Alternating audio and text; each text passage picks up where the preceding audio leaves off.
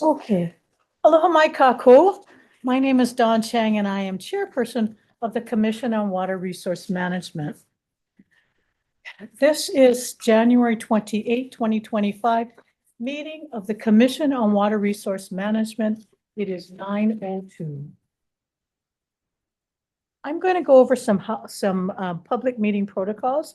We're holding this meeting as a hybrid meeting.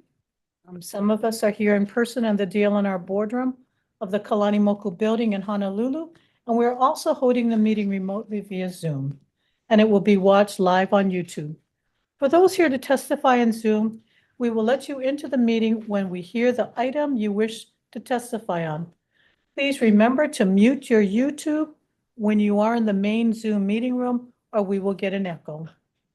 When you enter, please be sure to keep your camera off and microphone muted until the commission calls on you for public testimony.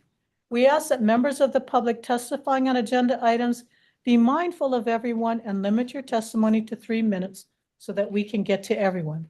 Please do not use the chat box for any comments because that presents a sunshine issue. People may also testify via telephone at the number posted online. Please let our commission secretary, Ivalani, know that your name and what agenda item you wish to testify on so we can call on you for that item. You can email your testimony to ivalani.hrkaa@hawaii.gov or dlnr.cworm@hawaii.gov. For all meeting participants, I would like to stress the importance of speaking slowly and clearly, and if you are front into the microphone. Before speaking, please state your name and identify yourself for the record. Thank you. I am now going to read the standard contested case statement. In some of the matters before the commission, a person may wish to request a contested case hearing. If such a request is made before the commission's decision, then the commission will consider the request before considering the merits of the item before it. A person who wants a contested case may also wait until the commission decides the issue, then request a contested case hearing after the decision, but before the close of the commission meeting. Any request must also be made in writing within 10 calendar days. If no request for a contested case hearing is made, the commission will make a decision, and the commission will treat the decision as final and proceed accordingly. The commission may also go into executive session pursuant to HRS 92-5, subparagraph 4, subparagraph A, subparagraph 4.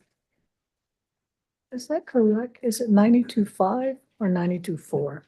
In order to consult with its attorney on questions and issues pertaining to the commission's powers, duties, privileges, immunities, and liabilities. I'm now going to take roll call of the commissioners. Please state your name, and if you are participating remotely, Please state whether anyone is in the room with you. I'm first going to start off with Commissioner Hinano Rodriguez. Inanna Rodriguez here. Thank you. Dr. Miyake, Larry Miyake here. Wayne Takayama present. Don Chang, Chair of the Commission, Aurora Kagawa Viviani. Kathy Ho, present. and Paul Meyer, if you could introduce yourself. Thank you, Chair. This is Paul Meyer. I'm in my office on Maui, and I'm pleased to report, well, good morning, everyone, first of all, Chair and Commissioners and staff. Pleased to report that the streams are full, the reservoirs are almost full, and the ground is at full water potential this morning. Okay, that's a good sign. Thank you for, is anybody else in the room with you? No, thank you. I'm sorry. No, No one's here. very good. Well, let's hope we don't get, well, I'm glad that the waters are running and your streams are full. Thank you. Okay. We generally take items, I'm going to move on to the agenda protocols. We generally hear items in the order unless there's been a request for an item to be moved up.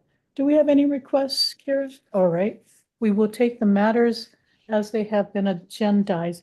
I do have one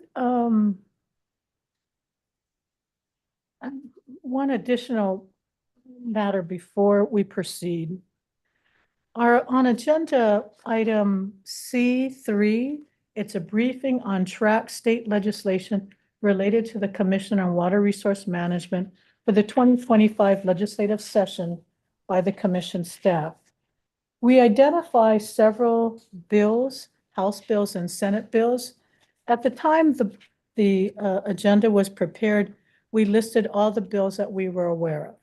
Since then, there have been some additional bills affecting seaworm that were introduced or identified after the agenda was posted. So pursuant to the Sunshine Law, I am going to ask for the Commission's concurrence in moving to amend the agenda under HRS 92-7D to add C4. Oh, I guess this would be a new agenda item to include the new legislative proposals. This would be SB 150, SB 543, SB 1461, HB 1142, SB 848, SB 1602, HB 1495, SB 473, and HB 300. So we believe that it is in the best interest to provide a full briefing on and provide the board member, the commission members, as well as the public to provide staff and the commission any additional comments on these bills. So with that, do I have a second on this motion to amend? Yeah, the motion has been moved and seconded. I'm going to take any public comments. Is there any opposition to the proposed amendment?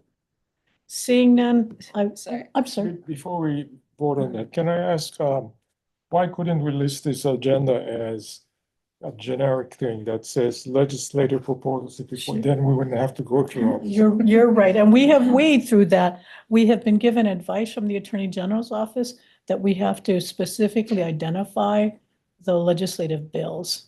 So that was the reason for why we had to. May I ask the Attorney General why? Okay, What's the legal reason there? I'm happy to answer that in executive session, but I don't want to waive privilege on that advice. We need to go into executive session to get an answer to that? Yeah, I'm not comfortable waiving the privilege on this unless the commission is going to unanimously vote to waive privilege. So I'm happy to provide that in executive session. Okay, but let me ask you then, does that mean we cannot do a generic one that talks about the agenda? That is what the chair just said, yes. Okay, but seems kind of ridiculous to me.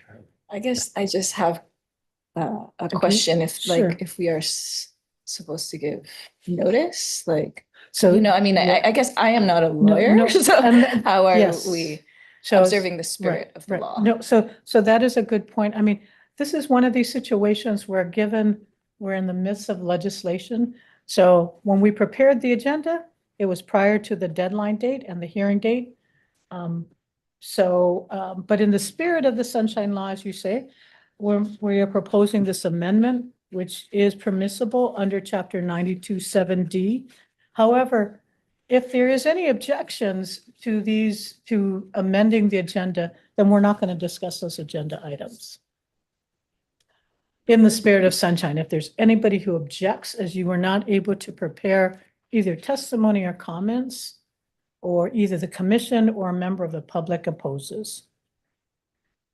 So, One last question. Yes. Are the ones that you just mentioned not on this list? they are, I are believe they they've on? been on an amended list that you might have received, but they were not on the original list that was posted as part of the agenda. Yeah, this one says as of January 27th. So are they on this? I believe, Yeah. And she said, Evelyn? yeah. That is the. How about I jump in here? okay. So, I could go through for you which one of these are on the list because, how should I say? I prepared this list after the agenda was posted. And so some of these agenda items are included on the original list. Some of them are on the new list, and some of them are not on the list at all. So I apologize for the confusion, but it is, where this situation is in flux. So I can go through here. All of these bills that are on briefing item C3 were in the original list. In addition, let me see here. Sorry, can I interrupt you again? I don't think that's necessary. Okay, Yeah, it's going to take up more time. okay. Okay. So again, I will ask, I'm going to open it up to the public. Is there any objections to the amendment to add the additional bills? Evelyn, is there anybody on Zoom who would like to testify on the proposed amendment to the agenda? Okay. A motion has been made and seconded to approve the amendment to the agenda to add a section C4, which includes the additional bills that were not included in the original notice and agenda. All in favor of Sorry. that? One more question. So it's not on the agenda, but it is on this Some document. are, some Submittal are. that is online. Well, Okay, some are, Okay, some are, and some are not. okay. And I familiarize myself now with 92(7)D, so, Okay. yeah. Thank you for explaining. You're welcome. Okay, please It proceed. is an unusual circumstance. Normally, we would not permit that, but given the situation with legislature, but again, in the interest of trying to get everybody's input before we start having hearings. So with that, a motion has been moved and seconded. All in favor of the amendment? Since this is the first vote, Evelyn, could you do a roll call vote, please? Chair, Commissioner Rodriguez, Aye. Commissioner Mieke, Aye. Commissioner Katayama, Aye. Chair Chang, Aye. Commissioner Kagawa Viviani, Aye. Commissioner Ho, Aye. Commissioner Meyer. Aye. Motion passes unanimously with 7 votes. Thank you very much. I appreciate that. Appreciates everyone's indulgence. And so let us proceed. The first item on the agenda is item A1, which is the approval of the minutes for the Commission Water Resource Management meeting of November 19th, 2024. Commissioners, do I have any comments, corrections, or edits on the draft minutes? Okay. Seeing none, do I have anybody here to provide comments on agenda A1? Evelyn, is there anyone in Zoom? I'm going to close public comments. Board members, do I have a motion for item A1? To accept. Motion has been moved. Do I have a second? Second. Motion has been moved and seconded to approve item A1, which are the minutes of November 19, 2024. All in favor, please say aye or raise your hand. Aye. Motion passes unanimously. I saw Commissioner Meyer's hand raised. Item A2, this is the Commission Water Resource Management meeting notes of November 19th, 2024. Commissioners, do you have any comments, edits, or corrections to the proposed minutes? Seeing none, do I have any comments from the public in the boardroom? Do I have any on Zoom? I'm going to close public comments. Okay. Board members, do I have a motion on item A2? Approval of the December 19th minutes. Move to accept. Motion has been moved. Do you have a second? Second. Motion has been moved and seconded to approve item A2. All in favor, please say aye or raise your hand. Aye. Motion passes unanimously with 7 votes. Thank you, everyone. We're now going to move on to item B1, the highlight of our meeting. Thank you. Aloha Chair. Aloha. Commissioners. Katie Roth, Planning Program Manager with the Water Commission. Item B1 is a submittal for adoption of the Hawaii Water Use and Development Plan with conditions. You may remember that the Commission was briefed on this item back in September of 2024. At the briefing, Kauai Department of Water and its consultants and staff provided you with an overview of the plan and identified specific issues and concerns raised by members of the public. Since that briefing, staff have worked diligently to find solutions to some of the concerns and issues that were raised.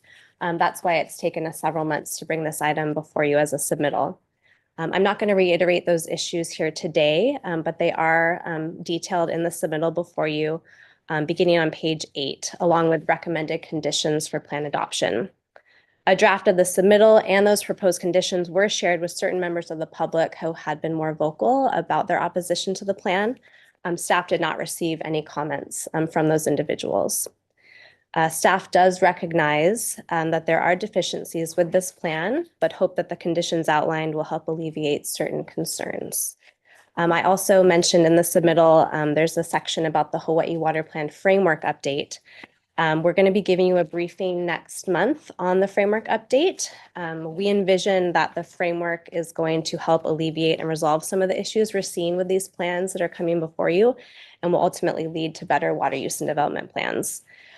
For the record, I'm now going to read the recommendation aloud.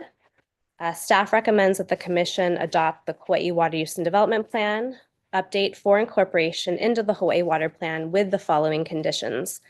Number 1, Kauai Department of Water and its consultant will revise the executive summary of the Kauai Water Use and Development Plan with a reference and hyperlink to the 2021 Agricultural Water Use and Development Plan after the Commission adopts the 2021 Ag Water Use and Development Plan.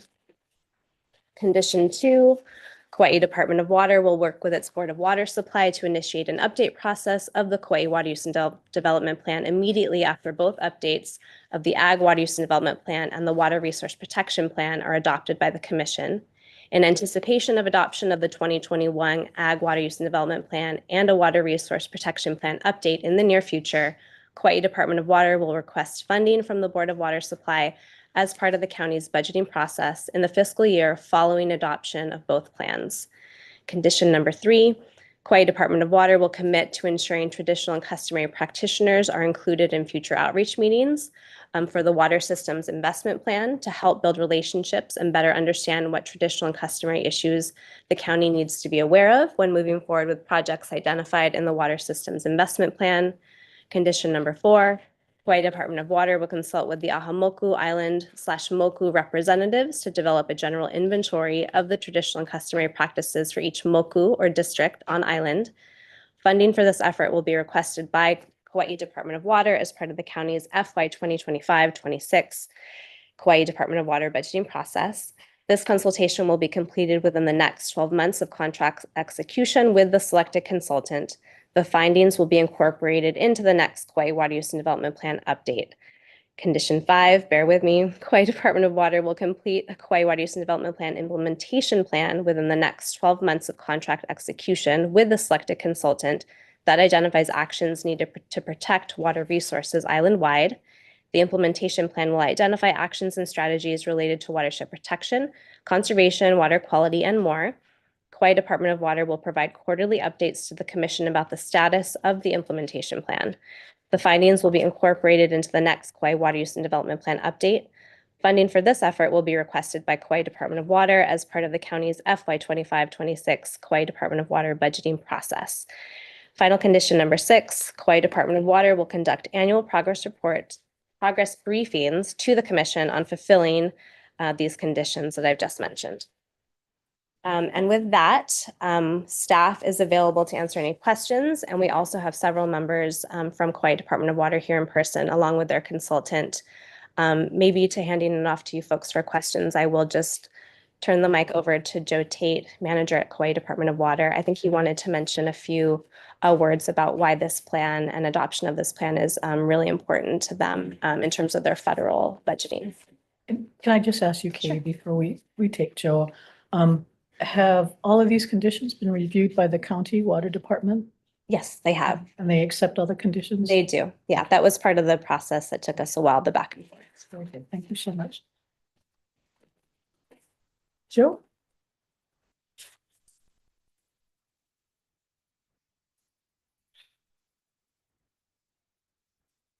Thank you, Katie. Thank you, Chair, Commission.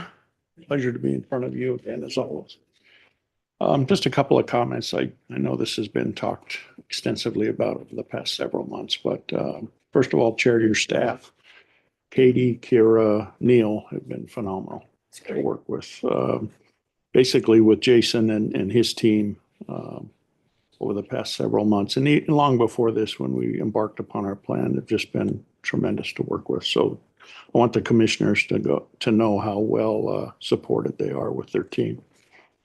Just a couple of statements from the Department of Water. All of our projects, regardless of whether it's this plan, our water system investment plan, which is the first of its kind on Kauai, and any other projects that we embark upon, will abide by the philosophy of being sensitive to not only the Native Hawaiian concerns, but any concerns of the public and the residents on Kauai. Our door is always open. My door is always open and will continue to remain that way. Following a trip to DC a couple of weeks ago to speak with the incoming legislative team and administration, I was delighted, but knowing a lot of work coming ahead, to hear that they not only asked specifically about our water situation on Kauai, but also made it known that the projects and the agencies that will get preference will be those agencies that have one, an infrastructure plan, which we have now, and two, what are we going to do with the infrastructure plan? Are we going to give preferential treatment to businesses? Are we going to give preferential treatment to residents? Are we going to give preferential treatment to special interest groups? And my answer was yes to all of the above. It really didn't matter to me who the party was requesting assistance from the Department of Water. We are an open book and will be as long as I'm running the water department. Another comment just to show my appreciation for our own staff and for our consultants is we did not expect this process to take this long. However, I have not seen anyone on our staff or the consultant group to shy away from questions, comments, concerns, and we will continue to partner with those folks and all interested parties, such as Jonathan from DHHL and several other groups, Grove Farm and others who are large tract owners or have plans for development of large tracts. We will continue to implement our plans consistent with fairness and equality, and not really concerned about any groups that get preferential treatment over others. So that's our commitment from the Department of Water as far as this plan goes. And again, very appreciative of your staff. Thank you very much, Matt. We appreciate your acknowledging the coordinated work with CWIRM. I think Yes. too often we in government, they don't get acknowledged for the good works. Sometimes we just dismiss that's their job. But it does make a difference when there's coordination and collaboration. So we appreciate that acknowledgement. Commissioners, do you have any questions for the county? Did you want to bring anybody else up, Joe? Just depends on the questions. Okay. Commissioners, any questions for Kauai? Chair, may I Yes, ask- please. Hi, Joe, and thank you very much Wayne, for thank you. updating the plan and very professionally done. The conditions that Katie mentioned, there was language to requesting funding in your next budgeting cycle. If the funding is not met, how does that impact fulfilling the obligations listed under the conditions? Good question, Wayne. Thank you. The funding will be met. If we have to sacrifice less important projects, we will do that. Good. And I guess may I ask another Yes, question, Chair, please. please? Katie, you mentioned that the update for the Ag Water Use and Development Plan, what is the timeline for that? I'm actually working on the submittal now, and we hope to bring that to you next month. That plan will also have a range of conditions, and I'm in the process of working with Department of Ag to review those and have conversations. So once that updated plan is unfolded and presented, Joe, what is the process of taking that information and updating the Kauai Water Use and Development Plan? Yes, so we will have two plans in our hands, which we didn't have a couple of years ago. One is our water system investment plan, which again, Wayne, as you've asked, ties back to money, right? So we've already made the commitment that plan is going to be implemented and funding will be prioritized for that plan. Now we have a plan that says, okay, if we have the infrastructure plan, here's the water that needs to be delivered through that infrastructure plan. They cannot be separated.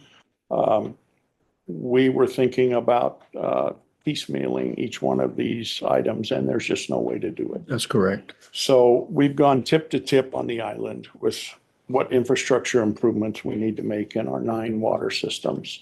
We basically, in a nutshell, need to connect them.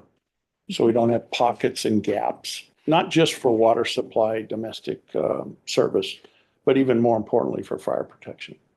So that was the whole driver of the water system investment plan.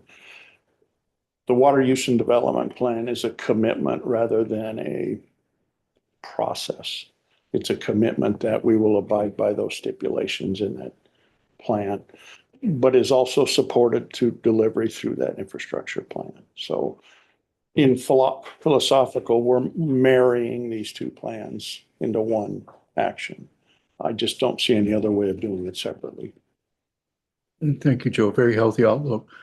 And I guess I'm looking forward to the agricultural water use and development plan because I think that will take a deeper dive into what the actual water requirements are to maintain a sustainable agricultural community and what the water distribution looks like. And fortunately for us in Kauai, we have water. Yes. Not in the right place, but we have It's just water. what do we do with it? Exactly. And where, right? And so that's what we're hoping these two plans actually accomplish is we marry the answer to that question.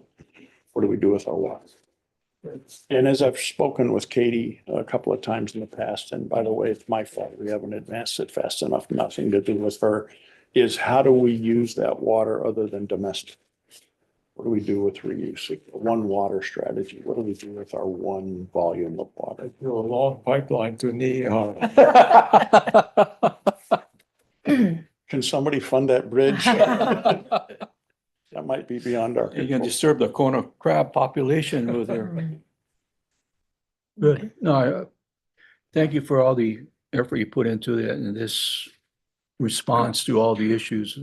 Address it well and integration of the updated ag water use and development plan, I think will help synthesize all of this, give you a clear vision of what needs to be done. Commissioner, if I may, I'm just the spokesperson. The people who did the work are sitting right back here. I agree. Aurora? Yeah, thanks for this update. I mostly have 3 questions. And you sort of brought up one, and so it may seem nitpicky, and a conversation between commission staff and Department of Water, but I'm a little bit confused on how DOW defines domestic versus municipal, because there's I was just looking at the pie charts and then comparing to what I know from Oahu, and a large proportion of what Kauai calls domestic would probably be called municipal. And so maybe that's a little bit of lack of clarity on commission side, or just inconsistency in definitions. Yeah, yeah. Because I think domestic, from my understanding, domestic is within municipal, but it really, yeah, I just want to understand for the record, your definition. For the record, so we Can you organize, introduce yourself? oh, sorry. Yeah, no. I'm Amanda Waki with Fukunaga Associates. I'm the consultant on the Kauai Water Use and Development Plan. We organize our data into the CWRM categories, and then the way that we presented domestic versus municipal is domestic was the domestic wells, more like individual wells, private wells.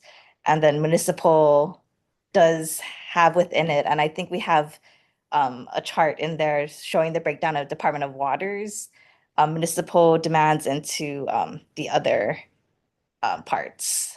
Okay. Yeah, it just, maybe this is, and maybe Katie, you can help explain, is this consistent with how domestic and municipal are defined across other counties?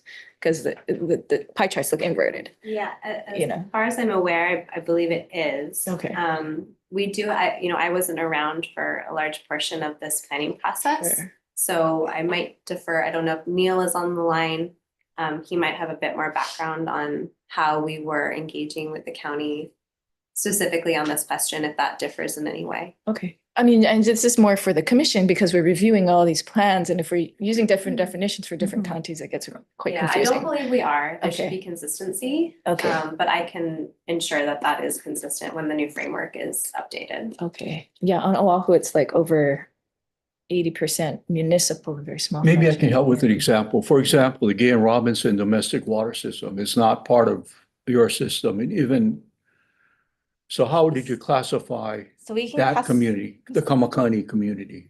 We can classify the municipal, we had the Department of Water falling under municipal, and then we also have what we considered private water systems, privately owned public water systems is also classified in the tables and charts. Oh. And then Department of Waters, we did break down a little bit more in the Department of Water write-up of how that broke down. Yeah, and when I looked at that table, it said within municipal, there was municipal, but domestic. So it was very unclear, and I would recommend for the Yeah, next there are private revisions. water like- systems there that service community that are not part of the DOW system. So as long as they Yeah. capture that, that's good. Yeah, and I think it goes back to how we consider priority uses as domestic. So if we're calling municipal, we need to be clear on the commission side so that we're giving clear guidance to the counties, and we're, so I guess I was just sort of interested in why domestic was 84% of Hanamaulu when it's usually a very small percent when it's private wells. And Sorry, take a like look at that. just- You're Yeah. you're not nitpicking. Nationwide has the same struggle. Okay, So I'll just say for California and the Western US, they use the same two terms, municipal and domestic. We've always taken it from the water side. Municipal is public, domestic is private. okay, That's kind of the way we viewed it. Now, that doesn't mean domestic is not regulated.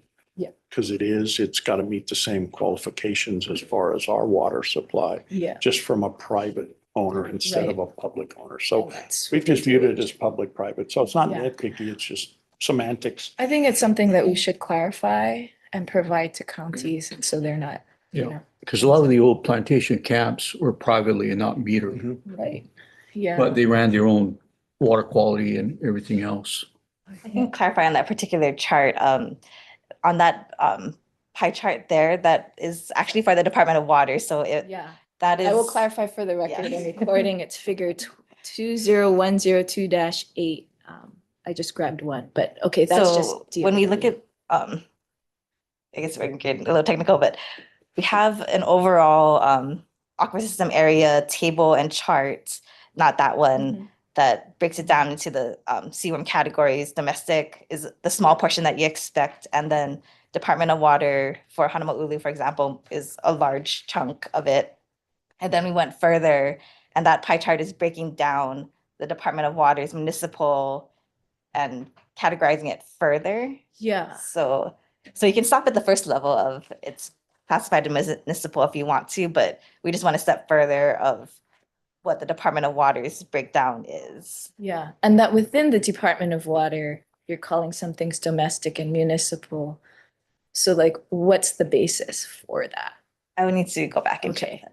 Yeah, because and that has to do with your understanding of who the users are, if they're irrigating X, Y, or Z or households. So, I mean, I think that kind of information would be useful as you think about like planning projections and then lining up with the numbers on how many. Is that gallons based per on your acre. water rates? Because you have different water user rates, right? Yes, Depending on we, what the meter is, we but took you're a look at the still meters. issuing portable water at that point, right? It's yes. not like you have an R1 system where it's all, No, R1 is a separate category. right? Yeah. So is that what's leading to that kind of breakdown in your pie The chart? Department of Water breakdown is based off of the meter classifications. Because you have different rates, you have household, commercial, and you have industrial rates. So is that what's leading to that kind of pie charting? Yes. Because in Hanamalu, you have commercial properties there. Okay, I mean, I think just if you can clarify how this was broken down in a future update, I think that would just help because then we're less confused. Yes. Or somebody like me is less confused. And then my next question had to do with in September, Mr. Tate, you said that Kauai has like the ability and motivation to really organize, what do you say? Efforts to conform to One Water policy, engagement, inreach and outreach. And in looking at the proposed, what do you call, recommendations, there was two items. One is to consult with tradition and customary practitioners for the water systems infrastructure plan, or WSIP, and then also consultation with Ahamoku. And I was wondering if maybe there were potentially or future annual or semi-annual like collective gatherings, because it takes time to build relationships. And so instead of waiting for that plan to drop, are there proactive things that you could initiate now with relatively little cost just to identify There and are. gather people? There are. I'm glad you brought that up because what we found out, and Jason can, or Amanda can jump in because they were both there. When we heard the comments over those 15 or 17 meetings, I can't remember, Jason, how many there were. For me, that was my first experience with having the entire island attend these meetings and hear the feedback, because it sounded like it had been some time since water issues water had been out in front of the public to any depth of detail. Yeah. And so depending on where we were, I can tell you the comments from Kapa'a were drastically different than the comments from Kekaha. Absolutely. So it was educational for me Mhm. to learn what those different pockets felt versus Lahui, Mhm. which we communicate with all the time because we're right there in the population zone. So there is an opportunity to continue to reach out to those folks. And when you brought up the issue of One Water again, that's really what I would like to see eventually. It's not going to happen tomorrow. Eventually, the water department have a broader outlook on is what is that total use of water, not just being confined because we're only confined to municipal. What does that total look as Wayne brought up? Ag water, reuse water. We just haven't gone down that path historically. So I guess like, maybe this is for Katie too, could convening or like building capacity kind of in the run up, and maybe it's just voluntary, but I'll put it out there, since you offered it, that convening a stakeholder engagement like prior to the plans could really help you when you get to those later planning meetings. Also, looked up and could not identify a Kauai representative on the Ahamoku console on the website. And then when I looked further on the reps, it was very unclear, like who the contacts were. Do you have an identified Ahamoku contact for Kauai? It's maybe right. Call him Maui. Okay, I'm pretty sure he's the island rep. okay. Are there subdivisions because of what you said, like within, What type like of- Kekaha to? Is there reps in each area? Different, I'm pretty sure, they have different ones for the different local. But they do have, the island rep. Yeah. So I think when someone like me on the outside just looks at the website, I wonder how you're going to make the contacts if it's not clear who it is. But if the commission staff can help ensure that happens, I think that would just help. Yeah, I guess I'll jump in for some of this. So yeah, I guess for the record, Jason Kagimoto, acting engineering division head for the department. Yeah, so we kind of have a bunch of things, I guess, going on both on like the planning level effort, which we have, the water system development plan, we have the water system investment plan, and then we have a bunch of work that's going on our CIP program side. So we have a bunch of opportunities to have more outreach, more connections. One of the plans, or I guess on the planning side is mentioned, there is that coordination both for our water system investment plan and then also for the water use and development plan. We have those will be upcoming in the near future. Additionally to that, we do have some projects that so we have a project on the North Shore and Haena. We have looking to build a new tank there. We have another project in Kilauea, which we're replacing the existing tank with a bigger tank. And so for both of those, we've had we've performed the Kapa'akai analysis work. And so there's been at least, more like project specific, but there's been community engagement or getting some, response back and coordinating with the Native Hawaiian community. So I think, I guess in maybe like the holistic effort, the hope for our side is that, we are gonna be able to build these relationships over time, both from like a island-wide planning level, but also specifically for areas related directly to, outreach based on specific projects. Okay. Well, I mean, it's good to hear that articulated out loud. It's sometimes hard to scrape from a submittal. And then shoot, there was one more. I'm forgetting.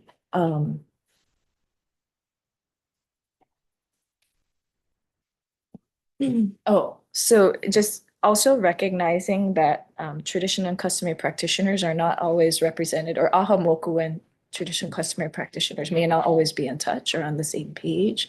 Like I just, again, would recommend I think building those conversations on island is gonna serve you well in the future. And so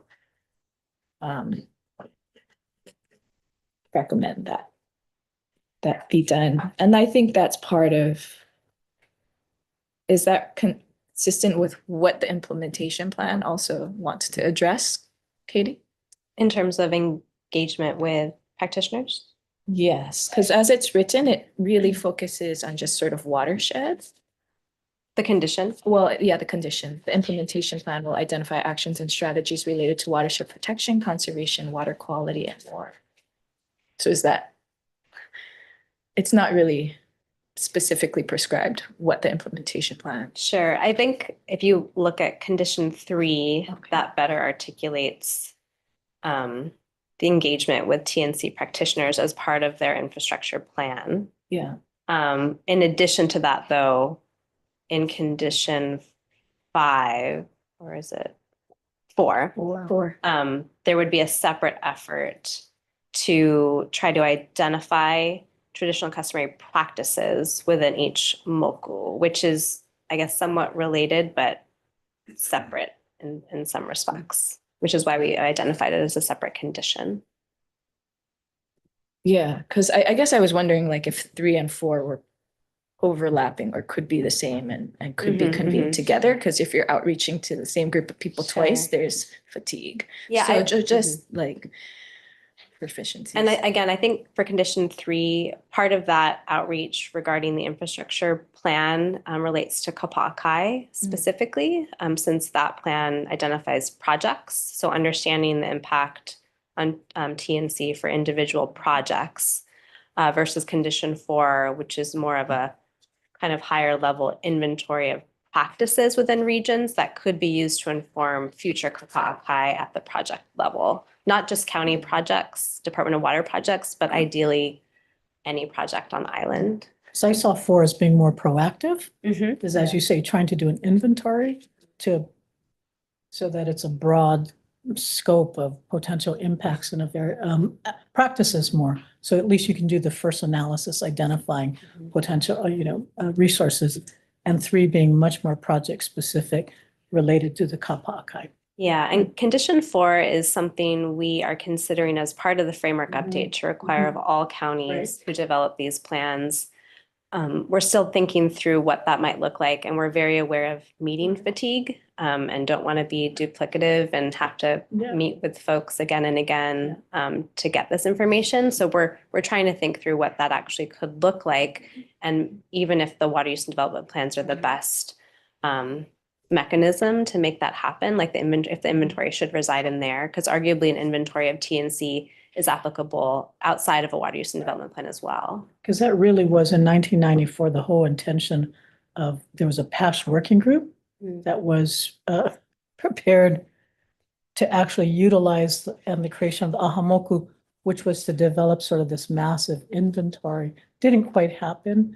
I think there are various attempts, whether that's through SHPD, a place that we can record, whether that's through OPSD, but there really is a need to be more proactive to identify so that when, even before a plan is being, project is being presented, is this an appropriate place? Who are the people that we need to talk to? So I appreciate the actual acknowledgement of trying to do something more proactive, and I'd like to see that in our broader framework too. So thank you. Sorry, one more question related to Ahamoku, which I don't know well, or very much at all, but is the commission gonna be part of that? Because if in 94 Ahamoku was formed to do this and it didn't work, then what makes us think it's gonna work this time, and why did it not work? And it's possible people don't like their practices being inventoried, right? This is common with Indigenous communities. So maybe before we send DOW to put more work on Ahamoku, which is understaffed, we consider what would actually work well and efficiently for their needs. So I think maybe the commission can be part of that, because that's going to be a framework we might apply in different places, right? So if we can be present for that. And Definitely. We are planning to bring before you a briefing on Kapakai more broadly and the commission's current process and what that looks like, but also to get input from all of you about how that may be improved upon. And again, getting at questions like the role of Ahamoku, whether they should be the end all be all. If you talk to them, you can check that box and you get your permit. So those are definitely things that we're thinking about and want the commission's input on. And that briefing in March might be the opportunity to do that. Yeah. I don't think it was ever intended that Ahamoku would be the end all. It really was a starting point, because they should know who the families are in the areas, but not intended to be the final step, but more at least to help people begin. So I know that at DLNR, even our land board too has been having discussions. Quite frankly, CWORM does a really good job on Kapakai analysis. We've had our Division of Aquatic Resources has done a really good job of developing an assessment process. But I think, in my view, part of the difference with Ahamoku is I think our leadership has really embraced Ahamoku as being an integral part of DLNR's analysis of all projects. So I think that has helped, but clearly there needs to be a lot more needs to be done. Sorry, I'm drawing out this conversation. I think that the fact that Ahamoku is within DLNR makes people distrust it. So I think, you know, knowing that and knowing that, you know, those face-to-face interactions are really important, would be good to consider in your future, like planning update. Also on Kauai, are there like neighborhood boards or resident kind of associations? Okay, because I think those are effective for also doing, like, in general, what's good for community engagement with Native Hawaiian communities is also just good community engagement in general. So if those, you know, recognizing the diversity of our communities, like, but bringing those practices together around, like, you know, what does One Water look like? It could be really just being in community, having a meeting at a public school, right? I mean, the cafeteria is a really helpful place. I don't know where you hold yours, but that's. Most of our outreach meetings have been in either neighborhood centers.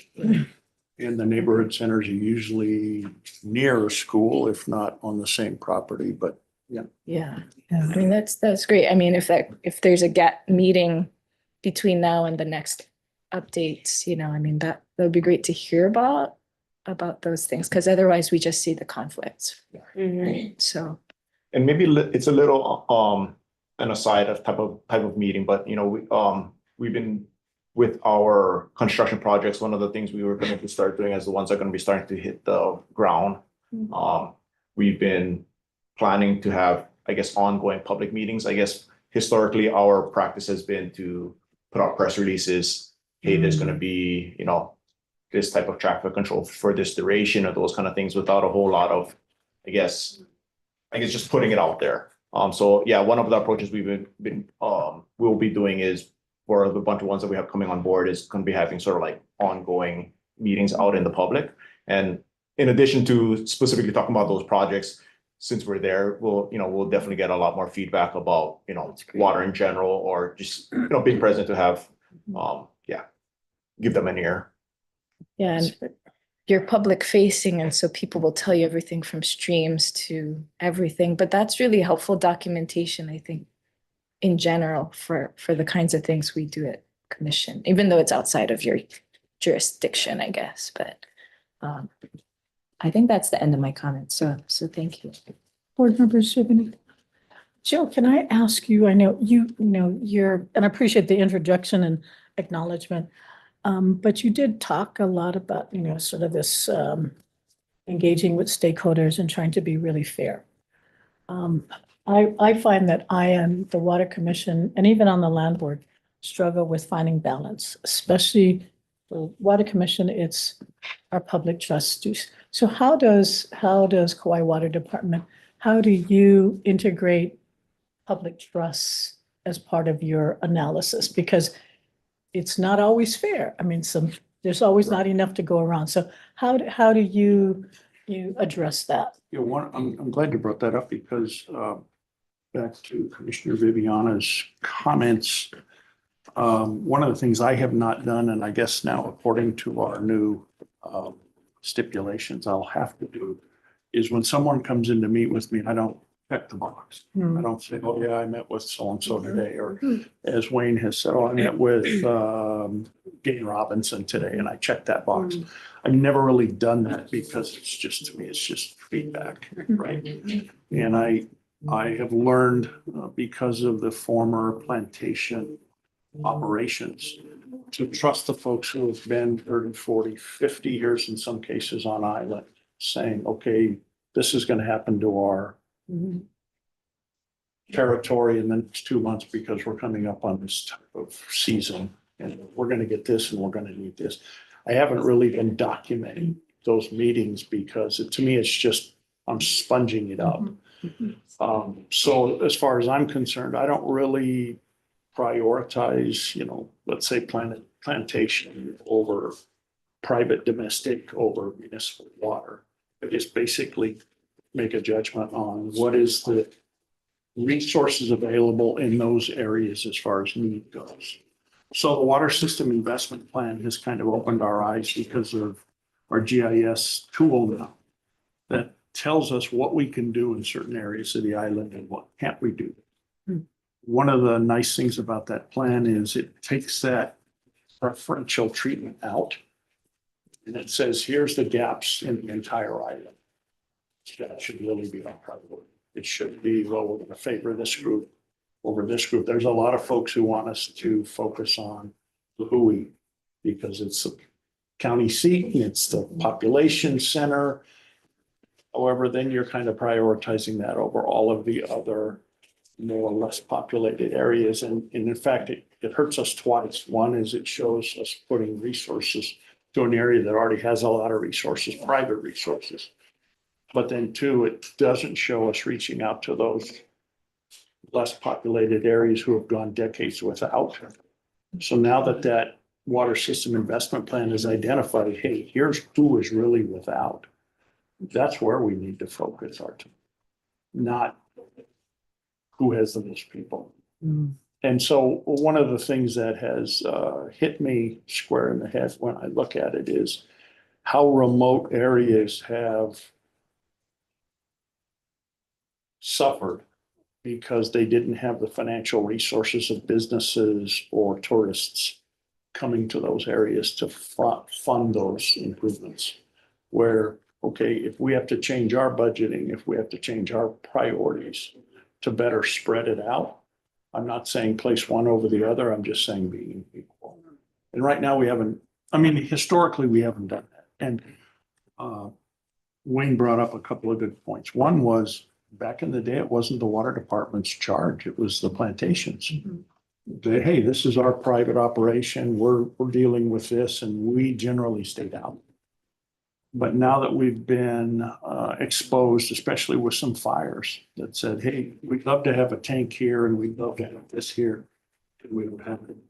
So I think in the past, I'll just say 5-10 years, the water department has had their eyes opened as to, we've kind of overlooked a lot of this outlying area because we didn't have a plan that showed what the gaps are. Now that we have that plan, now we can focus on what the vulnerabilities are. I have a question, sorry, that came up, speaking of vulnerabilities and fire. How much does Department of Water talk to Division of Wastewater? It's separate departments, right, within the county? Wastewater's on our board, Or is on, okay, on the water department's On the- board. okay, so we it is with speak them. regularly with them, as Okay. well as we also have planning department on our board. Okay. So planning, wastewater and water are all represented on our board. okay. Yeah, and I think in addition to that, yeah, so we've recently been having, as part of our water system investment plan, we've been having interagency meetings to basically collaborate and kind of figure out, one of the things that's been very apparent in the recent past is if there's water, but there's no wastewater or vice versa, Right, it's sort of like doesn't, do a whole lot of good. right. So we've been, I think the benefits will be seen further down the road, but right now it's this the discussion of, okay, how do we work together so that if we know that their affordable housing project is gonna go in this area, we can start to plan and do those kind of things so that, it's sort of like coordinate ahead of time. So a lot of that coordination right now is trying to work with planning, what is the zoning, what are possible county plans, and then Yeah. also with water, what are possible water needs and wastewater needs so that we can sort of start early enough that, one of us isn't holding up the project. Right, but especially in the dry areas where fire suppression is of concern and you don't necessarily want to rely on your municipal system for firefighters, especially these, runaway urban fires, right? We So- can't because in many areas, we don't have a municipal system. Oh, it's, That's why the 9 are disconnected. Okay. Is because, as Wayne said, you've had these plantation operations throughout the island. Mhm. And they managed, built, maintained, operated their own systems independent of us. Sure. So way back in the day, water department, hell, we don't need to run a line to them. They've already got their own system. Right, Well, that own system was for plantation. It wasn't for fire protection. right, Now that we've had the growth that we've had because the plantation used to maintain all of that land and now they don't. Hey, where does water step in? With not only fire protection, but just route cycles. Okay, where's their additional water supply? The other thing that Jason brought up that I failed to mention, and he brought it up, but also in those interagency meetings, we also have housing, which is the affordable housing piece, so we can plan for that. But I'm lucky and blessed to have a deputy that spent 10 years at Department of transportation. The worst thing we can face is, hey, we're tearing up a road, putting a water line in, but we didn't do anything with sewer. We ended up, when we had the road torn up, so why are we going back twice? And DOT folks will say, hey, we just paved that. Why are you tearing it up again? So there's a lot more interaction now with the other agencies that I think has happened in the past. I guess I just really want to encourage again more integrative conversations. Maybe they're already happening, not just for the logistics of development, which, you know, there are parts of Kauai that are rapidly, you know, urbanizing and developing, but like in the next update, climate change consideration, because it's not just drought. You got droughts on one side, you got floods on another, and then fire risk, right? When you have like a lot of fuels and then dry and high winds, and you know, and that's a risk to the infrastructure, that's a risk to your investment. So really, like, there is a need to have these cross-cutting conversations, and whether, you know, irrigated green buffers are reused water, which to me seems to make sense, but you know, there's health implications. There's need to have this, like, you know, are we irrigating with, you know, emerging contaminants in places that people want to grow food in? Like, you know, like it needs to be, it's not your jurisdiction, but it is in your vested interest, right? So having that conversation, and the surface water piece, non-potable, is important for ag, but also, right, the fire suppression, because you know that hydrant systems are going to fail if, you know, there's a need for much more holistic planning. And so I think it's totally doable. And I think it does start with water, and your idea about One Water. And Kauai's always been an out,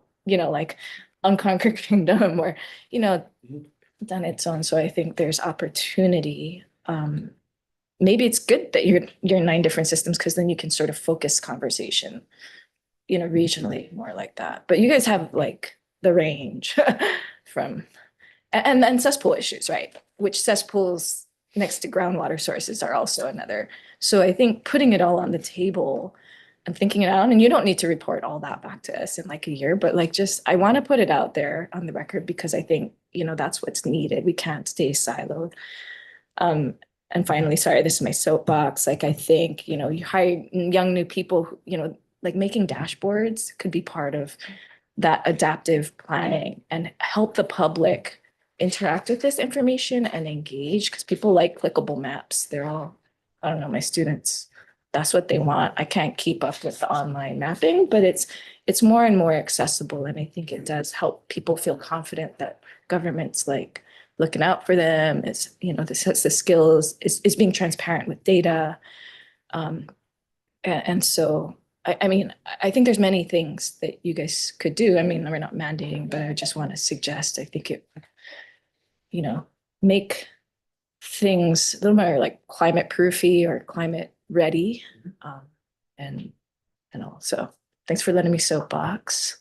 Okay, any other comments? Can I just add a footnote, Yeah. Chair? I think there is a sense of urgency. When the plantations were there, managing their chunk of real estate, they had D9s. I mean, you had a whole fleet of D9s that could cut fire breaks. You don't have that now, but you still have the real estate. Kamakani Fire, great example. And, you know, they had reservoirs that you could dip into literally. Yep. And so with that stoppage and the loss of that kind of response, you still have the real estate, you have more fuel, you have more population, yet we don't have the resources to suppress any kind of outbreak, and that's a challenge. So I think that is sort of the sense of urgency that the team that you have in your board, you know, you have the planning director there, you know, you got DOT there. So you got the right team. The challenge is the resource. And, you know, the county has gone through a whole fire prevention plan, and we have been part of that as well. So, but again, it's the resources that is sort of not quite available, right, to fight any kind of quick reaction. Kamakani, we're lucky. Yes. We're real lucky. But again, And Commissioner, that's one of the reasons I'm pushing hard on the federal money. Is we don't have, Please. we don't have the resources. And these two plans are, I won't say it because I'm not an elected official, but are required to receive that money.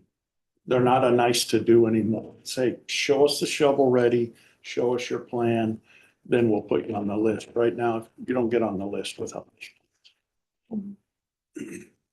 You might want to check that list again. I think they just put a pause on that Monday. Oh, no. They put a I think- pause on that. Yes, I they think did. they And that's did. why we need to get the plans done this so we can get back on. Fair enough, fair enough. Okay, thank you, So yeah, Joe. we all have a deadline noon today. So, all right, so, board members, commissioners, any other comments? Paul, do you have anything you want to add? Is there any? Okay, I'm going to now take public comments. Thank you very much, Jeffrey, you and your team, and Katie. Are there any public comments? Come ahead, Jonathan. And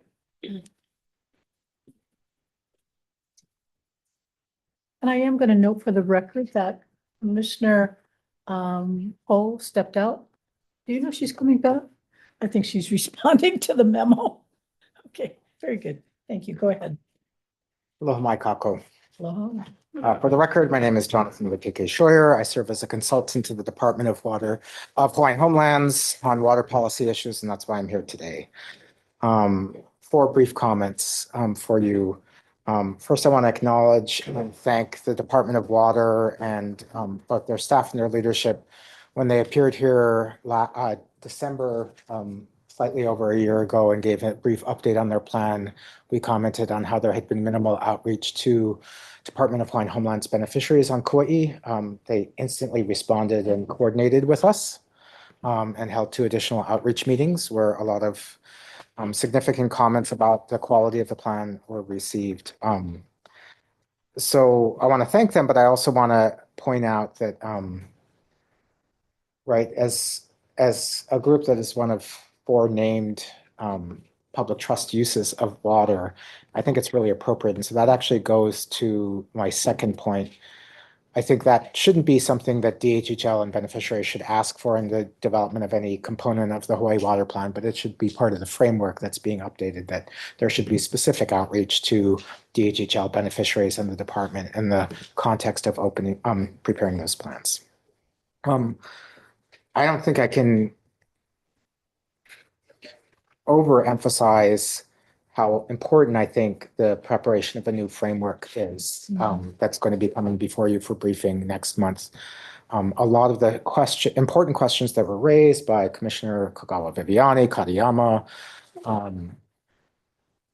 would be addressed in those things. To highlight just one of those, because the Commission's duty is to protect the domestic needs of the general public, it would be really good to have a consistent way that data is shown on what domestic consumption is of water in each of the Hawaii elements of the Hawaii Water Plan, rather than just going based on the data that's available in the particular way that one group classifies those. I think it also points to, and with respect to Fukunaga and Associates, who've been working on various versions of this plan for well over a decade, that there could be room in guidance from this commission and adoption of the framework, that because the elements of Hawaii Water Plan touch on so many different things, that really the work demands interdisciplinary teams rather than just teams from either planning or engineering or a cultural perspective, but really there should be on who you draft to help you develop this. It really demands interdisciplinary work. So first question was on Mahalo, or first comment was Mahalo, second was on the need to update the framework. The third is regarding the condition number 4, which requires consultation with the Ahamoku, and you have discussed some of this before. It has been my experience in my water practice around Hawaii that there is both significant levels of distrust of the Ahamoku, a consistent comment from one end of the archipelago to the other, that sometimes the Ahamoku staff within the department chooses preferentially which practitioners to consult with and which ones not to consider. And so I think it would be probably in the best interest of the Kauai Department of Water and this commission, the condition 4, I don't think it's inappropriate to refer to the ahamoku, but the language should be modified to say that there's really a duty to consult with traditional and customary practitioners, as well as the ahamoku, because there's many practitioners who simply don't see themselves as part of the ahamoku, but are conducting important practices would be relevant. And my fourth and final comment is about section 5 on the implementation plan.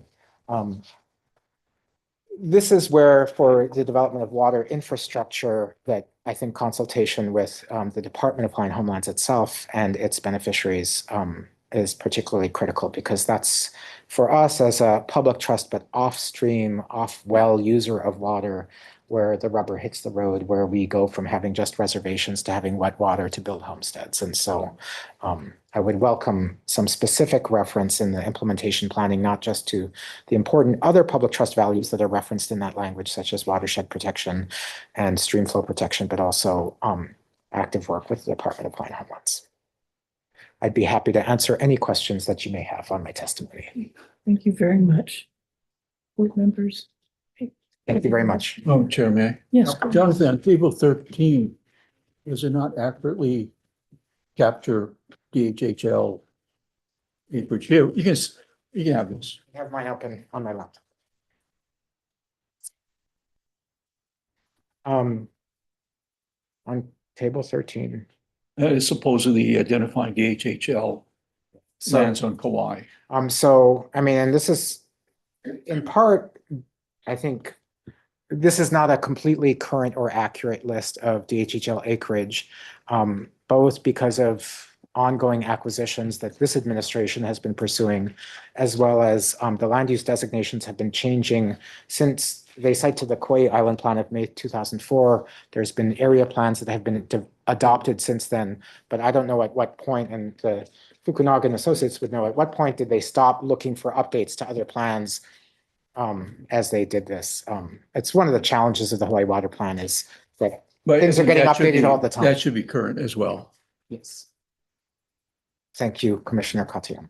Oh, good. I mean, that, again, we're trying to get a working document so we have a better understanding of what the Department of Water needs to invest in or look at water sources. So what we don't want is gaps here and find out that we have to dig up the road again. Okay, thanks, Jonathan. So this needs to be updated. That table, I believe, is Okay. not correct. So noted. Okay, Thank you, Chair. I think they're nodding. Thank you very much. Thank you very much. Is there anybody else in the Moku boardroom that wants to provide comments on item B1? Is there anybody on Zoom? Is that Michael Summers? Would you like to provide a comment on item B1?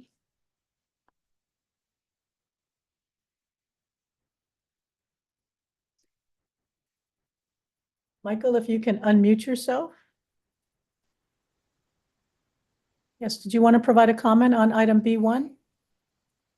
Oh, we can't Audio. hear you. I think you have to. Unmute. Chair, Mr. Summers is for the Maui Water Use and Development Plan briefing. No, this one is for the Kauai development plan, water use development plan.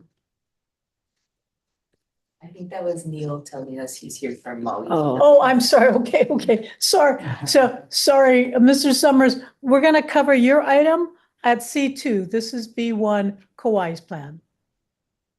Okay, thank you very much. I also have a CDG bill. Are you here for item B1? If you can unmute yourself. I believe that CDG Bill had identified that they are just observing the meeting and do not Okay, wish to all right. testify. Okay, seeing no other comments, either in the room or on Zoom, I'm gonna close public comments. Board members?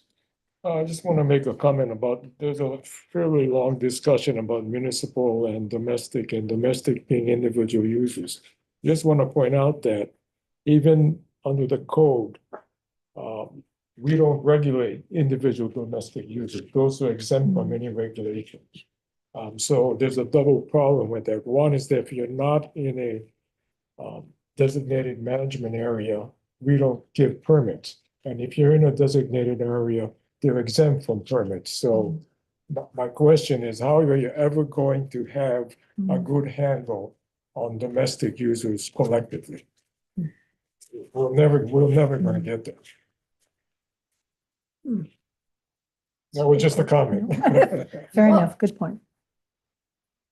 If I can add and maybe defer to staff, but we have a record from well construction permits, like of where and how many. We don't have a mandate to report necessarily, but people do, correct? I Sometimes. understand that, but we've never done anything past that.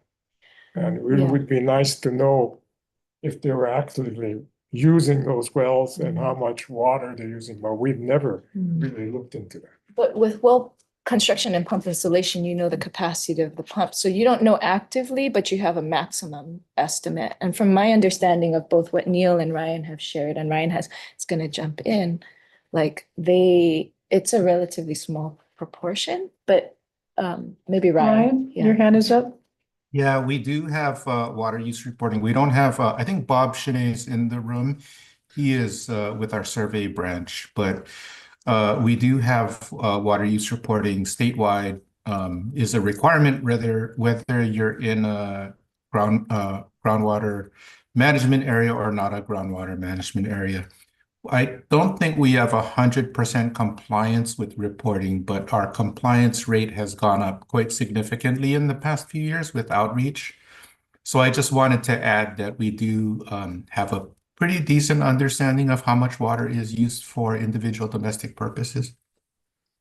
And Ryan, what's the percentage of that versus Percentage overall? of compliance or percentage No, of not use? compliance, just of use. I don't have that statistic offhand, but I don't think it's not, I don't believe it's more than like 10%. You know, individual domestic users, individual domestic wells comprise very small proportion of, number one, the drinking water systems statewide. And number two, proportionate to other big water demands like agriculture or municipal uses, which have domestic uses but aren't individual domestic per se. The percentage of individual domestic users is relatively small. Okay. All right, thank you. Board members, commissioners, any other questions? Sorry. No, go ahead. Close. I realized I would like to make an amendment, but I wanted to clarify something Okay. with the testifier. Is that Sure. allowable? Yeah. So, or well, no? we've It's closed closed. public Okay, comments, well, so go I'm ahead. fine then. Do you want to make a motion? I would, yeah. If comments are done, I would like to make a motion to amend condition 4 to indicate as suggested, and I think it's a good one, that KDWO will consult with traditional and customary practitioners and or including yeah, I don't know the relationships, but I'm open to suggesting if that's an and or included, or including and / or including. Well, could we do something like, we'll consult with traditional and customary practitioners, including but not limited to the Ahamoku Island / Moku representatives, et cetera. Yes, that works. Okay. So just to make sure we're not just going to one source, but have, and so that's. Just a question. It's unclear then to me whether that then requires consulting with all the traditional practitioners on the island. And as you know, there's two issues for me from my past work. One is that do we ever know how many of them are there? And number two is that I hate to bring up the issue, but are they really traditional practitioners? I have come across people that claim they are only smoking a cigarette, and things like that. So it gets to me when, as long as we're clarifying, they're not obligated to go and look for every possible practitioner in the area. I don't think it's within our, I don't think it's appropriate for us as a commission to decide who is and who isn't. I'm not saying practitioner, that. but I I'm think- just saying that the way the language is going to be is that whoever has that responsibility, how are they ever gonna know that they have met that charge? Well, if it's in public, and, you know, I'm a scientist here, but I think if it's in public record, then one, DOW knows that they should make a good faith effort, and then the public knows that we are expecting DOW to make that effort. I'm Well, I I'm don't fine with think- that yeah. if the language also includes something like they've made a good faith effort to identify and consult with. But if you just leave it as almost like an absolutist language, I have problems with that. Because, well, I saw condition 3 and 4 very different. So when it related to number 3, traditional customary practitioners dealt with a site specific. Condition number 4 dealt with more generic, less inventory. And in my experience, when you do, it's not the people you include, it's the people you leave out. So how do we know who we're leaving out? I mean, I'm okay with even saying consult with, Native Hawaiian organizations, including but not limited to Department of Hawaiian Homelands, Hawaiian Civic Clubs, culture.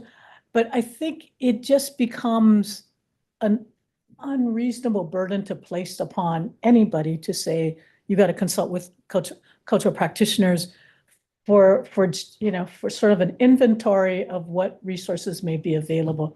Or they have to at least, or to look at the OHA's, what is the site, the database there?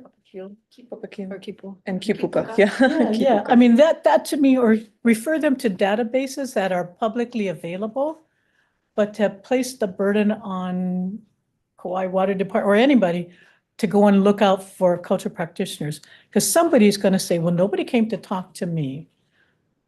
To me, that is a very different exercise than number 3, which is when you get to a project specific, you better be contacting the traditional customary practitioners in that may be affected by that project. So I see 4 as a little different, and I'm a little, I'm not sure how Kauai Department is going to comply with that condition. So my understanding of the reality is the WSIP is coming sooner, right? And so if in ordering of time, 3 becomes before 4, they are going to be identifying practitioners as they do their infrastructure planning, and then they will build a network of contacts, perhaps, that extends beyond Aha Moku. And so I just want to be them to not limit themselves to Aha Moku in that scoping. That's sort of the intention. I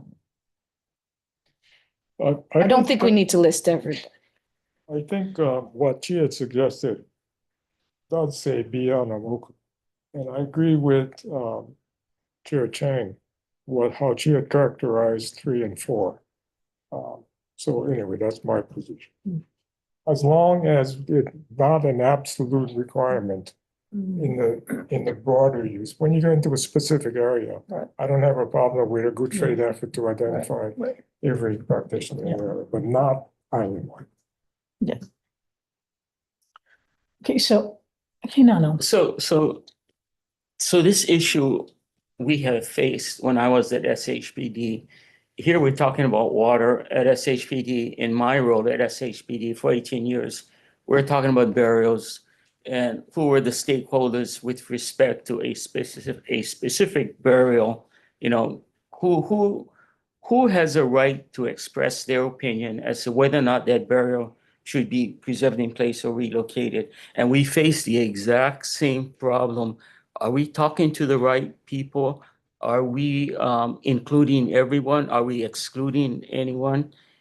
And if you ask me to come up with a solution today, I would say, and this is a very simplified solution, so I apologize for that if it's just too simple, but as a part of your budget request, you have a full-time position for somebody to do that. That is going to be their full-time job, to identify the practitioners. You know, growing up on a neighbor island, our rules as to how we live is very different from those of you who grew up on Oahu. When you grow up on a neighbor island, and especially if you're Hawaiian, the first two concepts you're taught is don't be niele and don't be maha'oi. And the third one is you stay in your own ahupua'a. And I'm going to guess that a lot of people in Kauai still practice that. They stay in their own ahupua'a. They don't mind other people's business. And that in of itself can be a hindrance because no one's approaching them for their opinion.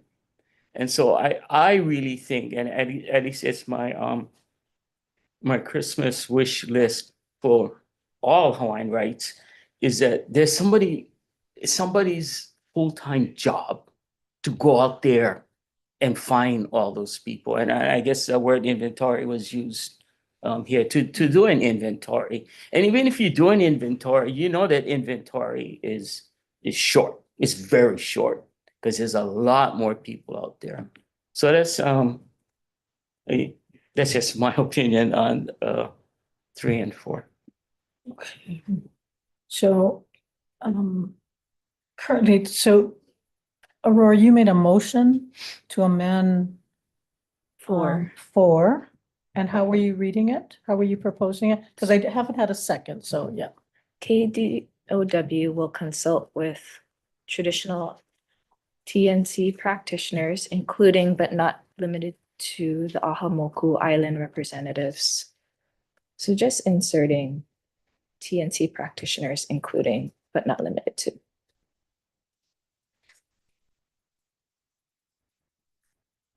We're not specifying a minimum. We're not saying it's exhaustive. Can somebody read that for me? I couldn't quite hear it. Absolutely. Here. So on Bates stamp page 18, condition 4, we'll now read, I'll just read the whole thing, so bear with me. I'm sorry, Hawaii Department of Water will consult with traditional and customary practitioners, including but not limited to the Ahamoku Island/Moku representatives, to develop a general inventory of the traditional and customary practices for each moku (parentheses district) on island. Funding for this effort will be requested by KDOW as part of the county's FY 2025 to 2026 KDOW budgeting process. This consultation will be completed within 12 months of contract execution with the selected consultant. The findings will be incorporated into the next KWUDP update.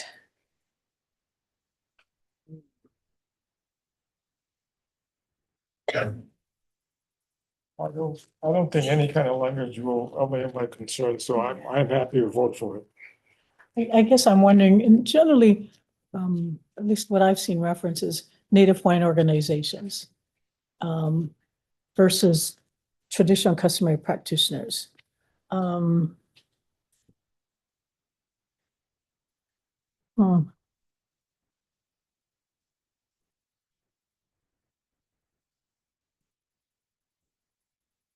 So motion has been made. Do I have a second on the motion? A second. So this is sort of all or nothing. You're either voting for the entire, all of the conditions. Or if you disagree with the amendment, you don't vote for it.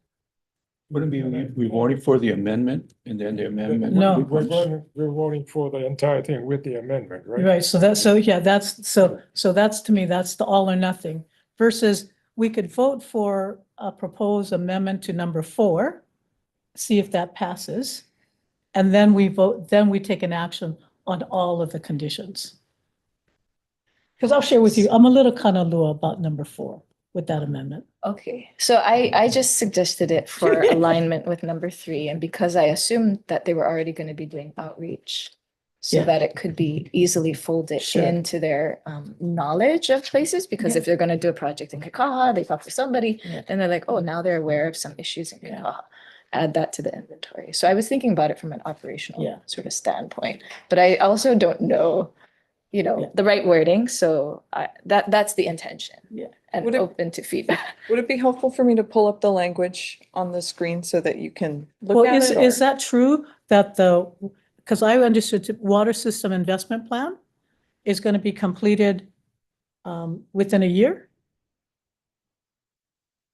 Because that's what this is hinged upon, that plan is going to be completed before so that it can feed into number 4.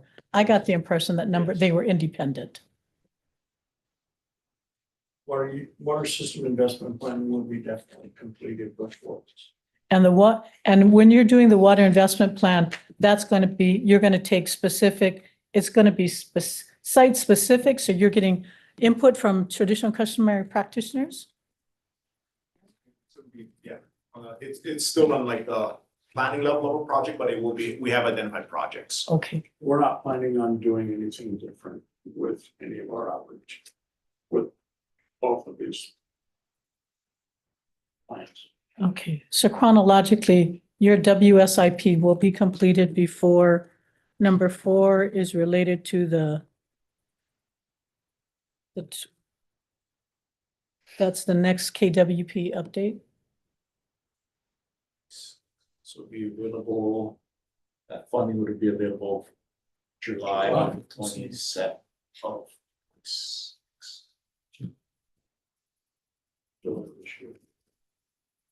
No, it's part of the county's budget in 25, 26.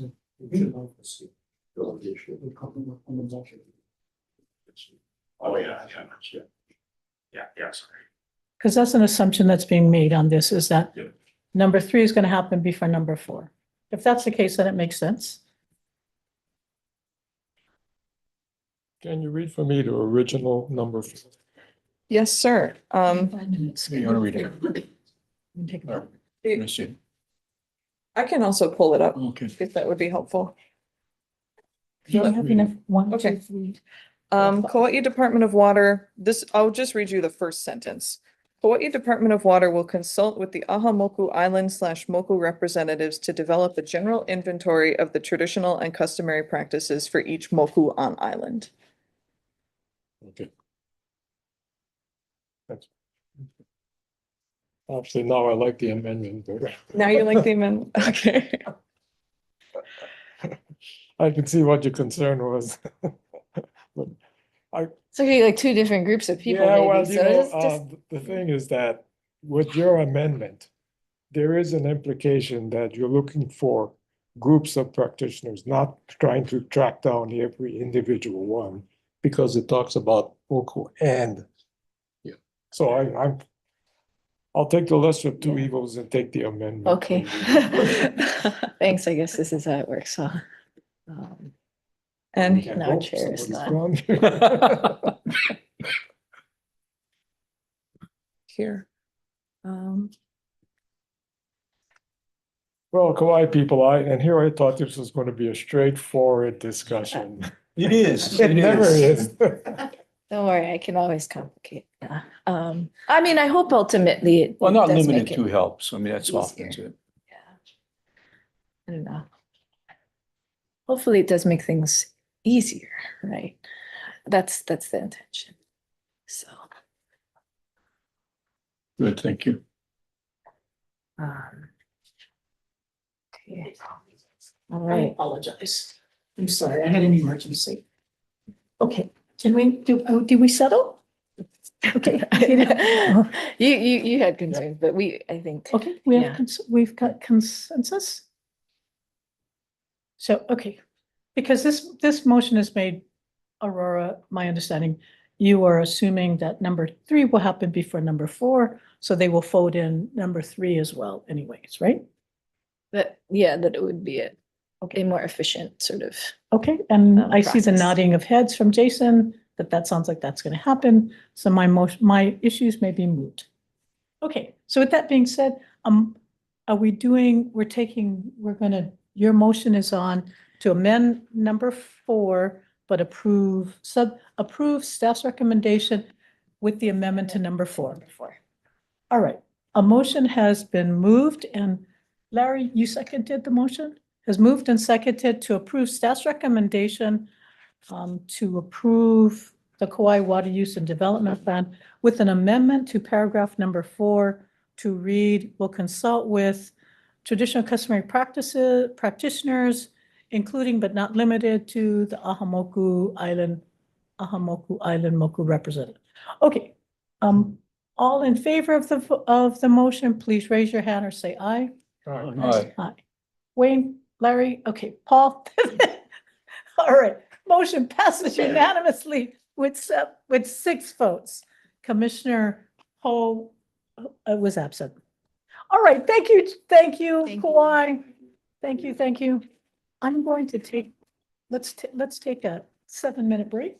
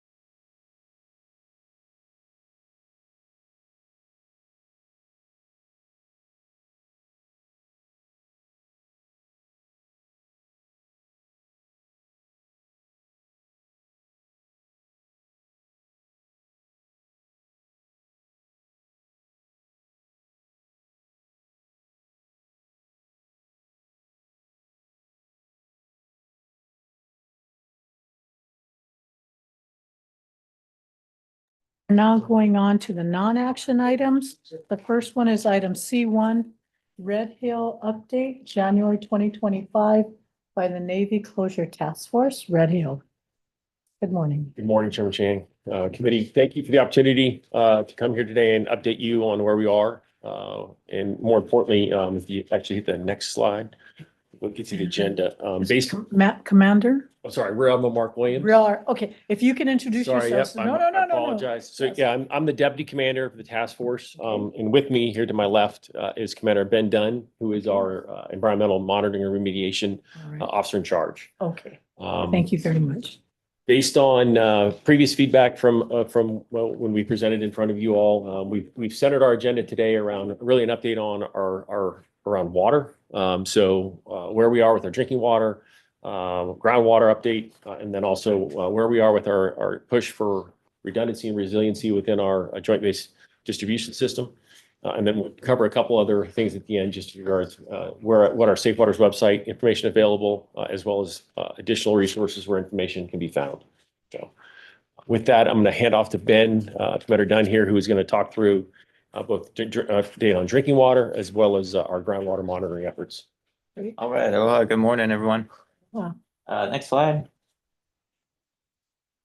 One more, please. Okay, just for orientation on our enhanced drinking water monitoring programs, and a little bit of background. This graphic overviews the various programs that the Navy has instituted in response to the November 21 fuel release, specifically for the Joint Base Pearl Harbor Hickam drinking water system. And that entails from the emergency response era in November, December of 2021 into the formulation of the Interagency Drinking Water Systems Team, a multi-agency body with DOH and EPA, the Navy, the Army, that got together and worked through plans for a flushing plan and then a long-term monitoring plan after flushing and certification of the system, which then we over the next few months with the IDWST still in service, the Joint Base tackled flushing of the system through a zonal approach.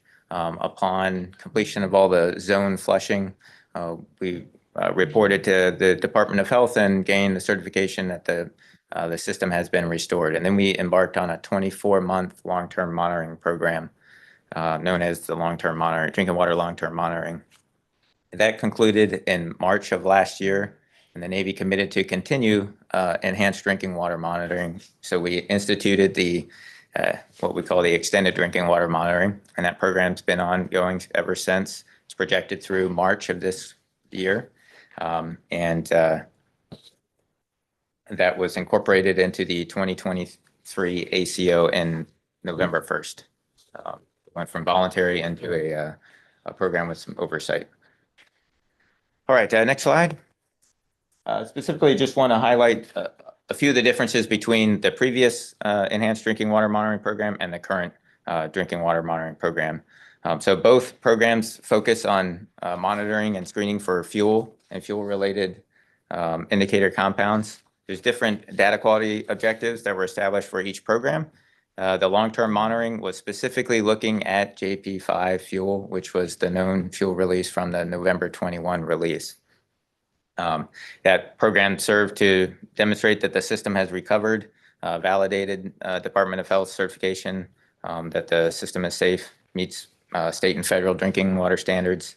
The EDWM program continues to support the same conclusion, but it takes a more investigatory approach to fuels in general. You know, there were other fuels that were stored at Red Hill facility, so we're looking at fuels in general. So the analyte list here between the two programs, long-term monitoring, the former program on the left, the extended drinking water monitoring program on the right. There are many of the same analytes, and the majority of them are fuel indicator compounds, but there's a few different in the newer program or the current program than the former. Can I ask a question? Can I confirm that because there are concerns in the public, that PFAS is not on the list? So with regards, PFAS is being sampled under the CERCLA program. Okay. But it is being sampled at a different cadence, not Not part the of. system. Okay. Correct. Thank you. Yes. So Between both programs, we've collected almost 15,000 drinking water samples to date, over 9,000 samples from the former program and LTM, all valid using the third-party laboratories that we continue to use today and we used at the outset of our drinking water response. We've not detected any JP5 fuel or fuel in the system to date across all of both programs and in response to the November 21 release. Results of both programs are supported by DOH's findings. They have ran an independent investigation. They shared some results last spring, continued to observe and monitor our sampling programs, and then EPA as well have supported our findings. They have been conducting split analysis of samples during the current program on a quarterly basis. So they probably have about close to 400 or 350 or so split samples. And we have similar findings. So glad to report and share that. All of our results are, of course, on the Safe Waters website. You can query by location. And across both programs, we sampled the source, Wyava well. We sample across the distribution system at fire hydrants from every zone. We sample at residences for every zone. And then the schools and CDCs and priority locations, we sample every month during the EDWM. So higher frequency of monitoring during EDWM for those priority locations. Okay. Any questions on drinking water? No. Okay. She would. You better run while you can. I'll move into groundwater monitoring and have a few slides to overview here. I'll talk about our monitoring results, and then we'll get into the monitoring well network and then our groundwater flow model. And so next slide, please. So our groundwater monitoring data depicted before you is an overview of the monitoring well network that we have in and around the Red Hill bulk fuel storage facility. The facility boundaries highlighted in yellow there. So you see a lot of wells within on the center of the property and then around the periphery and the boundary. And then you have several sentinel wells, close to a dozen that are outside the property. We utilize total petroleum hydrocarbons and other fuel indicator compounds to monitor presence and any movement of contamination below the surface. Specifically highlighted here on this map, we have all the monitoring well network points in blue, the blue checkered ones, and then there are 3 locations there that we have detected fuel-related constituent or TPH that is fuel confirmed, because total petroleum hydrocarbons can be many compounds, not necessarily fuel.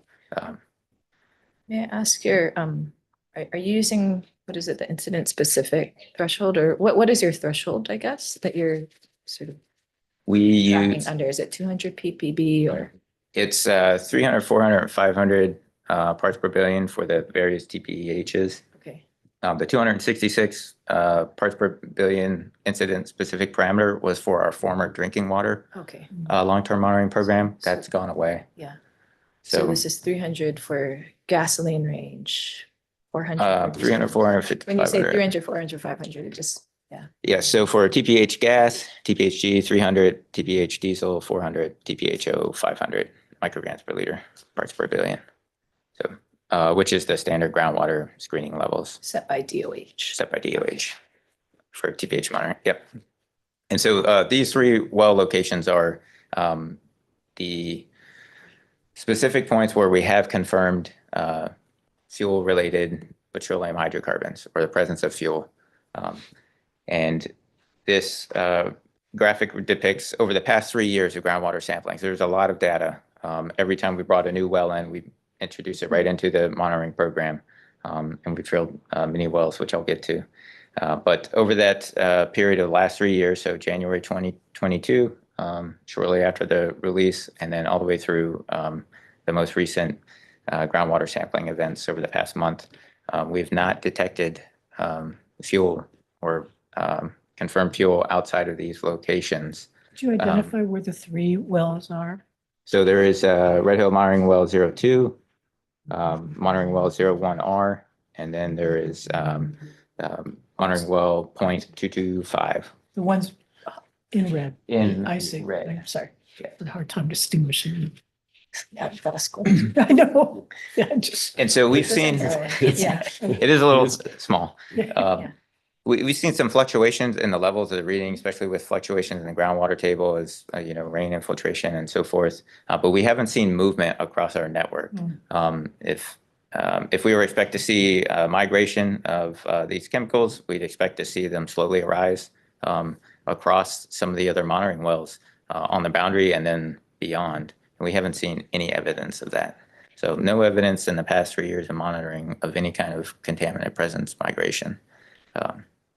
So Do you have an explanation for the detection levels that you have found in those three? Other than it's not the migration of the fuel, anything else that may be causing it? you mean the fluctuations? Yeah. I think just natural groundwater movement. They cycle, they kind of go up and down. So we monitor within like 2 standard deviations of an average value that we've seen. And so when we have one of those, we reach out to DOH and EPA and say, hey, we've seen this. We provide we'll look at the data, then we discuss it with them. And we do this on a weekly basis now. And so they've seen all this data, and they help us develop and refine our groundwater monitoring programs. So which we have done several groundwater monitoring programs over the past decade. Sampling frequency, dating back a decade with our original groundwater long-term monitoring from the 2015 AOC. That was on a quarterly basis with the select amount of analytes. We had a lot less wells then than we do now. After the November 21 release, we increased frequency of sampling up to monthly, which is fairly frequent. And again, increased sampling across the monitoring wells that we installed, and then moved on into most recently in April, when we gained approval to reduce the flow of the Red Hill shaft. We increased sampling 50% to twice a month, which is really frequent for groundwater monitoring. Industry standards, some are probably around once a quarter. And so we have sample teams out there almost every day, collecting from 4, 5, 6 different monitoring wells, just making the circuit every almost 2.5 weeks to collect all those samples. And so this graphic shows the results from the last 3 years. So we're not seeing concerns at those other wells. Question. So Yes. when you have, those 300 ppb, 400, 500 ppb are what DOH sets, but the labs are able to detect below that. You are not required to report unless you have an exceedance. Is that correct? Or you guys are in regular contact with DOH? We are in regular contact. All of this groundwater monitoring data is available on the Safe On the Waters Safe Waters, website. We upload it into our database. DOH and EPA have access to that database, but to help facilitate the dialogue and the review, we have a regular drumbeat to walk through the data. Yeah. I guess it occurs to me that, where there are production wells, and maybe that's the next slide, some others may not find those regulated levels acceptable. So I'm thinking about sometimes how there's, those numbers may mean different things, maybe acceptable or unacceptable. to different people. Detections versus exceedances, right? Right. And so, but yeah, can you Yes. So please continue? I will briefly capture or explain our capture zone. So in January of 2022, in response to the Red Hill incident, we installed a GAC treatment system on right outside Adit 3 at the Red Hill shaft to treat the effluent from Red Hill shaft, because the week after the incident, Red Hill shaft was secured, was taken offline, and then it was physically isolated. It's still physically isolated from the drinking water system. And then by the end of January, when we had the GAC treatment system installed, we started to pump the well, and it ran at about 4 million gallons plus a day for over 2 years now. The effect of that and the intent of that was to create a drawdown zone in the well. So localized contaminants would be pulled to that pump. We'd pump it straight into treatment. treat it, and then discharge that water into the Halava stream. And so we've continued to do that, but in April, as I mentioned before, we reduced the flow rate. And when we did that, we increased our groundwater monitoring sampling, just as a precaution in coordination with the regulators to make sure we're very closely tracking. And then again, we talk every week with them about our groundwater sampling. So a lot of oversight on the groundwater monitoring side. I'll move on to the next slide. And this is the actual inventory of the monitoring well network itself. So what you have here is the same graphic. So the checkered dots are existing monitoring wells, the dark colored black. Also depicted here are blue wells. Those are drinking water production wells from the Navy and Board of Water Supply in the region. So you can see, of concern, we want to track and be able to monitor groundwater through Sentinel wells, which are monitoring wells placed between Red Hill and one of these drinking water production wells. And so the yellow locations, the yellow checkered dots are the locations we are actively pursuing today. The two on the bottom are currently under installation. So the 2 drill rigs are on site drilling those in the Aliamanu military reservation neighborhood. But we're specifically targeting locations along the H3 corridor and to the west. We've got this graphic of the arrows, which is showing the regional groundwater flow that our model reports. And so which kind of mirrors Malka to Mokai movement of groundwater. We're specifically interested in locations west and northwest, which is also feedback we've received through the forums that we work in collaboration to get solicit feedback and inputs onto this, into our monitoring well network. So specifically, we're working with Department of Transportation, City and County of Honolulu Parks and Recreation. So we've got a couple locations in the H3, H201 freeway interchange along the H3 corridor there, up in the Halava Park, an additional site up at Camp Smith. And then to the south and then along the eastern border of Red Hill, we don't have as many wells. Those are some areas that are of interest to EPA and DOH, so we're going to continue to drill those. In October, we completed 22 new monitoring wells since the November 21 release. That was a commitment made by the Navy to do. But we're not stopping there. We've identified, another 20 locations at this time that we're currently investigating and pursuing. Part of the challenge is the various landowners that we are working with, some private, some state, some city, and then of course federal. So it's a bit easier to get after the sites on Red Hill itself since we are the site manager. But we are actively coordinating with the various agencies and private entities to get into some of these other locations. So to date, what is the total number of monitoring wells that you have? So we have 45 monitoring well points. We have 44 wells, and then we monitor the actual Red Hill shaft. So, and then there's 2 more that'll come online in the next 60 days, hopefully less. Do we provide this data? Do you provide this data to CWORM as well? So we vet every location through CWORM for a permit to drill the well. Okay. Span. Thank you. Okay. Now I'll move forward onto our groundwater flow model. Groundwater flow model, very important, helps us understand the subsurface conditions. Our effort it dates back about a decade. As you can see at the bottom, there's a timeline there stemming from the 2015 AOC.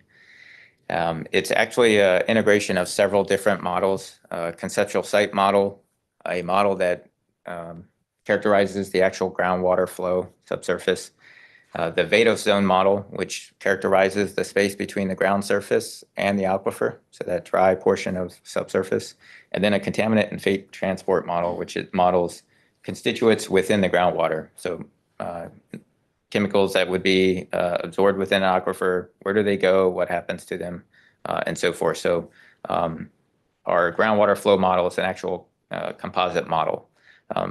We've had several iterations of the model to date. In 2020, we really provided the first version of the model, received a lot of feedback on it. We took a few years to work through that and produce what we call the best available model. What was available at the time before the Navy or Joint Task Force rather defueled Red Hill. Wanted to make sure we had a model update before that evolution. And since that time, we've worked and provided an updated model and submitted that to the regulators in September.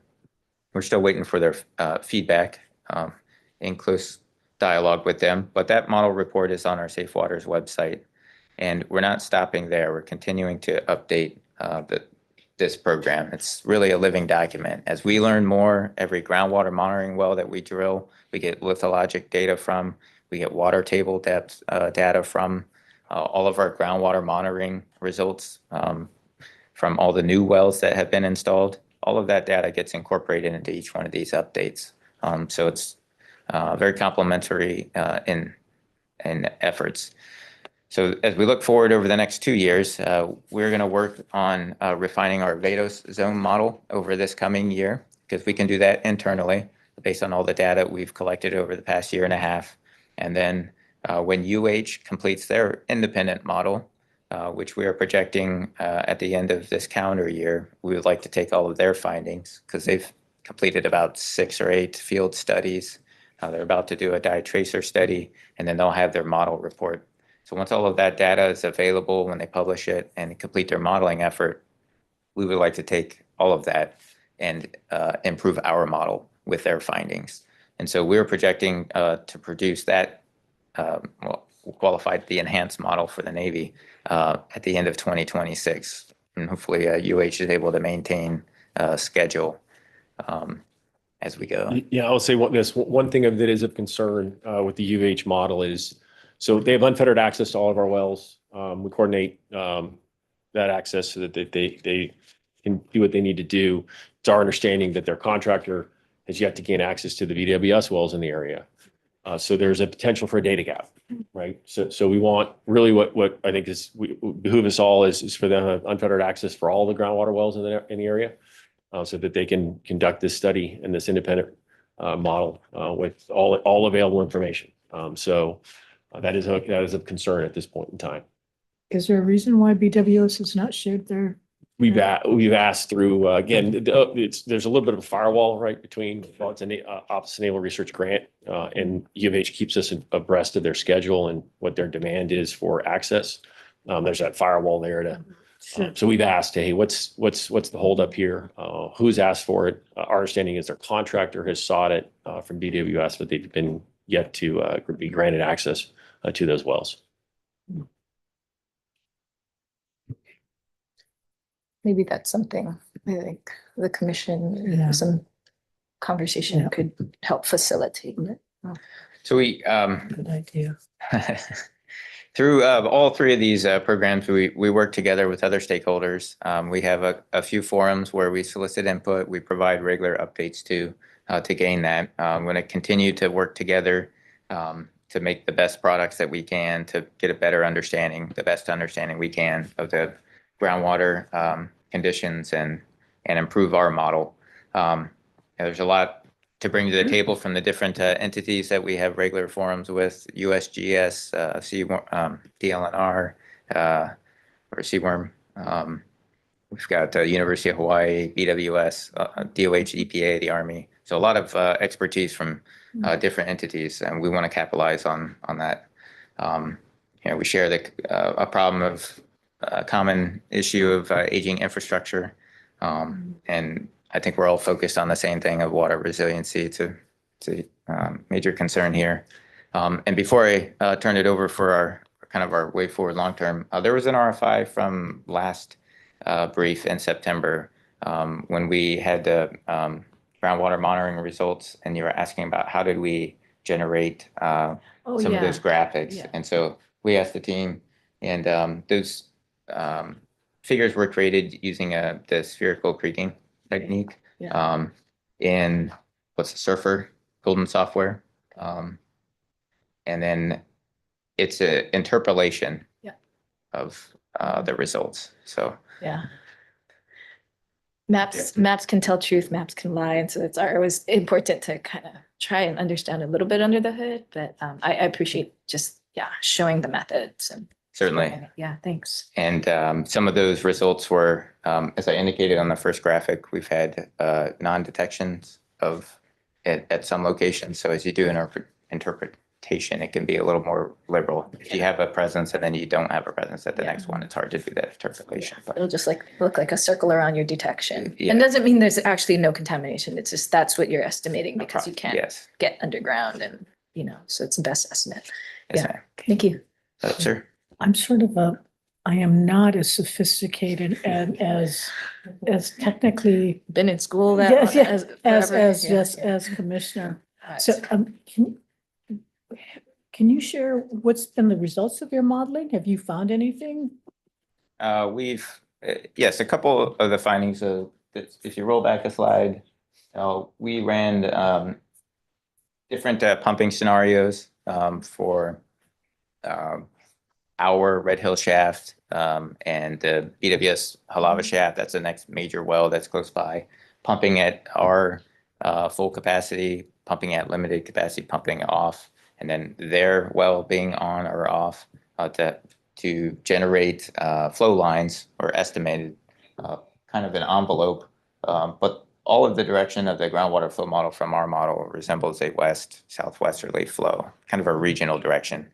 I think it's debatable what's going on specifically in a very localized area. As you look at the ridgeline, UH had reported during the FTAC that their preliminary data, they were seeing a different direction, kind of south of Red Hill. 160 to 110 degree flow. But that was very, very localized borescopes.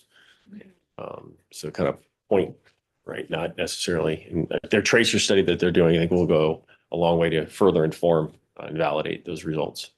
An additional figure worth noting or a good takeaway is the movement of groundwater flow. So just groundwater flow without anything contained within it.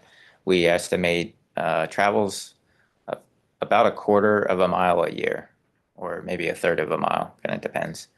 So when we look at our whole model domain, which is about what's pictured. So when you take the watershed, basically at the top of the mountains down to the harbor and the springs down there, we estimate about 30 years for water to make it down and then across that landmass.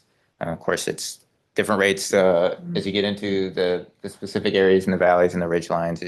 It's going to vary, but so that's a general consideration. But then when you talk about the actual constituents of concern, some of the fuel indicator compounds, they move at much slower rates, anywhere from 10 times slower to 10,000 times slower. And of course, you have natural biodegradation and other phenomena going on. But that's a good figure as a takeaway from our latest report. Again, we're going to continue the effort. We're going to refine our Vado zone model over the next year so we can continue to improve our estimation. So remind me again, you DOH had a number of concerns they submitted to you. Was that prior to 2023 okay, so there's a model, they had concerns, they submitted that back prior to Red Hill incident. You folks addressed those concerns in the 2023 or 2024 version? We were not able to get to everything in the 23 version. 24, yeah. And then the 24 version, which is now under review. Yes, So yes. they had disagreements over the conceptual site model and the direction. So hopefully Yes. that you guys have addressed this or justified it and they're deciding. So we haven't had the full discussion with them yet. We've kind of stand by their feedback. We actually had a meeting set up for this week with EPA and DOH to talk about our kind of the way forward, but then follow up with comments, formal comments, and key concerns or other feedback that they have. We're going to reschedule that a couple weeks, but that's a near-term action. Model aside, are you seeing evidence of strong biodegradation or not? That's been an argument that, well, some of it will Biodegrade. naturally degrade by microbes in the ground. We estimate there are. We are developing a case study for natural source zone depletion, but we haven't got that work plan or plan approved yet through the regulators. It is a topic that we're tracking. So there's some amount of it happening naturally, and then Certainly. it would be like, could you guys augment the remediation Right. by Speed adding it up, can you- oxygen and? Right. Okay, So more to follow on that topic. yeah, So that would there's be been- really yeah. helpful to know. And I'll just say lab experiments by another group at UH Right. are showing like, at least, jet fuel Right. gets gobbled up by microbes pretty, but the longer Mm. molecules can stick around, and Okay. so. And then that was a lab experiment, so you don't really know what the Yeah. conditions are. So I mean, any kind of information that's gained is really helpful for understanding how long. Is it a problem beyond Red Hill? Is it gonna stick around a long time? Or, Because I think that has been one of the main drivers for the Red Hill VI report. It is looking at accelerating that, what may be just natural attenuation to, and so I think, are you contemplating, are you doing additional research, other than, what Aurora talked about? Is there other ways to facilitate that? Certainly. What I don't have captured here, and we will provide on the next update, is the site assessment effort, which is kind of the foundational effort for the investigation and characterizing the contamination, and then kind of, hey, what's the best way forward? Or actually, what's the best portfolio way forward of how to kind of get after that? So that's review of historical releases, a field investigation to characterize the extent, and then validate presence absence in the different target areas of the facility. And then we get into evaluating what technologies could be feasible. We have a pilot about the soil vapor extraction going on right now to see if that technology is applicable to the site. We use that at other sites, the Navy Laundry facility. We used it at Hickam before with success. So we're working through that earlier in the process since we had the opportunity. But yes, much more to follow on that topic. can I ask a question about remediation? And you might not be able to answer Sure. it in public, but how would you go about accessing the subsurface to remediate? Would it be through these wells, or would you have to get So- more permits to like create More that wells and, or so on? to start, to do anything? Maybe has you guys maybe have thought of that, or can give like a general So description of for what just that soil vapor extraction pilot, we we have already and are drilling more wells. There for the first phase was shallow, so these are wells that only go 20 feet below the surface. They don't, just they're not touching the groundwater. And then there's some deep wells that go down maybe closer to 100 feet or so. So not to the depth of groundwater monitoring wells, which are several hundred feet below. But those are new wells. We have other programs like the CERCLA PFAS remedial investigation. They have wells. They are using some of the same monitoring wells that we have to get after their project objectives. And so, yes, we'd like to capitalize on all the opportunities we have to improve and facilitate the investigation. So it would require more. It would well likely staff. require more wells. And that's yes. gonna come before our staff too, I think, or DOH. Certainly through the regulators for sure. Every study, every work plan that we have goes through the regulators and is approved before we get started. Okay. Thank you. Absolutely.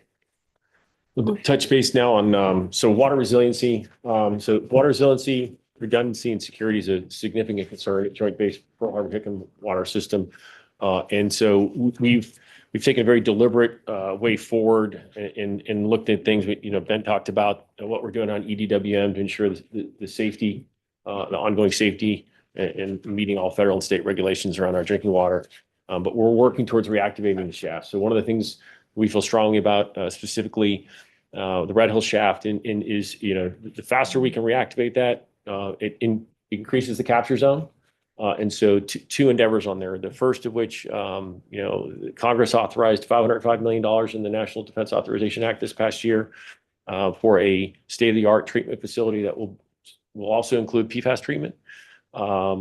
and you'll hear us refer to that oftentimes because we like to talk about acronyms and numbers. It's P716 in from a military construction standpoint, but that is the long-term solution there to build that. In the meantime, we have what we call our GAC phase 2. So we're recapitalizing the GACs that are out there now. We're installing a new series of GACs in an effort to bring the shaft back online simultaneously while working that long-term project. So we've submitted we'll be submitting a reactivation plan in dialogue with Department of Health later this spring. And then we have already submitted our design for the P716 project that is up for their consideration and review. So both of those efforts will work simultaneously as we work to bring that shaft back online, taking us off of a single source and onto multiple sources. In addition to that, we also are installing GACs at Navy IAEA, Alava Shaft. And we have submitted our reactivation plan. We expect conditional approval from Department of Health in the near future. We will run a study, essentially proving for about 30 days, proving the efficacy of the GAC system. It's going to do what it is we said it would do. Then we would work to reactivate that shaft and reconnect it to our water system later in the spring. Again, that is small relief. It's only about 500,000 gallons or so a day. It would add to our system. So it doesn't provide a significant amount of redundancy, but it does provide a second source. And again, the real priority for us, though, is getting Red Hill Shaft reactivated. Is that going to be approved by DOH, the reactivation of the shaft, of the Red Hill Shaft? That's what we have to work through with them, is the parameters under which what testing, bench studies, sort of, hey, what's the path to get it restarted or reconnected? So, can I answer that? Yes, please. I hate to inject this into it, but under the current administration, it's within the realm of possibility that the focus of the Defense Department will be on combat readiness, and programs like this will be at peril. So I would suggest that you plan for whatever shrinkage of the funding of these kinds of programs, what you can retain. It's better to be safe than not have any plan at the time.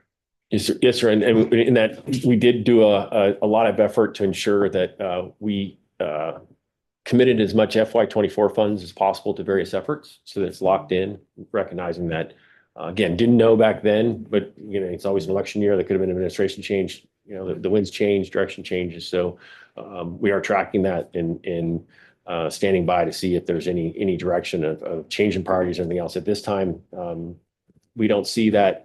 We have not had any inkling or any direction that our direction is going to change, our mission is going to change. So in 2 weeks. But it's 2 weeks in. That's what I was going to say. We're only a few days in, and so as the Well, I appreciate new civilian leadership gets in, we may, and we'll stand by and we'll make sure that folks are informed should priorities change. May I ask how much, I assume the IAEA unit will be cheaper than Red Hill Shaft given the volume, but about how much it costs to do this sort of high level treatment? So the GAC systems that we have, those are technically temporary solutions or interim. So they're on a lease model. So those are all leased, that we don't own those. The leasing cost, what do we, for Red Hill? It's 18. Yeah, it's about 19 million a 15 year. to 20 million dollars. Operator. At 5 MGD. Yeah. Okay.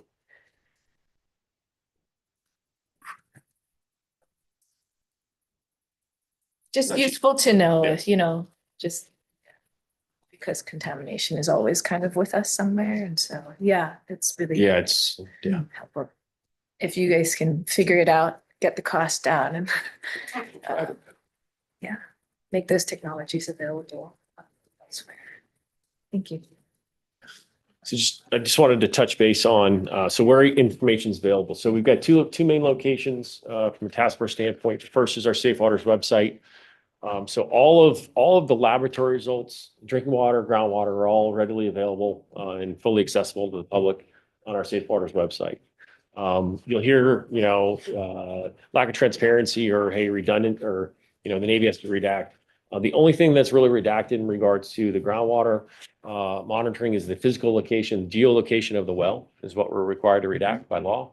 Other than that, all of the results that are available, and none of them are redacted. Same thing goes with our drinking water. The annual drinking water, the consumer confidence report, that is part of the joint base. We have a hyperlink from this website over there. Again, our task force is tasked with all of the above and beyond outside of regular compliance monitoring. So that's what this website would contain. Joint base has the regular sort of consumer confidence of like the lead priority report, so forth, lead and copper rule, all that. On the next slide, you'll see where you can get additional information. So we have an app, so we'll plug through the app. We're trying to get additional downloads so we can move up the ranking list.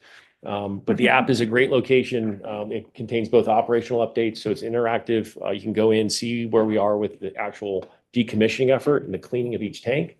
As we begin the pipeline removal, that'll also be on there.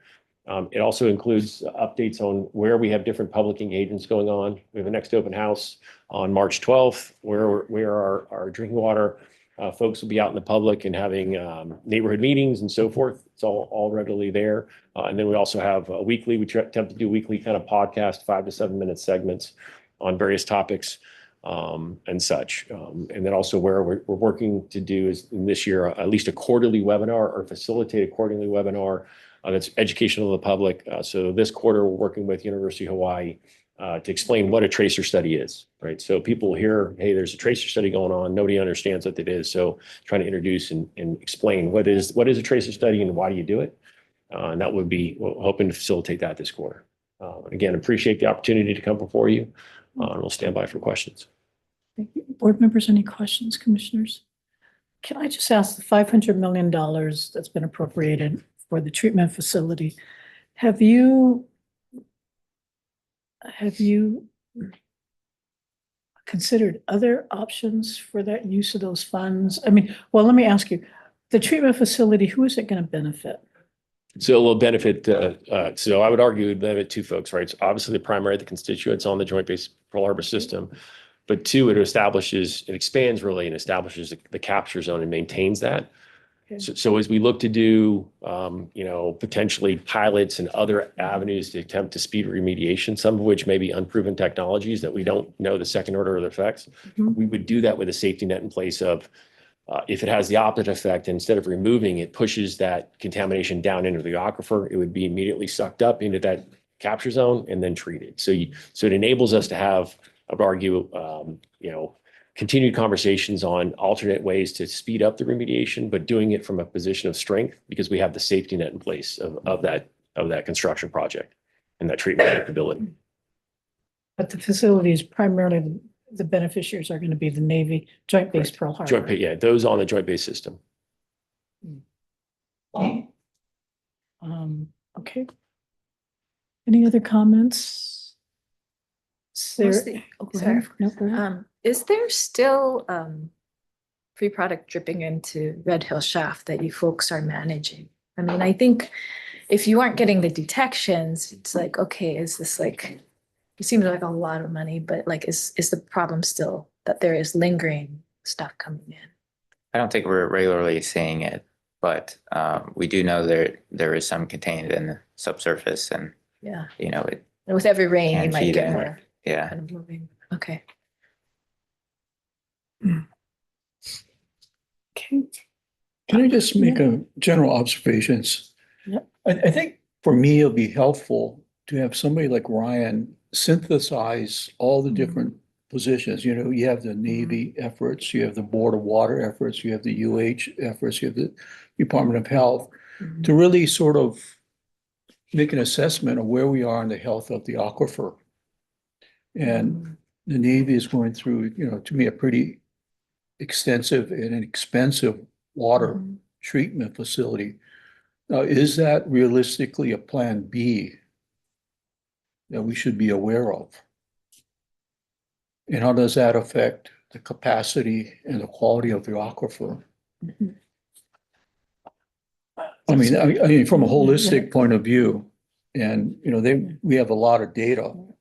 It's a lot of technical data.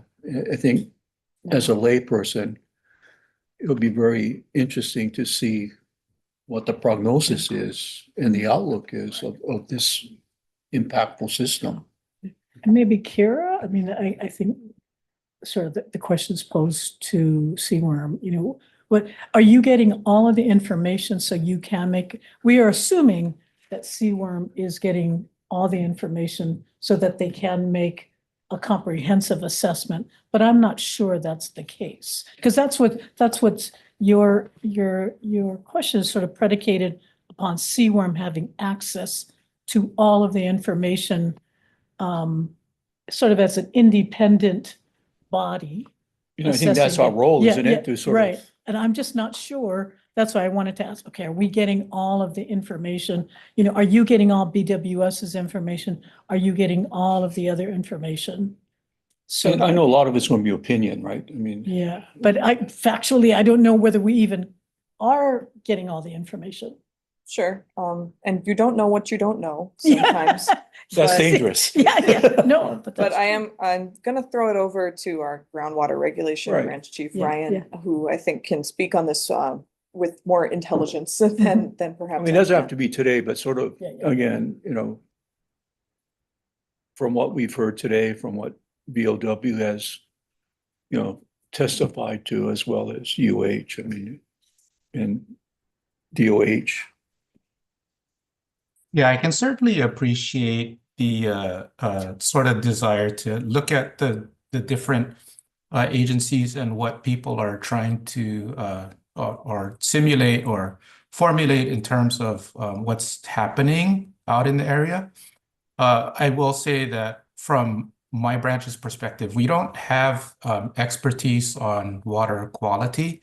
So I think it's hard for us to assess like the different disparate elements to sort of formulate our opinion about what's happening with particularly chemical constituents of water as they travel and the pattern and everything.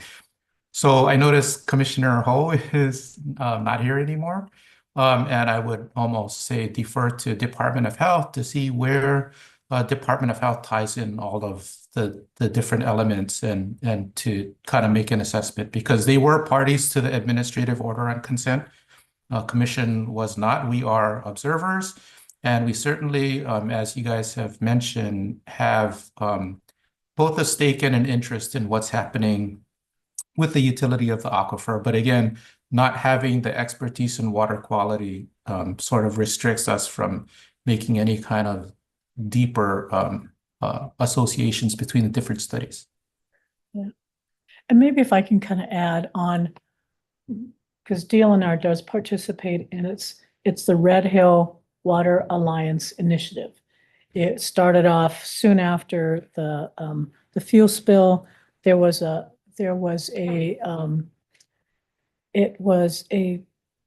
what would I call it?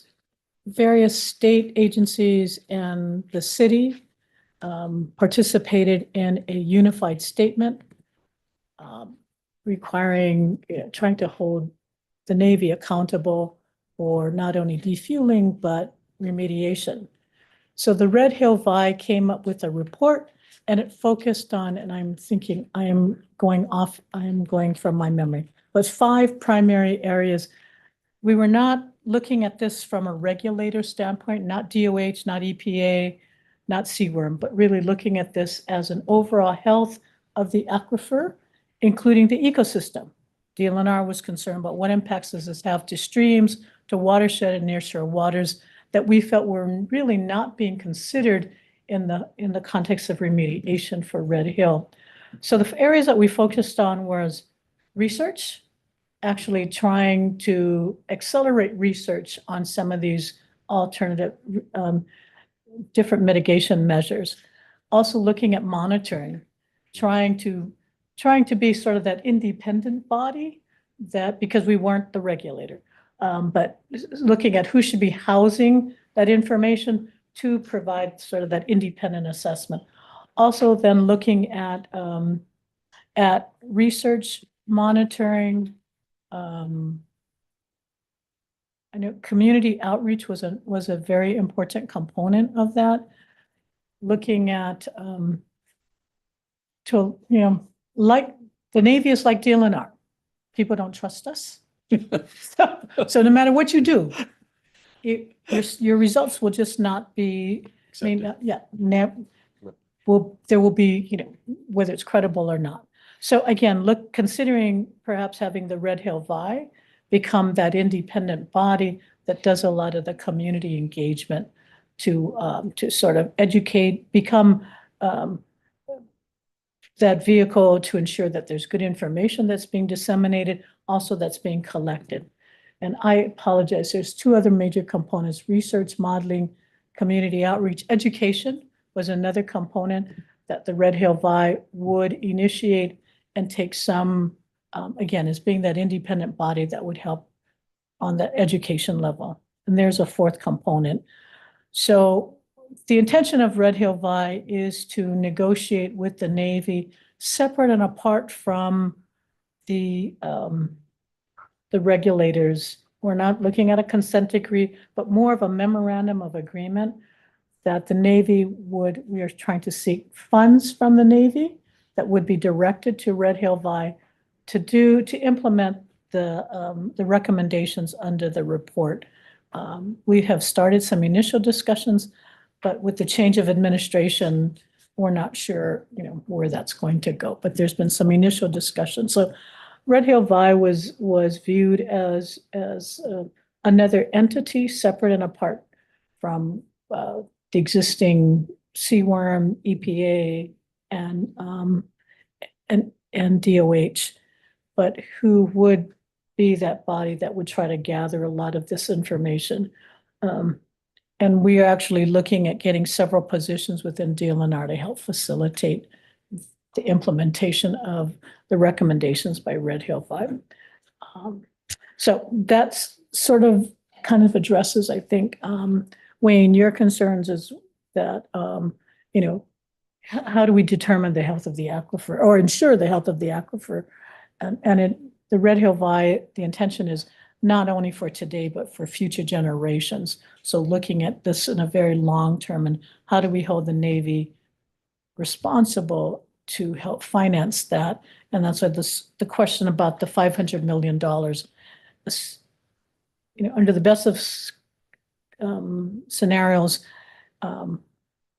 if the Navy gets $500 million, but under the worst of scenarios with this new change of administration, and you may not get that, how do we ensure that some of those funds or some of the monies you receive can also be used to do some of the kinds of work that the Red Hill Vi was sort of proposing? No answers, but just that's another platform that the state and the city have been working on to address some of the long-term remediation and issues related to the Red Hill fuel spill. Sorry, that was a very long explanation. Doesn't give you any answers. Well, I mean, not to get too far ahead of our skis, but I think, the siting of the landfill kind of gets you into the same arena. And I think a lot of the things that we are learning from this exercise can surely be applied to that learning curve. So I think that's the genesis for my question is, we've learned a lot. Right. Where is the synergy or the synthesis of that composite? Right now, it seems a lot of silos. Right. No, you're absolutely right. And I think that's what we were recognizing, is that there are silos. And how do we ensure, rather than having duplication of efforts, how can we ensure that there's that the information is being used efficiently and effectively? And predictability. I think that's the key, is that you need to have some kind of predictability of outcomes. So if I may suggest, I think what is needed and maybe overdue is an informational briefing by the DOH subject matter experts. They have been on this from before. There's a ton of knowledge. Following Red Hill Water Resources Research Center that I was helping organize, we had a seminar And series. DOW as well. Sorry, Board of Water Supply. Board of Water BWS. Supply, yeah, and Board of Water Supply, though I think there's often some disagreements. I think DOH has as much, if there is a housing of data, it's going to be within Department of Health. and their body of experts. They work with UH, and this is specifically Don Thomas's team at HIG. So they're the ones who have been awarded the ONR grant to do the modeling work. So I think, I think they regularly update at Red Hill Working Group. I don't remember the acronym, but there's a Red Hill convening, and I think they quarterly update. So we could perhaps ask them to give us an update on the status. And I think that's, you know, they're, yeah, you guys can't talk to them, but maybe we can, and we can ask them for what they can share at this point in time, because they have data, they've been collecting data, and they have, yeah, so I think, and they have a lot of expertise that I think doesn't get. Subject matter Yeah. experts, really. Yeah, so then we could have the opportunity to ask them, so. Sure. Yeah, that's. Absolutely. I We can think make that that would help. ask. Yeah. Yeah. But I think from the Red Hill Buys perspective, we wanted more than just what the law requires. The this minimum standard, we wanted something that's going to exceed that. And so I think that's a good starting point for DOH and EPA, but I think wanting to ensure that, I guess there was concerns about, do we just GAC everything and treat everything versus how to ensure that the ecosystem and the watershed and aquifer is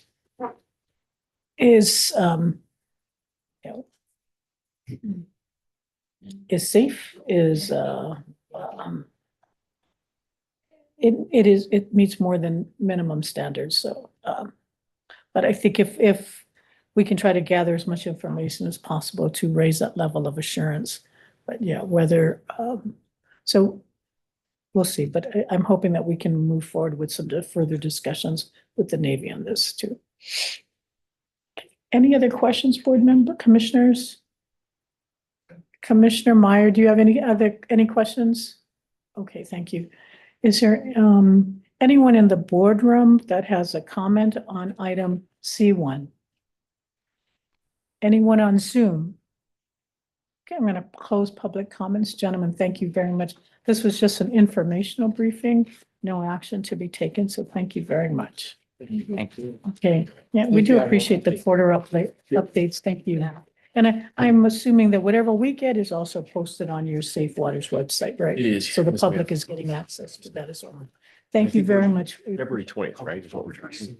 You tracking for next meeting? I think so. I think so. But we'll coordinate that. Okay. Thank you. Thank you very much, February? Sonia. Something like that. Yes, soon. Okay.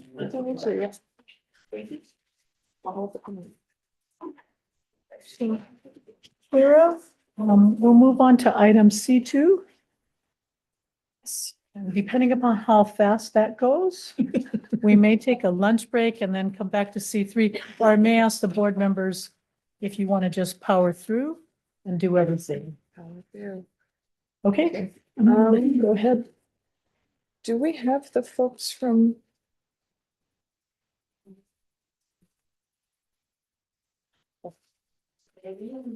Oh, there they are.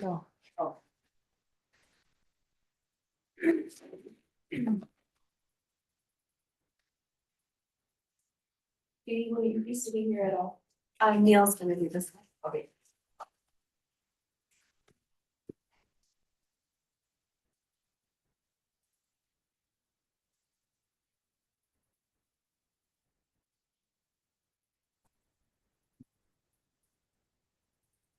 Hey, good morning, commissioners, chair. Am I introducing sorry, I missed that. Introducing the water department? Give a bit more, I can do it if you, sorry, I thought you were gonna do it, but I can do it. You want me to do it? I can do it. So the briefing, this briefing is going to be done by Department of Water Supply, Maui Department of Water Supply, and their consultant. And I think Eva Blumenstein from the Water Department Planning is gonna start the briefing. So I'd like to introduce her, and she can introduce the consultant. Thank you. Okay. Aloha, Chair, Commissioners. I'm Eva Blumenstein, Maui County Department of Water Supply. And we have our consultant for doing the water use development plan synopsis, Hawaii Planning Consultants, Michael Summers. But I was gonna do a little introduction first. Can I, Neil, can I share my screen or you wanna do the PowerPoint from there? I think you can share. All right.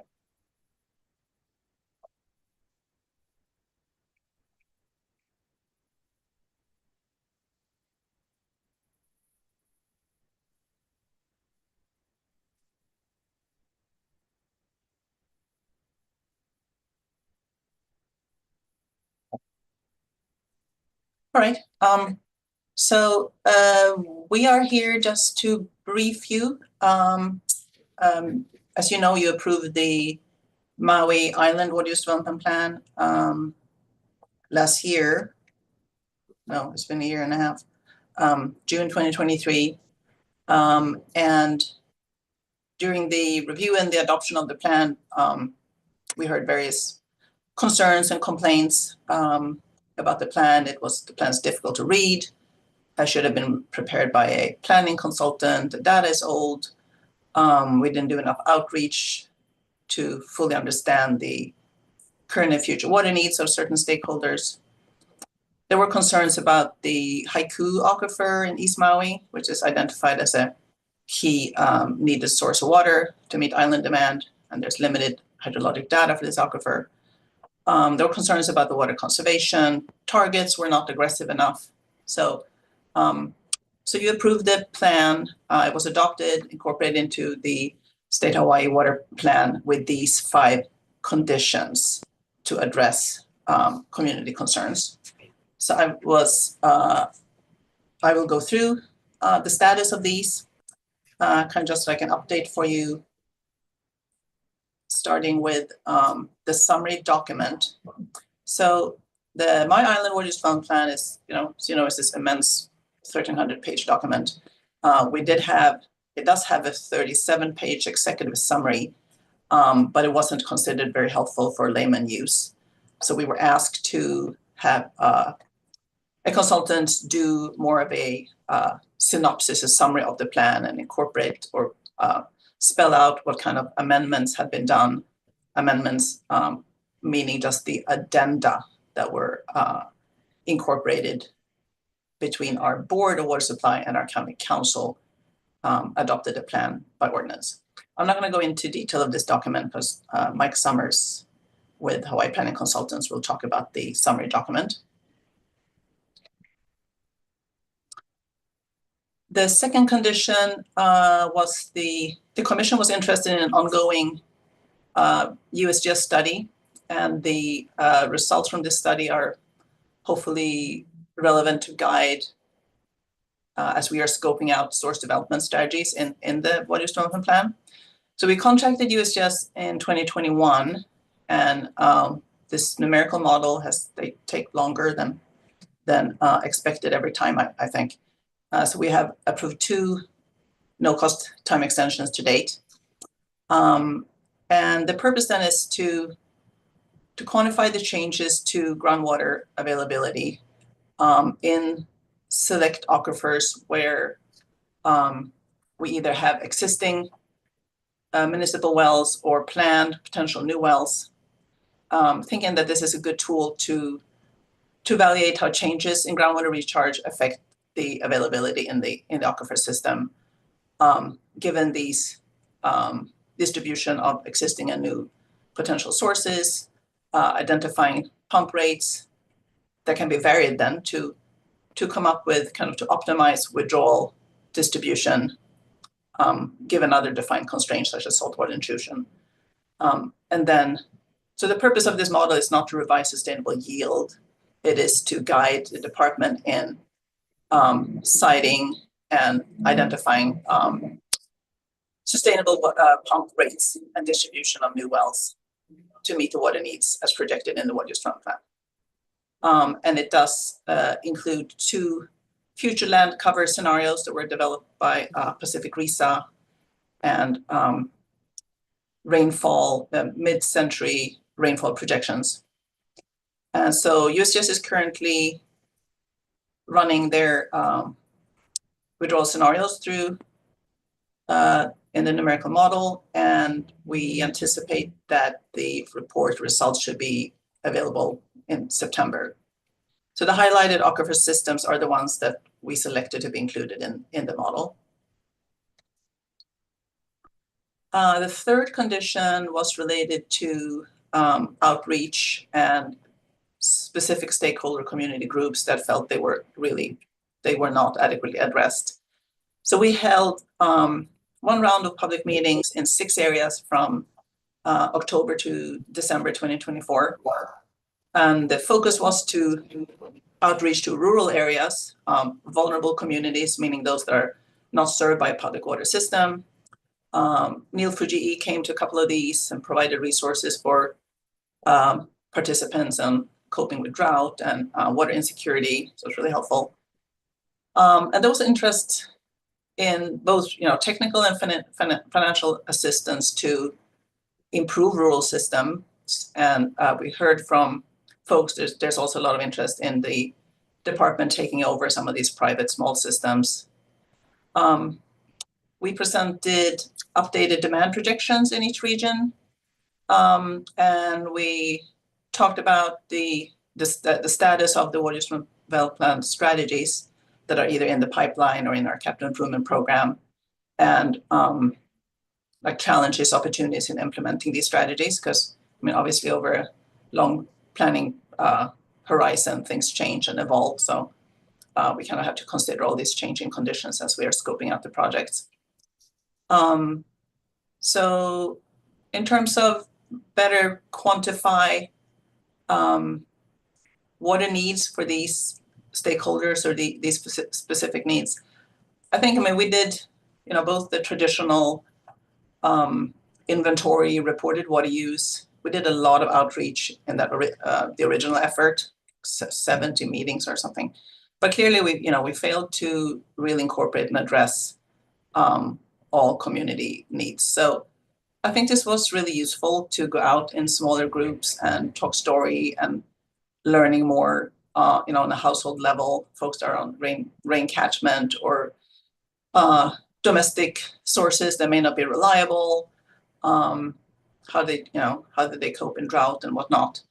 So some of the common themes we heard were, yes, provide more reach, come out more often. Also, we should have offered these as hybrid meetings. We did do in person, but folks would really prefer to do it hybrid. Come to the location, if you're talking about water resources in Ko'olau, drive out to Kianai rather than come to Haiku. So we'll be doing more outreach to specific locations. And so again, we're not updating the plan now, but on this 20-year planning horizon, there's a lot of things that will change that will impact the needs, the feasibility and the cost of developing new source that we need to consider. We are actually planning another outreach in end of February, early March, to again provide an update both to the community on resource options that were in the water use development plan and that have been better scoped out now through feasibility studies, some new strategies that were not addressed in the plan, such as desalination. So this is kind of going to be an ongoing effort. The next one was the USGS hydrologic study. This was the focus of Haiku Aquifer. So Haiku Aquifer is identified as a key strategy to meet demand, both for our upcountry system and the growth areas in Central South. So there is studies by Gingrich back from 1999. There is one monitoring well in Haiku, but there's limited hydrologic information. And this condition really relates to the department complying with something called the East Maui Consent Decree. So any plan after the water use and development plan to develop wells in Haiku is subject to several requirements, including doing feasibility studies and having better hydrologic information. So the USGS proposal, we had requested a proposal from USGS almost a decade ago with additional monitoring wells in Haiku. But those plans or that proposal location, they were rejected by the plaintiffs of this consent decree. So where we're at now, the next step is we have completed the feasibility studies, including Haiku as a resource option to meet demand. And we need the plaintiffs of the consent decree to actually agree on the study and monitoring well test protocol. So this is taking a little bit of time, and we will update the commission on progress to that. And this last condition here was relating to the commission staff would support the department to beef up our conservation program and reduce water losses. So with commission input, we completed the water shortage conservation plan in April 2024.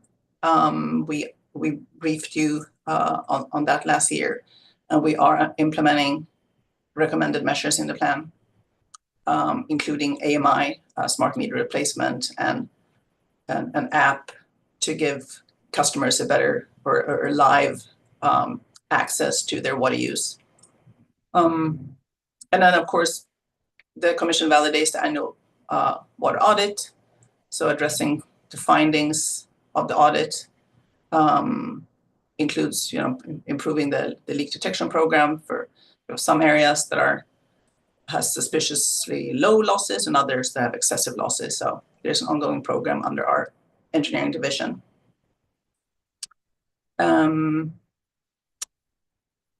The URL on the bottom there, we have posted for the outreach effort, the presentations and also portfolios on drought and climate data for each region. And we will post summaries of the feedback from those meetings. So that's intended to be integrated into future updates of the plan as well. So with that, I was going to turn over to Hawaii Planning Consultants to brief you on the summary, the synopsis document.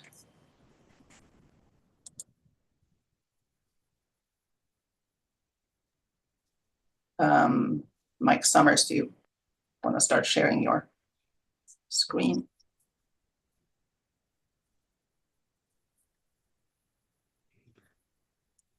Hey, can you hear me? Yes. Okay, good. All right.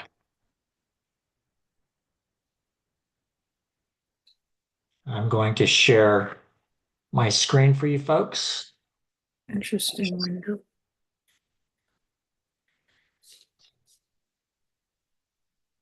And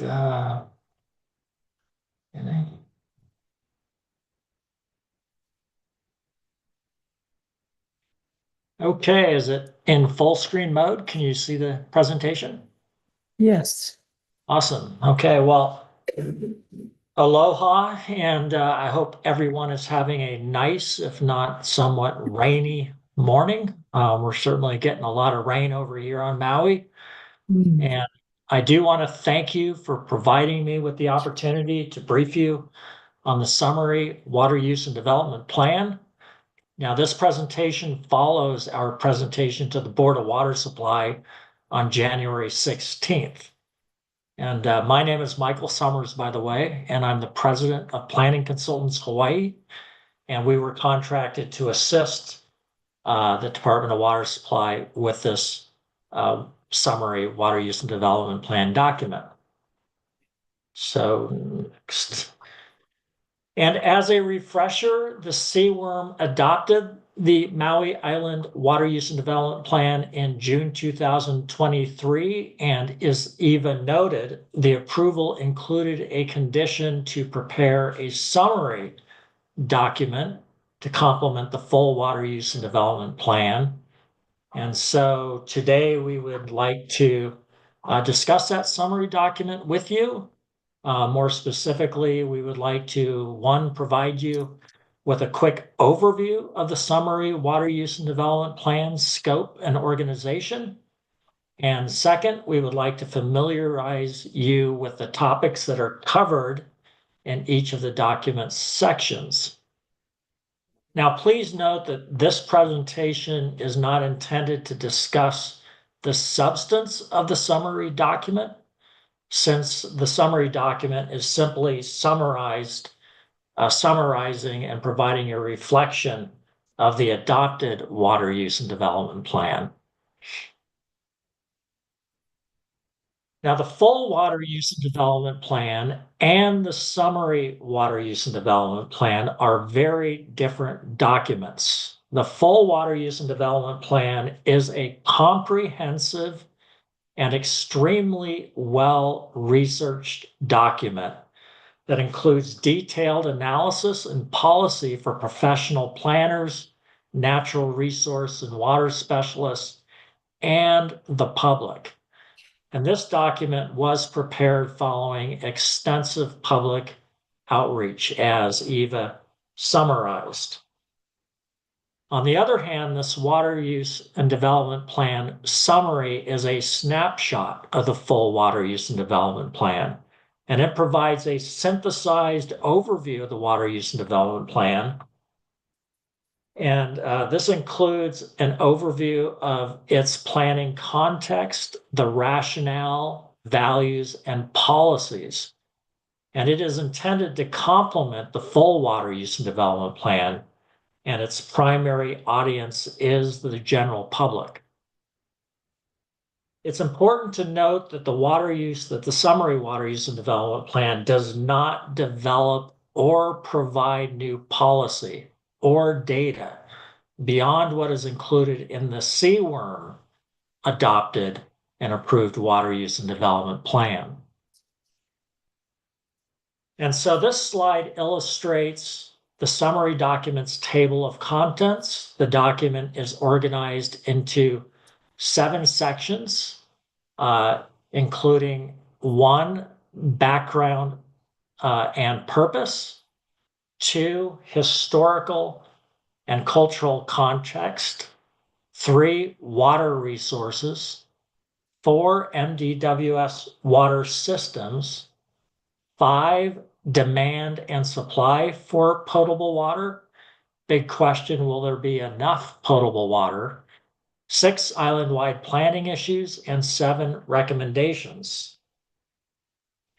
And so section 1, background and purpose, addresses really the NDWS's mission and its role. It talks about it basically provides an overview of the purpose of the full water use and development plan and the summary water use and development plan. And it provides an overview of the water use development plan planning process and methodology, as well as speaks to the Constitution and the public trust doctrine.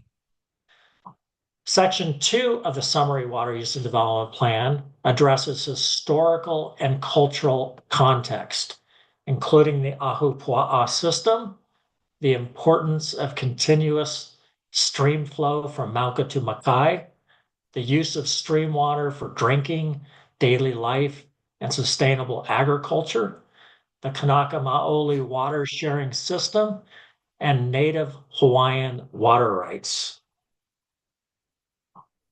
Section 3 of the summary document focuses on water resources, discussing Maui's hydrogeology, the groundwater settings and resources, the island's hydrological cycle, Maui's watersheds and native forest, stream habitat, and native species, and the aquifer sector areas.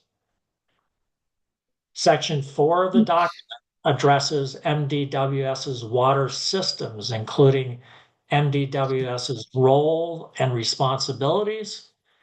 And it provides an overview of MDWS's public water systems, the role of ground and surface water, and ground and surface water transfers.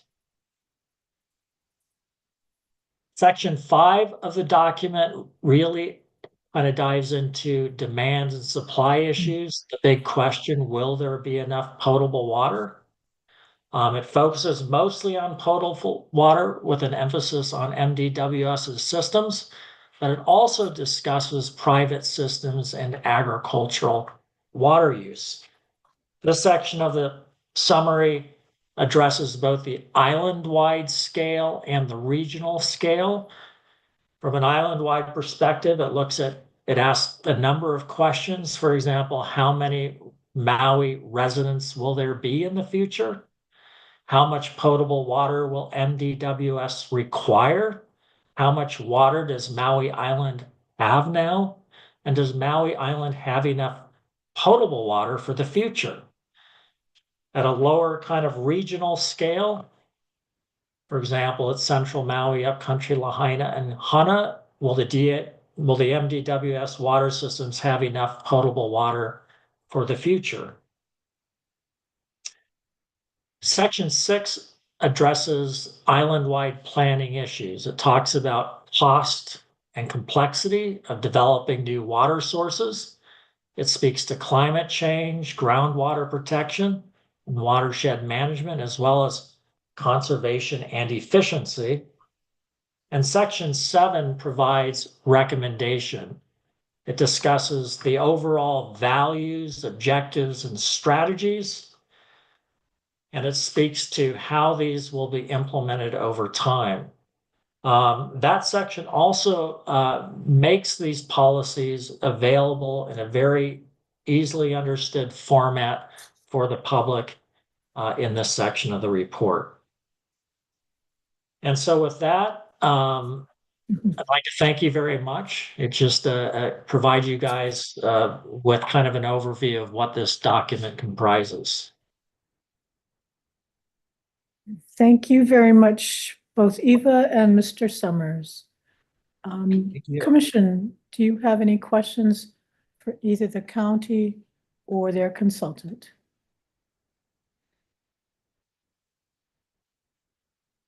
Go ahead. I do. Commissioner Kagawa Viviani, it is very visually appealing. I just have a question or concern. It reads like Maui Department of Water Supplies summary rather than Maui Island, just because of the heavy emphasis of those two chapters or two parts. I mean, without seeing the document, I don't know if that's an unfair judgment, but where is recognition of the many other kind of important elements of the water use development plan, including public trust, it just didn't seem like maybe I missed it, but I didn't. Sure, yeah, no, I mean, this document addresses Maui Island. Right. Both at the island-wide scale and the regional scale.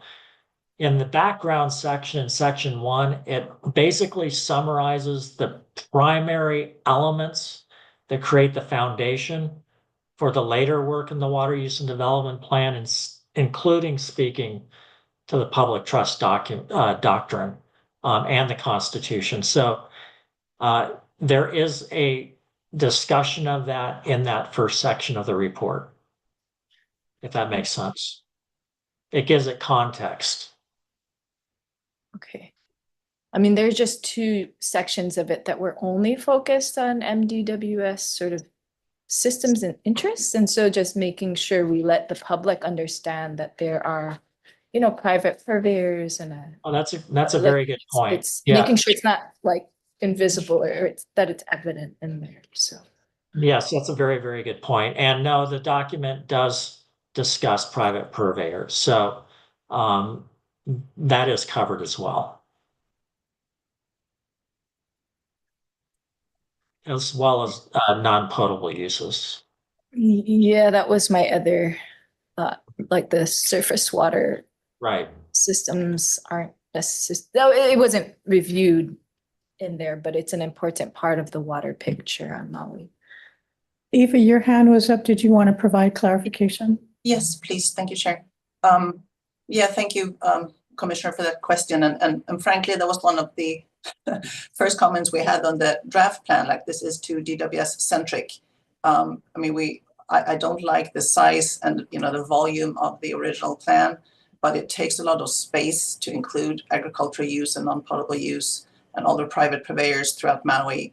And the, you know, the intricate issues of, you know, small rural and even the larger private purveyors. So I think, you know, that's what the consultants really were refining now, that it needs to adequately reflect the complexity of the private systems while not making it another, you know, we don't want a 300-page synopsis either. So it's a really tricky balance. If it was one region, you know, but we're talking, this is an island document, so they're going to have to be a little briefer than I'm comfortable with.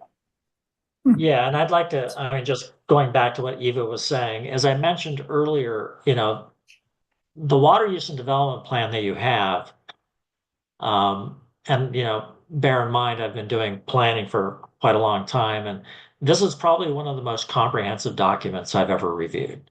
And it's got a tremendous amount of information. So if you're really, really interested in all of the details, you're going to find it in that water use and development plan.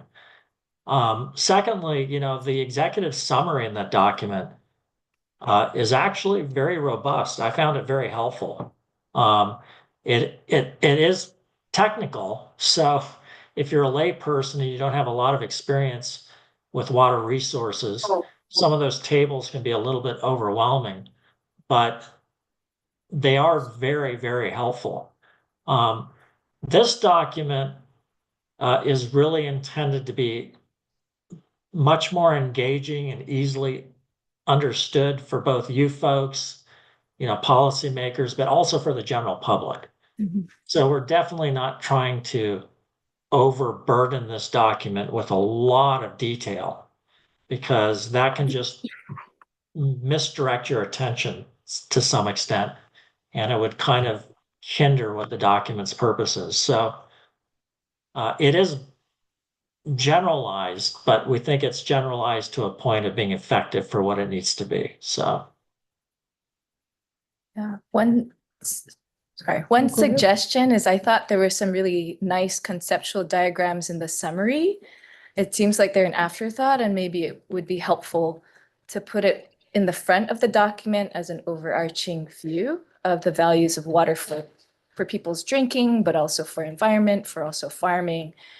I really like the Board of Water Supply, Honolulu Board of Water Supply's master plan, sort of like 12-page summary. It's very visual and accessible, but Maui's more complex than Oahu in that sense. But I think maybe you've looked at it. I think it's been helpful as an educational public tool. So I think kind of giving the overview is helpful. I think we're a little bit more detailed than that. It's more of a, you know, it's more of a written-based plan than an infographic plan. But nonetheless, it's a plan that I think is easily engaging for those that are going to be interested in Maui's water situation, and engaging for those that want to understand the basis for making decisions about water planning. And again, you know, the water use and development plan, you know, is, I mean, it's a great document. I mean, there's a lot in there. You're not going to have to go to the library or online searching for resources. It's all right there.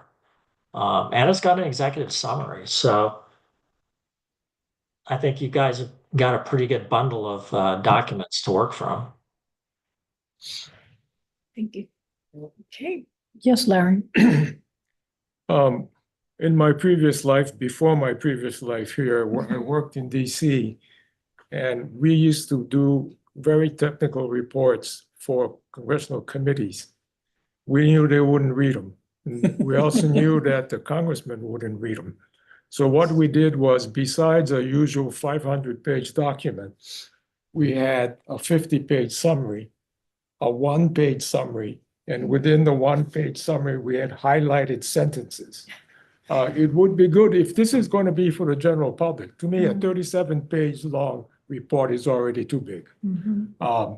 So I don't know how you find the balance, but it would be nice if you could put together a one-pager to go along with this. And then if, obviously, the people that are really interested in this are gonna read your whole report anyway, not just the summary. So my point is that you should have a summary that's really a summary. It really shouldn't be a miniature version of the full report. And I challenge you to write a one-pager. Yeah, no, that's great. It sounds like your methodology is very effective for summarizing those technical documents.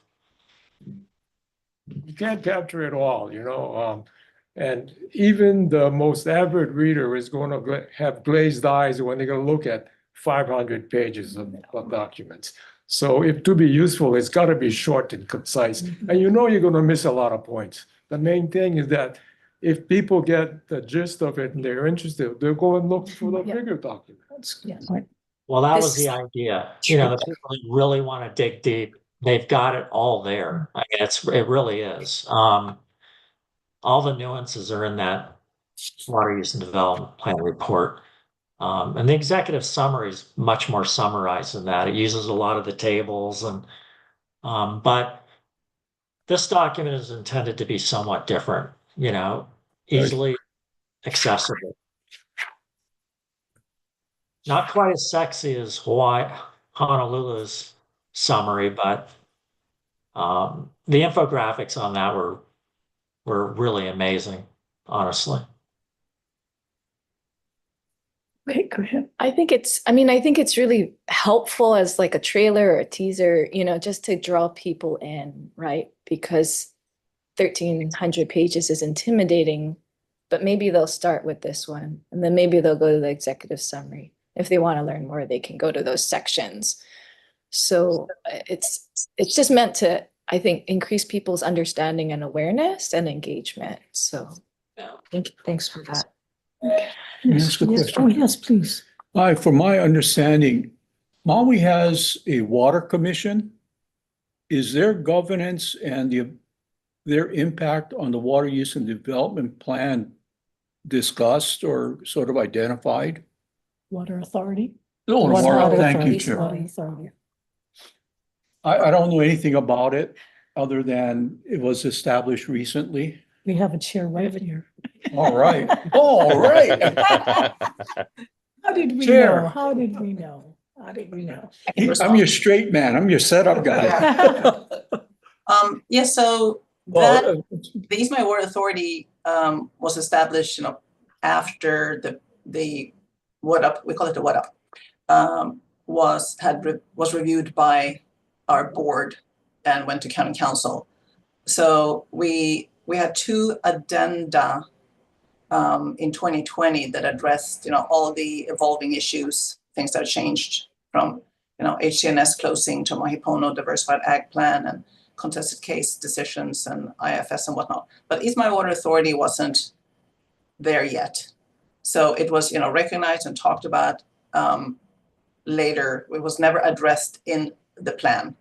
You know, there's been other significant changes since too. So I think that's one of those really major items that are going to have to be addressed in an update, in a regional update, not a countywide monster document like that again. Any timing on that update? Well, I mean, we recognize that, you know, West Maui is certainly most urgent, although we are overdue for a Lanai Water Use Development Plan update too. That was done in 2011. So we are contracting for a West Maui water plan to address like post-fire demand predictions and whatnot. It's not an update to the What Up, but it will certainly inform the What Up once the framework has been updated and adopted. I think makes sense. So I think West Maui is, you know, first in the queue for an update in terms of regions. I look forward to that. Yeah. Jonathan, did you want to make any comments? Since you're here and the question was asked. Hey, you owe me one, Jonathan. I owe you one. Summarize whatever you want to say. Well, I was thinking, Commissioner Miike, perhaps you actually want, before the 50-page summary and a one-page summary. You want a TikTok video TikTok.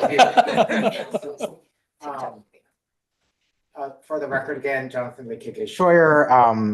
I am a consultant to the Department of Hawaiian Homelands. One of my roles has been appointed by Chairperson Collie Watson and the Hawaiian Homes Commission to represent the department on the East Maui Regional Community Board, which is the governing board for the East Maui Water Authority, a new department of the county created by a 2022 charter amendment to try and secure and manage the East Maui irrigation system, both the state rights to water that flows off of state lands, as well as to cooperatively or in some form assert control over the irrigation system to, in essence, act as a non-potable water utility.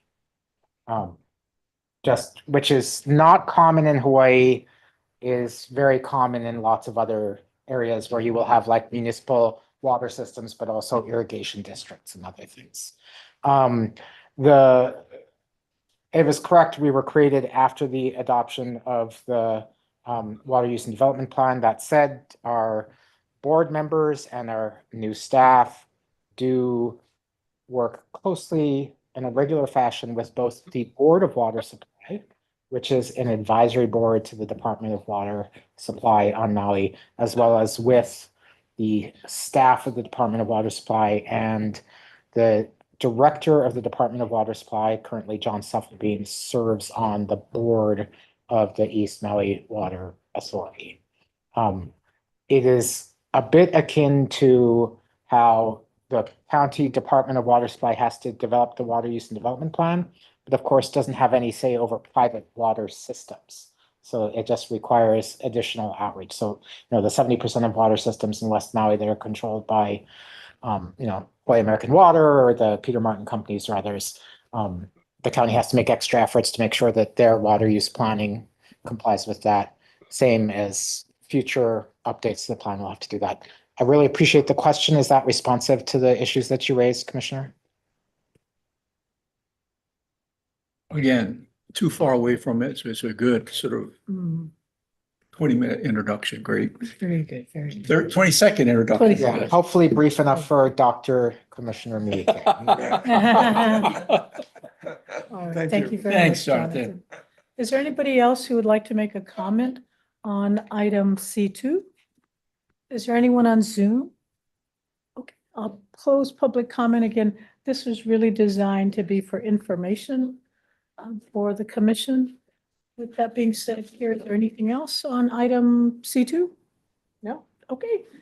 Then, I'm sorry. Commissioner Meyer, go ahead. Oh, thank you very much. I would recommend that the commissioners read at least a summary and take them time. Time is precious, but I think it'd be worthwhile. There's a number of things that came to light today. For example, Dr. Scheuer's membership on a relatively new committee. But what a lot of people don't understand, and is that notwithstanding the length of the report, it is a very complicated system overall. And just on the island of Maui, there's about 5 separate systems that are not in effect connected and can't rely on one another. You got Kula and Upcountry, Central, Kaupo, Hana, and West Maui. And those are in effect separate systems, separate water utilities, all run and controlled by Department of Water Supply. But you've also got the private public utilities, public utility systems that are very substantial, particularly in West Maui. And again, those are not connected, if you will, and this have different sources of supply, different treatment regimes, and different distribution billing, etc. So it is a very complicated network of water supply, and quite a bit different, for example, than Oahu. But it does take an effort to really understand how Maui is operated, integrated, and uses its natural resources for the benefit of the community. Now, and in particular, when you get into East Maui and the non-potable systems developed in commencing in really the late 1800s, that's a remarkable system, but it takes some effort to understand that. So I'd commend the reading of at least the summary, and it may pique interest to look into the report in more depth. Thanks. Sorry for going on. I No, hope not that at wasn't- all. Thank you very much, Commissioner Meyer. Seeing no other comments on item C2, I'm going to ask the commissioners, are you okay with going on to item C3, which is the legislature? Okay, we're going to power through, and then you can all take your lunches and go home. Well, you don't have to go home. Oh, but you there's can no, stay here. there's no lunch? There's no lunch? Oh, I'm sorry, you can just go home. What a host. I do. I'm vending so- Remind me not to come to your next party. I know, I'm so sorry. I'm so sorry. Okay. All right. You're on planet ignorance again, I huh? know, I know. Too much on our plates. Too much on our plates. I know, I was like, should I pack? I think it's gonna be short. I thought so. I mean, this is their chance to ask.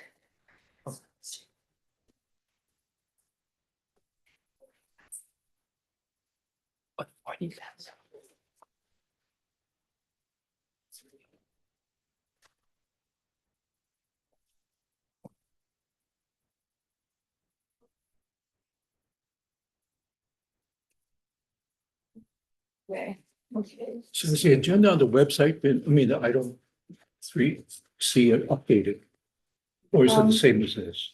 No, yes, the update has not gone live on the website yet, so Okay, so the this is- table dated January 27th is the most recent version. That'll be posted after this meeting. So I apologize for the confusion regarding what is included on the agenda. This is our first time Yeah.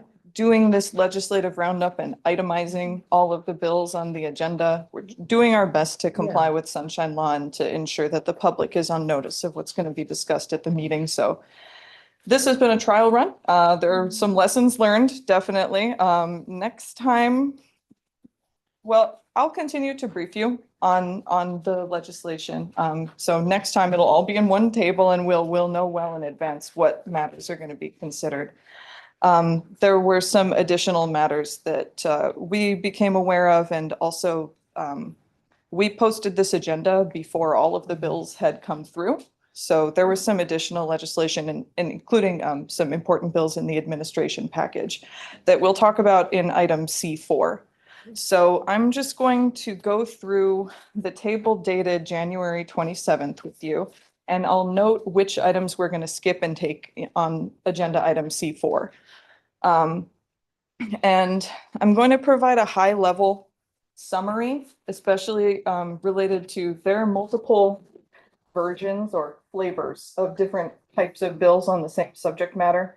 So if you have any questions about specifics, please stop me and I'll be sure to go through. I'm going to keep it kind of high level, but let you all sort of guide where this conversation goes and what you're interested in. So looking at this table, it starts with HB 1142 and HB 1495. We're going to skip those and talk about those in connection with agenda item C4, the newly added item. So let's start with HB 306. This was scheduled for hearing this morning at 9 o'clock. So this bill has been heard now, I believe. This is it's similar to one of the bills that I discussed at the last meeting regarding penalties, specifically increasing the amount of the penalties that the commission can charge. This is not our legislative proposal, but it is very similar in its language to our legislative proposal with a few differences. So chief among those differences is the dollar amount per violation. And you can find this on the page 4 of the bill itself. This one has a $60,000 maximum per violation, which is different than our bill, which has the 25,000 escalating over time every 5 years. So that's one of the key differences there.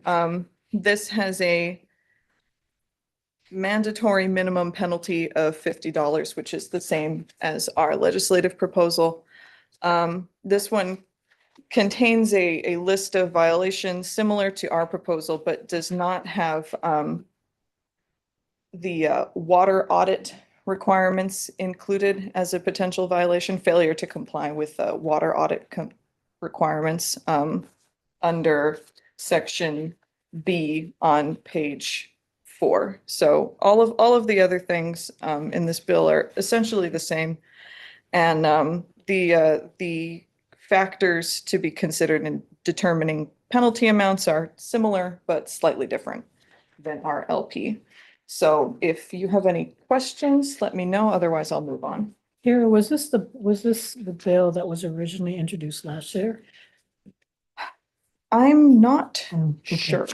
Okay, I thought it might have been. Yeah, okay, that's okay, because I know last year it was 60,000, and I think the Board of Water Supplies had consternation with that. Okay. Yes, go ahead. the dollar amount is Right, definitely right. the same as the one from last year. All right, sorry, go ahead. Okay, HB 315 is the next one down on your table, and it is, again, another penalty bill. This is yet another flavor of the penalty bill.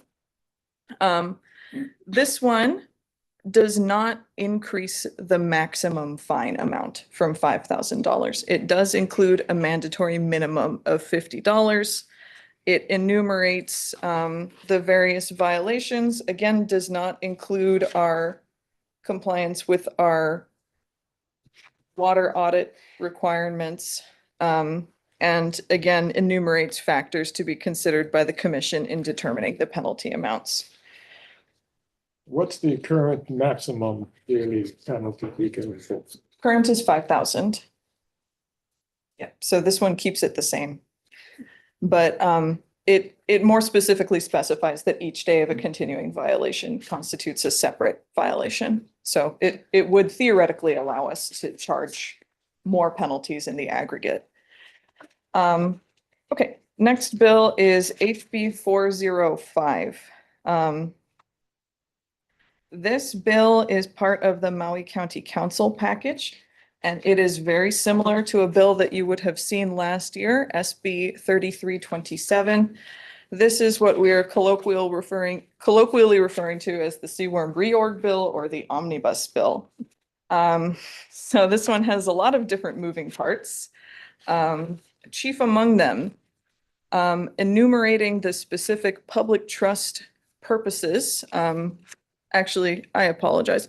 Stating that water use permits applications for public trust uses should be considered by the commission before acting on water use permit applications for any other uses, existing or new. So essentially, in our permitting process, public trust uses would be moved up in order of priority and would be considered first and separate from proceedings on all other applications. Don't we do that already? Oh, we can do that right now. If it's a public trust purpose, it can override existing permits. So we really don't need a law to change that, right? Arguably, yes. But this bill has a whole bunch of stuff. Yeah, I would say that at present, the commission, yes, does consider those public trust uses, whether existing or new, first and in conjunction with other applications. This one might, I mean, it further defines that process and might restrict a little bit of the commission's discretion to order things in a way that seems logical to us. This bill would also give the commission the ability to retain independent counsel besides the Department of the Attorney General. it's an option, not a mandate, to retain independent counsel. Further, it would eliminate the position of first deputy to the chairperson of the Commission on Water Resource Management and replace that position with an executive director. It would allow the commission to declare emergencies beyond merely water shortages, and to enter orders reciting the existence of such an emergency and requiring actions in conjunction with that emergency, such as apportioning, rotating, or limiting water resources in that area. And those orders would expire no later than 1 year after their issuance. Can I ask you something about the change from deputy to executive director? I assume that raises the issue of what we were disagreeing among the commission when Attorney General Lopez said that we did not have the ability to decide who gets fired, which I continue to disagree on that, but this is not the place to do that. So what that would do would be, if it's an executive director, then the commission holds the authority to hire or fire. Yes, so this bill would modify, in section 6 of the bill, it would modify the water code to provide that the executive director shall be appointed and serve at the pleasure of the commission, which is different than the existing The other language. thing would be that it has been the practice of Bastille and our chairs, since your position is deputy director, that when she needed to, she could use you for other things within the department. If this goes through, then she would not be able to do that, right? Right. I mean, Unless the commission approved that, Yes. yes, yes. Yep. Yes. So I don't have a problem with serving for other purposes, but I do have a problem about the interpretation that we approve and hire, but we can't fire. That seems to be crazy to me. Okay. Okay, thank you. And yes. Can I ask a procedural question? Yes, Why sir. are both this bill and the companion Senate bill introduced by request? These were introduced by request of the Maui County Council. So these are basically passed through for, Maui County Council approved these bill drafts and they were introduced. And the Senate count is identical to the House bill? Yes, yes. Okay. Okay, yeah, so it would also provide that the commission would develop annual goals and performance measures for the executive director and evaluate the executive director's performance annually. Very significantly, it would specify that the commission is attached to the Department of Land and Natural Resources for administrative purposes only. Further, it would change the composition of the commission in that it would make each of the members eligible to serve as chairperson of the commission, but would make the director of health or the chair of BLNR ineligible to serve as chair. So essentially, any one of the other 5 members would be able to serve as chair, but not the two, the director of health or the chair of BLNR. Further, it would create a new seat, a 4th seat on the, a 5th seat on the nominating committee that selects commissioners, with the additional seat to be appointed by the CEO of OHA. So, Can I ask the Attorney General, if we have 8 members, what's the majority vote? 5 or still 4? Has No, to be there's fun- no, you need there's no fun. change in the Yeah. board. It's just the nominating board, right? Yes, Yeah, this yeah. one doesn't add a seat. You may want to ask the same question in connection Yeah, with one of our there is other one bills. that adds a seat, Yes, right? there Yeah. is, yes. Well, that's through the nominating board, right? This one is for the nominating committee. The other one would add the chair of the Hawaiian Homes Commission as an 8th member. That's to another this bill, that's commission. another bill. That is another Right. bill. Okay. But this Yes. bill is just the Not this nominating, bill. yeah, Yeah. not this bill. Not this one. Right. Yeah, so we can definitely talk about that a little later on. Yes, so this would essentially give OHA a say in the nominating process to actually select the commissioners and the list That that goes goes to to the governor. governor. Yes, that's right. This one would also, the penalty bill is included within this bill, this sort of omnibus bill. It's very similar to our legislative proposal with this, for this session, in that it breaks out the specific violations, including failure to comply with standardized water audit requirements. Creates a mandatory minimum fine of $50 and would increase the maximum fine to $60,000 per violation, makes each day of a continuing violation a separate offense, enumerates factors to be considered by the commission when imposing a penalty, which are the same as those I believe that Department of Health currently uses, and the same as those that were within our legislative proposal for this year. Further modifies the section of the Water Code on water shortages, 174C-62, by providing that the commission will formulate a statewide plan for implementation during water shortages. Gives the commission the ability to declare a water shortage outside of a water management area in addition to within water management areas. Unlike our legislative proposal, it does not change the current structure as far as rulemaking. So a water shortage would still have to be declared by rule by the commission, whereas the system of classification and the criteria for declaring a shortage would be done by commission action. That's the status quo. Our legislative proposal would kind of reverse that, in that the commission would declare a shortage by action, but set up these classifications and criteria by rule. And that's it for this bill. This is the Maui County Council Omnibus Bill again. So any other questions before we move on? Hearing none, HB 508, another penalty bill. This one is basically the same as our legislative proposal for this year, with three exceptions. One, it makes the minimum fine discretionary.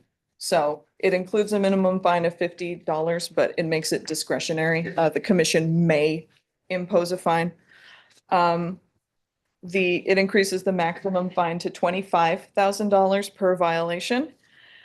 And it again lays out the factors to be considered by the commission in imposing penalties, but further provides that the commission shall adopt guidelines for penalties to be imposed at a duly noticed public meeting. So essentially, we have some existing penalty guidelines that were approved by the commission back in October 2014.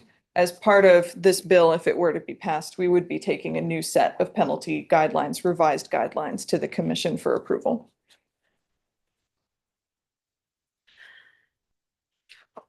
And that's that.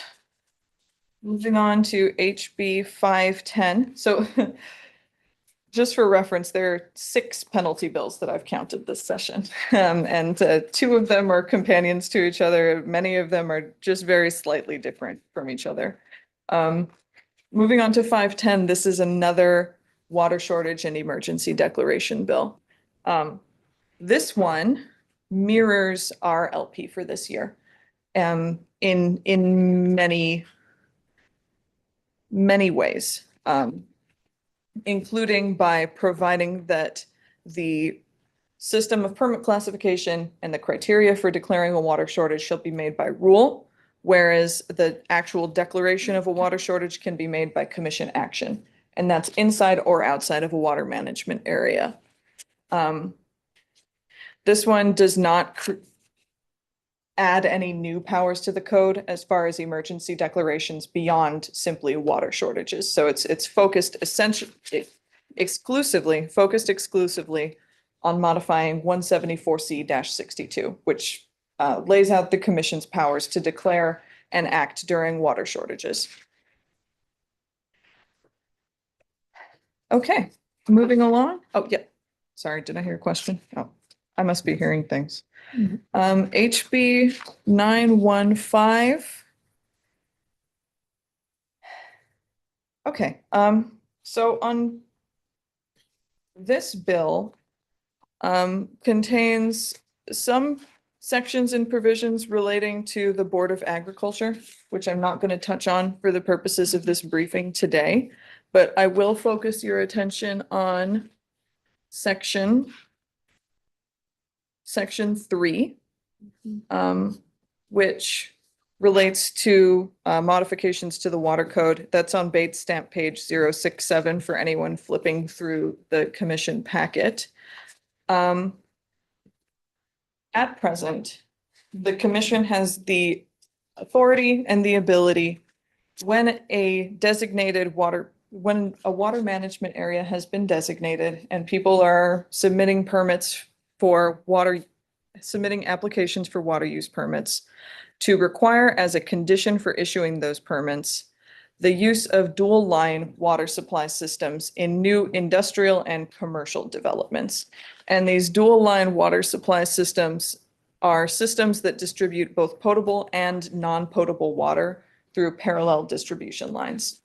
So that's the law as it stands today. This bill would give the commission the ability to require the use of dual line systems for new residential and mixed use developments as well. So slightly broadens the power to require dual line systems, and it defines what residential and mixed use developments are. Okay, we're going to, oh yes, here we go. This is the bill 919, HB 919, that adds the chair of the Hawaiian Homes Commission to the Commission on Water Resource Management. So, resulting in 8 members. Yes. There's no companion to this. And then we would need 5 to make a decision. Yeah. So Miranda, is that correct? If you have an 8 membership, is the quorum 5? But they are all voting members, yes. Yep, okay. Assuming they're all voting members, 5 would be quorum. If you had 8 members. Everybody's a voting member. Yep, so we would need five. Five is quorum. Mhm. But there's no companion. No, we don't have there's none listed. No, We're what not I'm saying tracking. though is that if we have to vote, I mean, I know you can have a meeting, you would Right. need 5, but There's no then tiebreaker. all 5 would have to vote Yeah. positive. Right. Or negative. Yeah, if you got 4-4, no decision, yeah, Yeah, no, yeah, no call. you're right. That's right. No, so does this bill eliminate, one of the commission seats requires knowledge in Hawaiian tradition, so this eliminates that and replaces it with the OHA.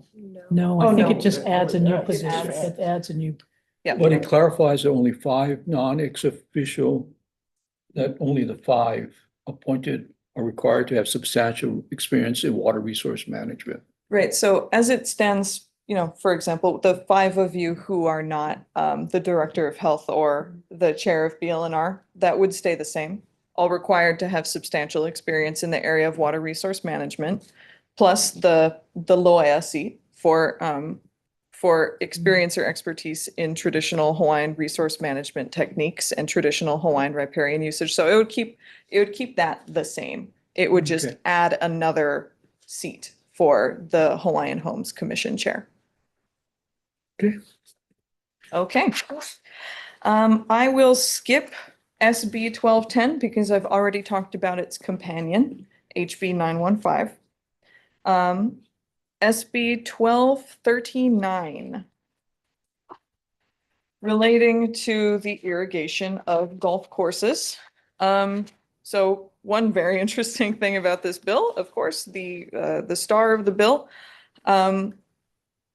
provides that potable water shall not be used for golf course irrigation. There are a list of exemptions for that. Again, this amends chapter 342D.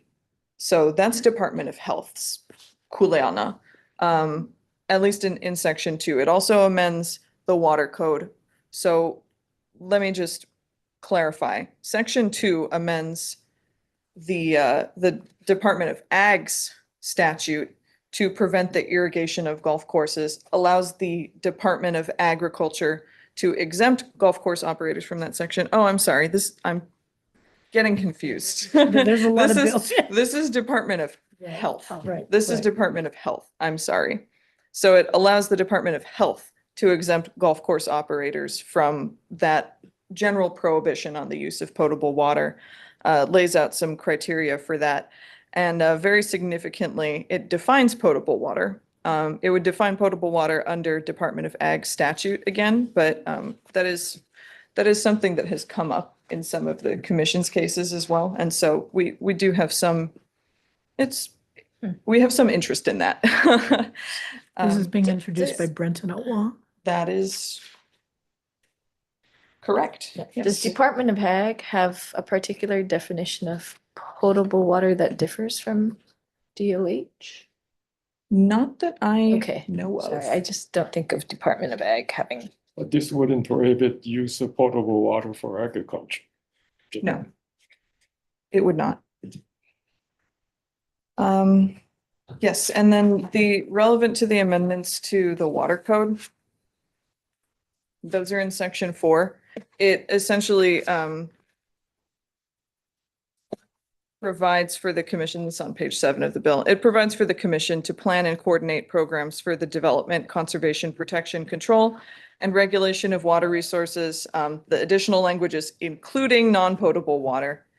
But, we already plan and coordinate programs, including non-potable water. So not a significant change to the water code, but interesting in that it would define potable water.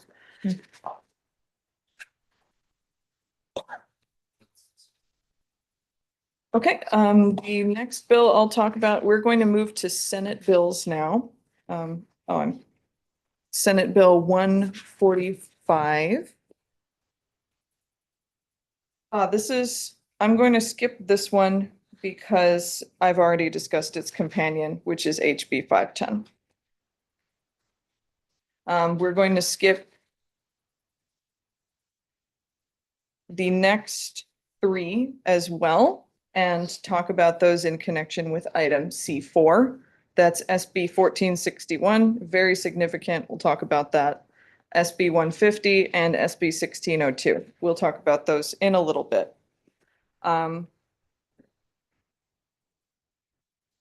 Next up is SB 204.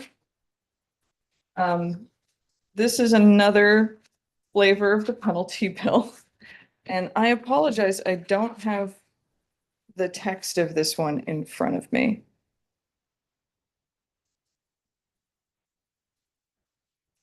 I feel like we could make a matrix of what's the minimum, what's the maximum, what's the conditions. Yeah, if you think that would be helpful, I'm happy to do that for you. Probably not. I don't know, I mean, I guess I'm surprised that like the number of them and. I know. Well, as Yeah. these bills move along or they're gonna get consolidated and a lot of things are Yeah. gonna drop out. Yeah, Right. yeah, but it's So we'll- interesting, there's so much Yeah, so support, I don't I think guess. we need to for- go in detail on. No. Okay, okay, No, Yeah. it's we'll fine. skip this one then. Okay. Moving on, HB 205. Oh, I'm so sorry. Okay, this is not listed as a companion bill, but it is also a bill that adds the Hawaiian Homes Commission chair to the commission. So it's not noted as a companion But bill. it should be. But it should be.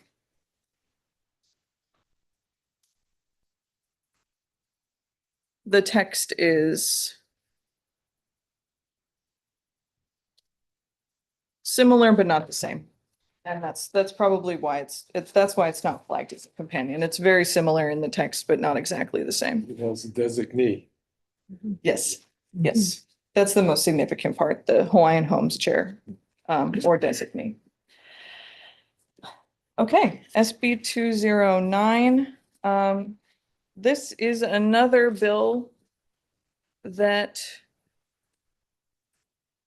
is focused on potable water.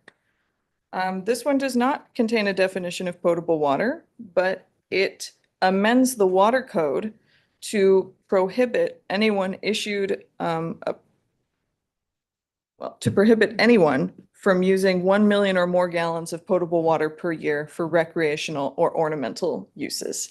And recreational or ornamental uses are defined to mean water that is used solely for recreational ornamental purposes, including but not limited to filling or refilling of swimming pools, wading pools, wave pools, or spas. And decorative ponds or lakes, fountains or artificial lakes, and any other use of water determined by the commission to be a recreational or ornamental use. So it would be on us to define what those other recreational or ornamental uses would be.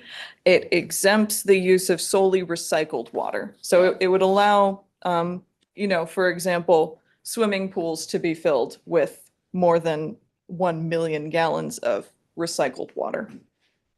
It does not contain a definition of potable water, as I may have noted earlier. So, any questions on that? Okay. SB 272. This is the companion of HB 405, the Maui County Omnibus Bill, which I noted previously. So I won't go into the details on this one. SB 3 is another version of the omnibus bill. Very significantly, this was introduced by Senator Lorraine Inouye. So she was the same senator who introduced SB 3327 last year.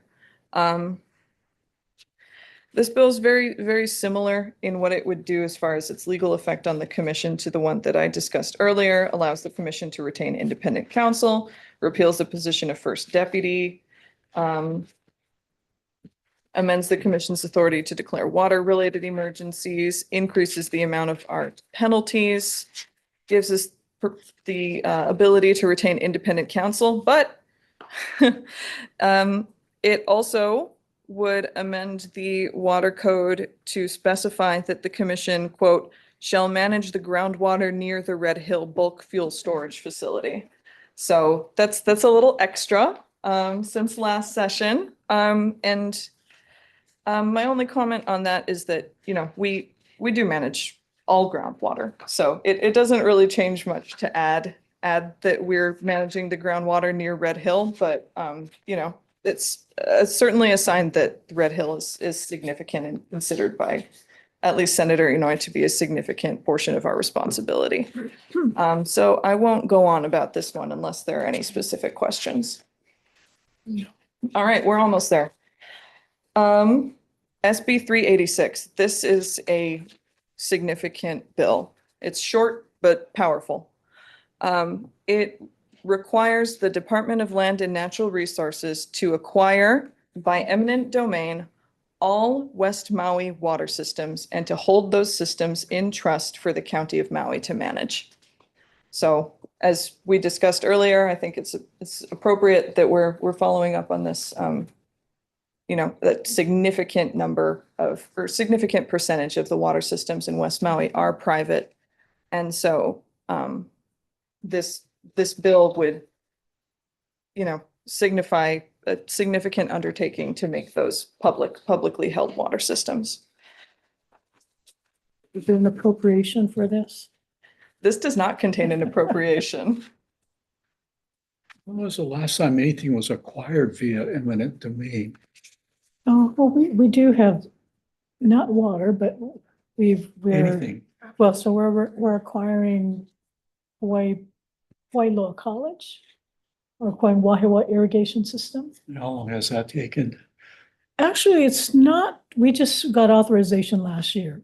So we're in the process of due diligence, but you're right. It's last major acquisitions have probably been by DOT for highway acquisitions. Or for HART. Or for HART, Yeah. or for HART, you're right. Still, Probably probably. HART, yeah, probably HART. Yeah. Okay. Okay. Yeah, so that, it would be certainly a very significant undertaking.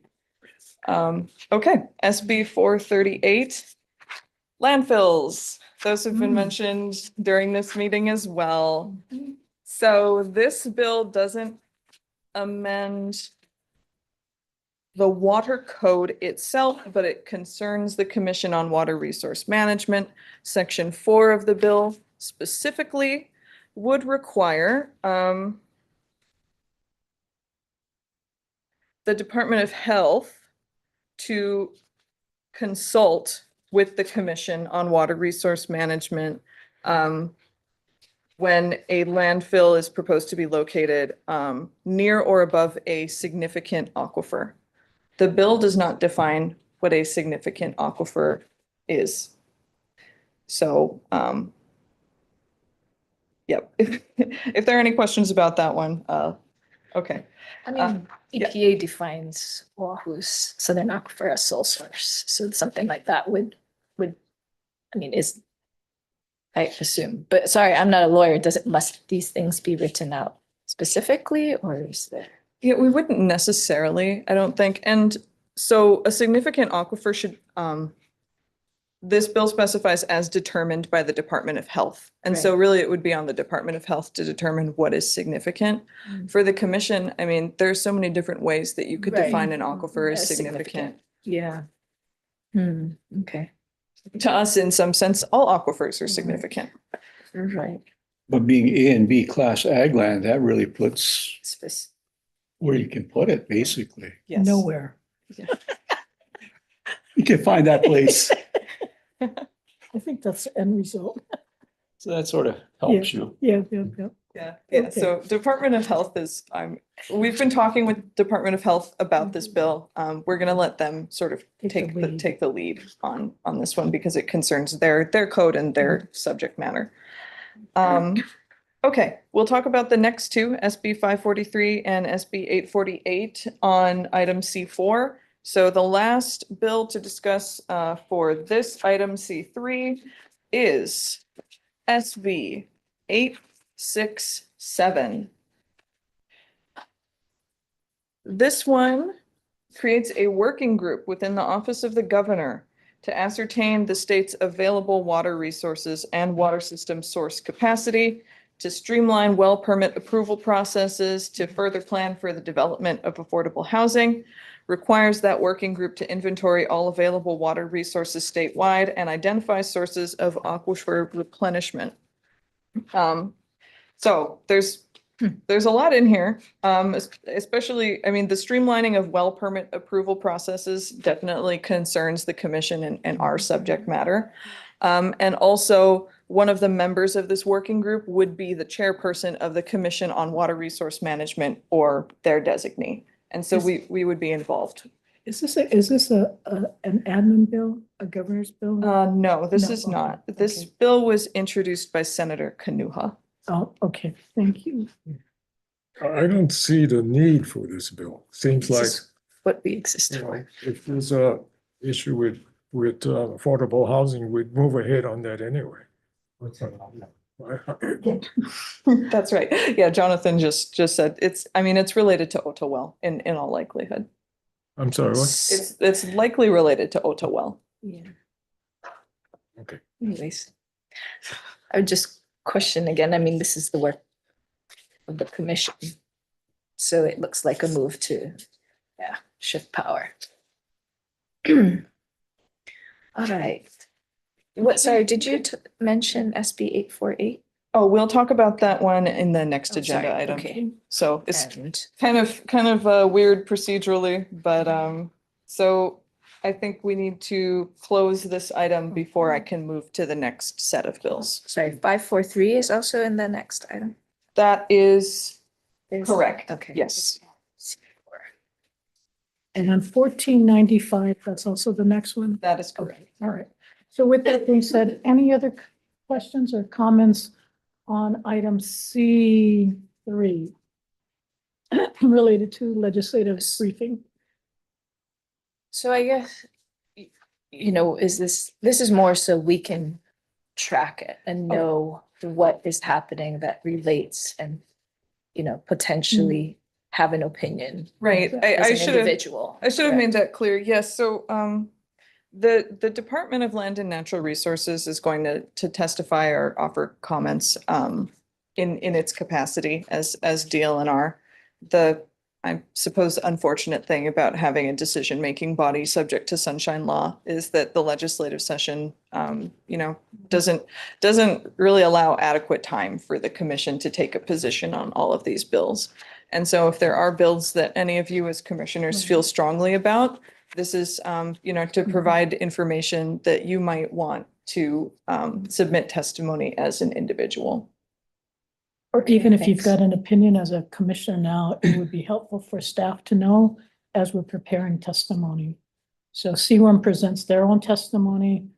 Sometimes, if appropriate, DLNR may submit testimony, but in areas relating to water, we generally defer to CWRM to provide that testimony. How is the CWRM position decided? In conversation with staff. But not with the commissioners? So only to this extent right here. Right This is- here, right now. Now's your This- opportunity. Yeah, this is it. Well, the issue about independent counsel is something that I would support. That and a clarification about how the commission can have half the responsibility of hiring and firing, but not the other half.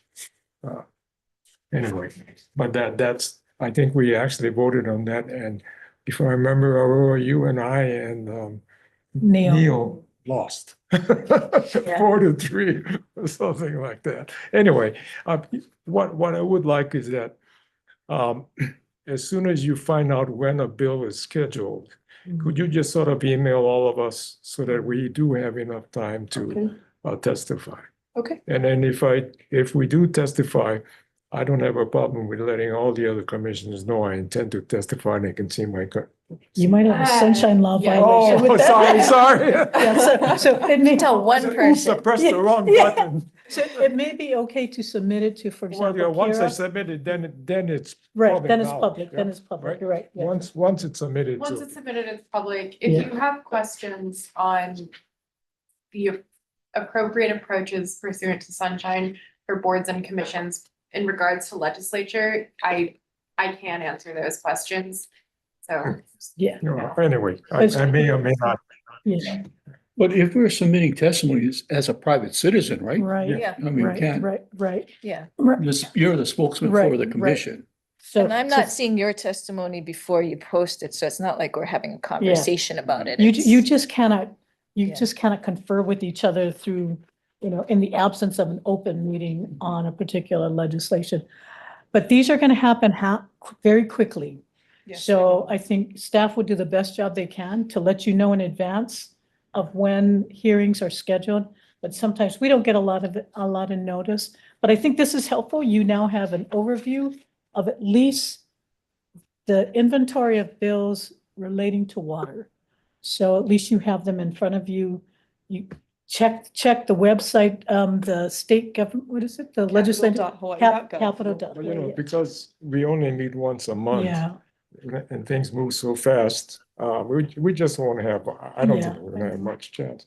But I would be most interested in seeing how these things get called down and what's yeah, a yeah. realistic chance, at least have hearings and things. And we probably will have another commission meeting while the session is still on. Yes. So when the bills, as you say, get narrowed down to, okay, especially when they move over to conference, I think it would be helpful for us to hear from you. And so maybe on our next commission meeting, we should include an update, a legislative update. So Absolutely. that's on our Can I agenda. ask the Attorney General, once these things, there's no problem, there's no issue with us being told where bills are along the way, right? as long as the staff are BCCing the emails, it's fine. I'm sorry, what? As long as the emails are BCC to the commissioners, it's fine. Yeah. And then we don't have some email discussion Right. Yeah, about. yeah, right, yeah, right. yeah, I'm just interested Yeah. in seeing where things stand. Sure, I sure. know we can go onto the legislative site Right, and find right. out, but that's such a a pain to Yeah. do. It's probably, sometimes it's easier than getting updates, but you can do it either way. So I think staff will try to update you. I will Yeah. do my very best to Yes. keep you updated. Okay, and then if I do, I can tell you, I don't care about these, but Yeah, I'm yeah, particular. fair enough. That's good. That'd Okay. be helpful. Well, Thank you very much. I think it'd be very helpful to know when you do take positions, what those positions are, even though we it may not, comment as commissioners. That'd be helpful though. What? Yeah. Thank you. No, so, Paul, are you asking that when we send our testimony to the ledge, you'd like to be copied as commissioners? Yes, BCC. exactly. And I you could don't do know that. that we need to be copied necessarily. Perhaps a summary of the positions taken on It individual might be pieces. easier for staff just to copy you Yeah. on Yeah. testimony that gets submitted, and then you can tally up a summary, but I think that can be okay. If Yeah. we could. Ease and convenience is great Okay. with me. Thank you. And it also it will also show you the hearing date. So if you want to provide any testimony, you'll also have the hearing date and the number. But yeah, Oh, that might be a wonderful. good protocol, Kira, is when you guys submit, you also blind copy all of the commissioners. That would be Yep. that would be easier. That would be easier. Okay. Yeah. Can do. Chair, if it's helpful, I can also inform the commission of what the LUC decided to do with regards to testimony, if you'd like any more information about that. Sure. The LUC just ran into this similar I see. issue that Okay. you're discussing right now in terms of how do they Yeah. take positions and monitor legislative process without violating sunshine. And the way they decided to proceed is to, similar to what CWRM is doing, have staff provide testimony and maintain BCC updates. But they are also having staff take back bills that they think are of high importance to the commission to vote on commission positions. So When did they do that? they're How did they do doing this that? on February 5th, which this commission has a little bit more of an issue because today's the 28th, Yeah. not meeting until Right. February. But considering that legislative session is going to go up until the beginning of May, and we're looking at, crossover coming up around the time that the next Mhm. commission meeting is. If the commissioners have concerns, you could have staff bring back bills that are still alive at that point and that are high profile for the commission to discuss and take a vote on. Because I think we agreed that we would include updates on the next commission meeting, Yes. legislative Have updates. to be an action item. Yes, you could also do an action item if you wanted. That's what the LUC has chosen to do, not for all bills, just for ones that are considered high profile. And So how do they know in advance of the agenda item? So it was mainly left to staff discretion on what staff thought were high profile bills for the LUC to consider. However, they gave the commissioners a deadline, which I believe was 7 or 8 days before the deadline for the agenda, to contact staff only to avoid any sunshine issues and just request that a specific bill be placed for decision making. Okay. So I just offer that as that's what another commission has decided to do to deal with these issues. How, do they meet twice a month or once a month? They meet all the time. Oh, we don't meet all the time. Yeah. Let's not go there. No. Okay, we got some unanimity here. Okay. I'm going to defer to our deputy on, figure out the most efficient way to keep us informed. Okay. And then put it on the agenda. But I think if you do, because at this point in time, we believe this is the inventory of bills that have been submitted. When is the deadline? Or has that passed? The deadline for bill submission? Oh, yeah, this is it. Okay, so this is it. So you now see, if there are critical bills in here that you want specifically tracked, please let Kira know. Yes. Yeah, okay. So I'm going to close agenda item C. Oh, Do we have room for any question Oh, or yeah, discussion? sure, Because sure, before sure. you submit Oh, yeah. positions. Yeah. Because there were the items that we discussed, right? That the commission is putting forth as bills. Yes. So those are the penalty and that's water shortage. And so I think we're all we're aware and in agreement about those, but then there's these other new ones, such as like dual line water supply systems. And so, you know, if we're thinking about reuse, putting in those lines is a major financial barrier. And so is there any like opinion that staff have at this point about that HB 915? Yes, okay, so for HB 915, this one, oh shoot, yes, this one was scheduled for hearing actually. And that was after this table, so it was, this one was recently scheduled for hearing. I'm happy to send you all a copy of our testimony. It hasn't yet been quite finalized and submitted, but essentially we support the intent of this bill. It would make this dual line water supply systems like part of the alternatives analysis almost when we do water use permitting. Yeah. So there may be the specific difficulties in implementing this, some of which are more appropriately handled by Department of Health with regard to treatment and management of the resources. I'll note that we, how do I say? I'm not sure that what mechanism should be used to, of course, we want to encourage the reuse of water. But when someone is planning a new residential and mixed use development, it doesn't necessarily come in as a water use permit, especially if it's being served by Department of Water Supply, for example. So, you know, we support the intent of this bill, but as far as the specific method that should be used to achieve this goal, there might be room for discussion. So if they're not hooking up to a municipal and they're getting their own, I don't know how common that is, then it would give us the authority to require them to really to mandate or to include it in the analysis of alternatives. But then there's many cases where they are just already hooking up to a municipal system, and that's not going to be part of the conversation. So, it would be more difficult. Okay.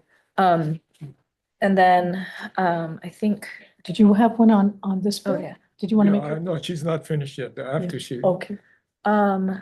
There's another one. So on the Hawaiian Homes position, that's interesting because we run into many kind of lack of awareness, and we have to rely on Dr. Scheuer to be in the room to inform us. But is there current position of staff on that one, on the addition of it? We talked with Hawaiian Home staff about this. My inclination was to oppose this bill because the Hawaiian Homes Commission has reservations, well permits, other things that come before the commission itself. Right. And so I was a little uncomfortable having someone on the commission who is regulated, you know, represents an agency that's regulated by the commission. Okay. But if you folks have, you know, ideas or opinions about this bill, definitely we would be interested.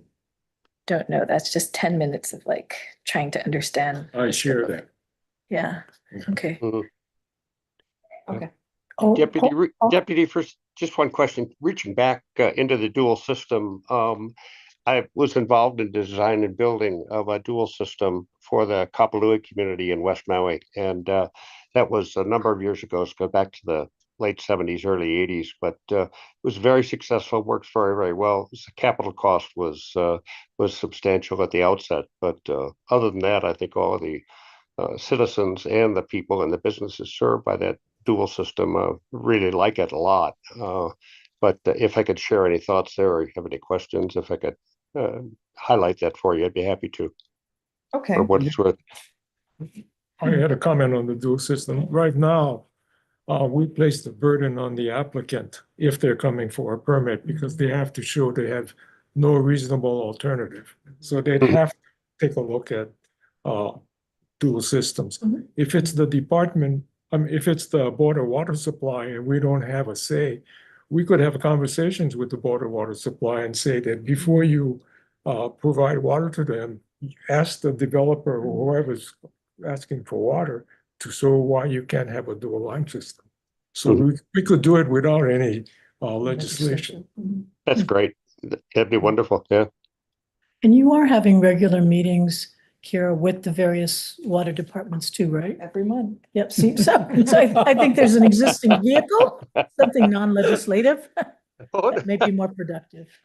Okay, we can talk to them about that. Okay.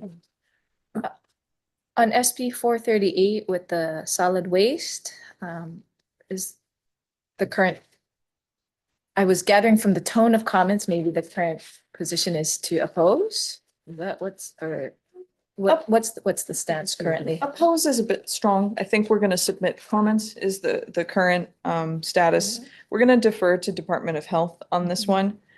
So our comments, you know, might end at, you know, all aquifers are significant to us. And I think Department of Health has more subject matter expertise and a stronger opinion on this bill. I think we have a vested interest in being at the table, and I don't think we're often at the table enough with DOH on it, because this implicates, I mean, I think one thing learned from Red Hill is that it's a contamination event that is under the jurisdiction of DOH because they have Safe Drinking Water Act handed down to them from EPA, but it sets up like a permit holder's conflict. To me, it sets up a water allocation conflict because of the cost of being able to then access that groundwater.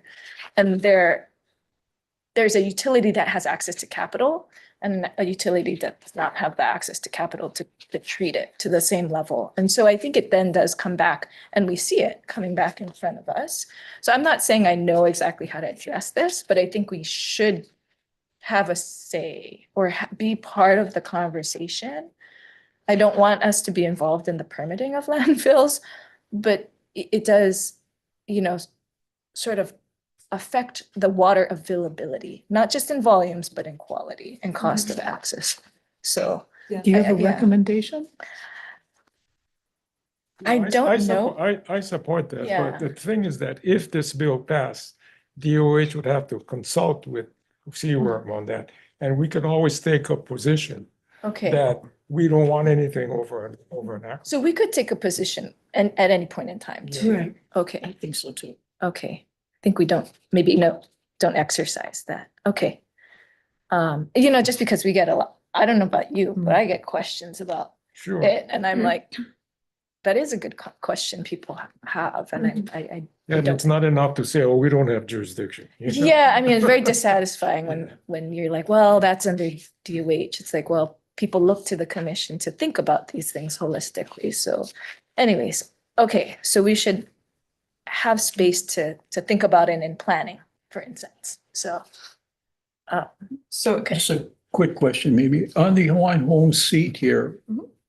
Can you get an ethics opinion on that? Oh, there was one.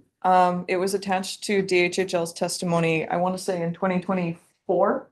Is that right? Last session? You haven't called for public testimony. Oh, sorry. Very happy to.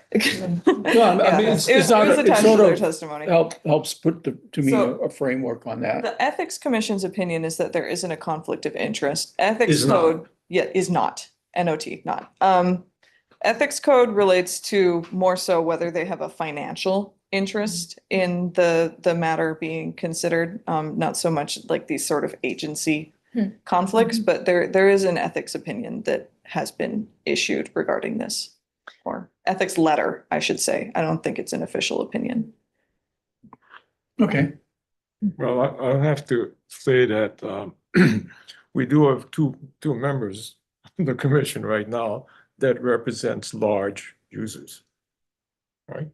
Now, but my concern with DHHL as a possible member is that they have a public trust priority over water.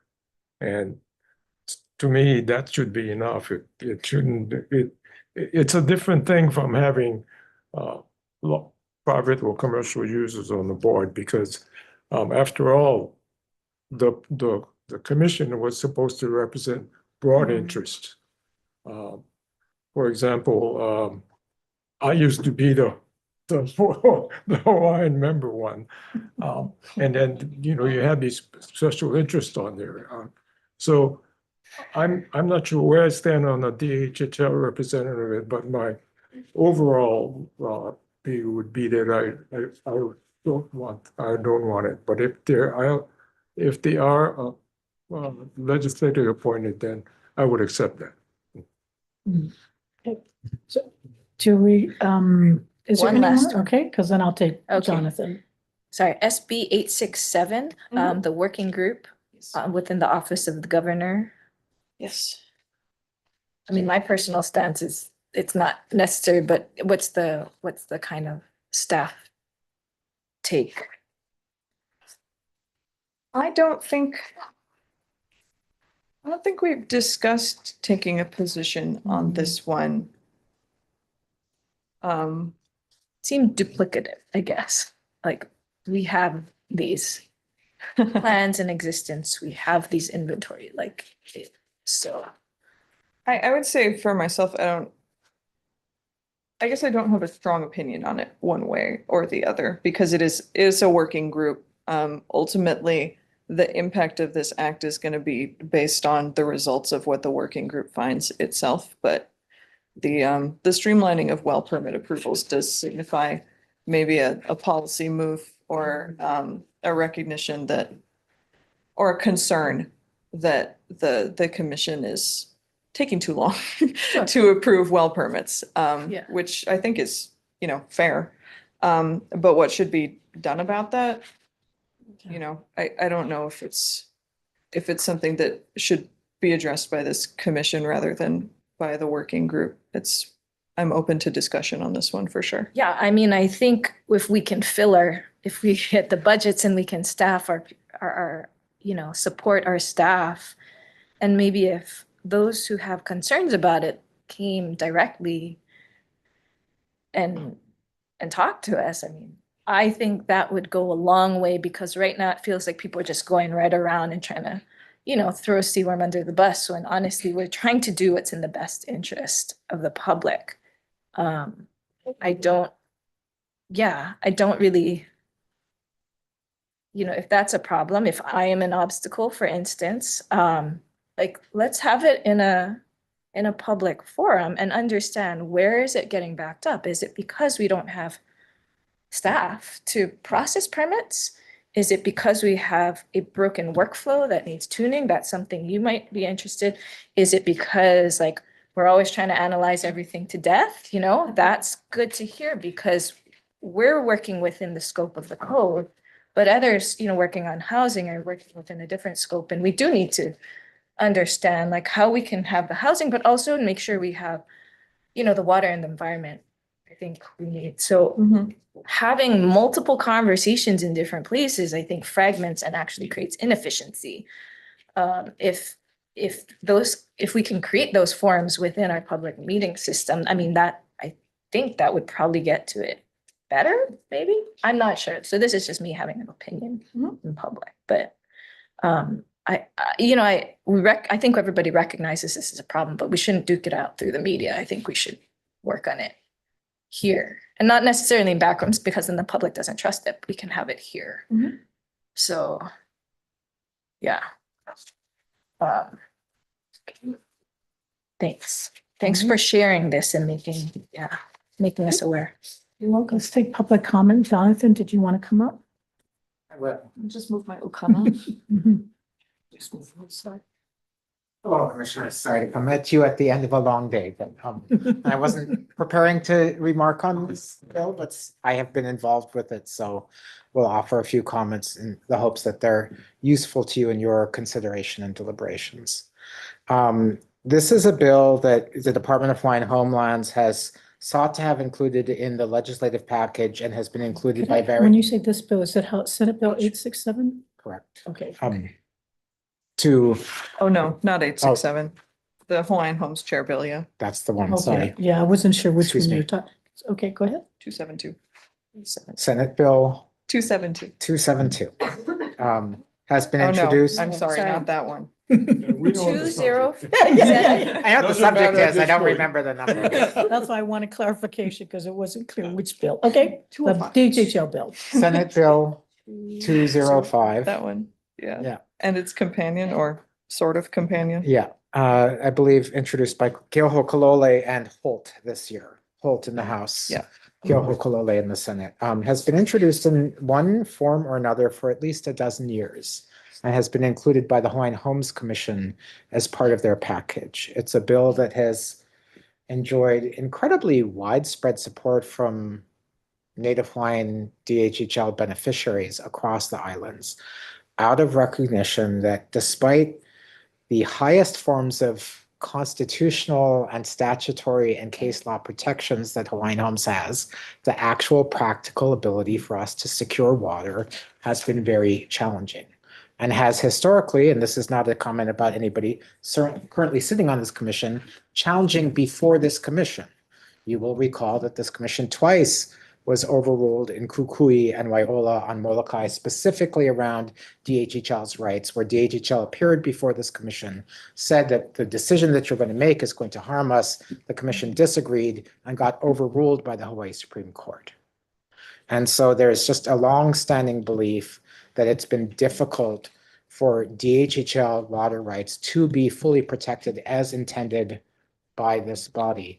This has continued, in fact, to reference something that was earlier in your discussions, the bill that, and I don't have the bill number, but one of the bills would specify that you have the ability to prioritize public trust uses of water and permitting in designated water management areas prior to permitting other uses.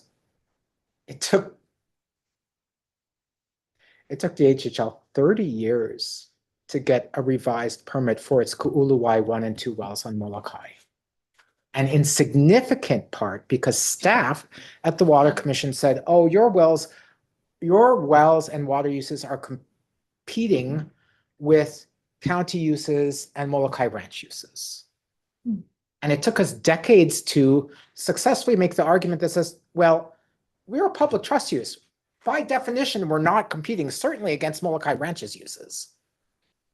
And you have the right and really the duty to take up our permits first.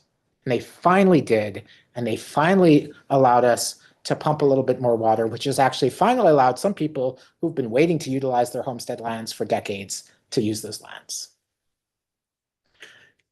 There have been, in the history of the Water Commission since 1987, about 50 commissioners.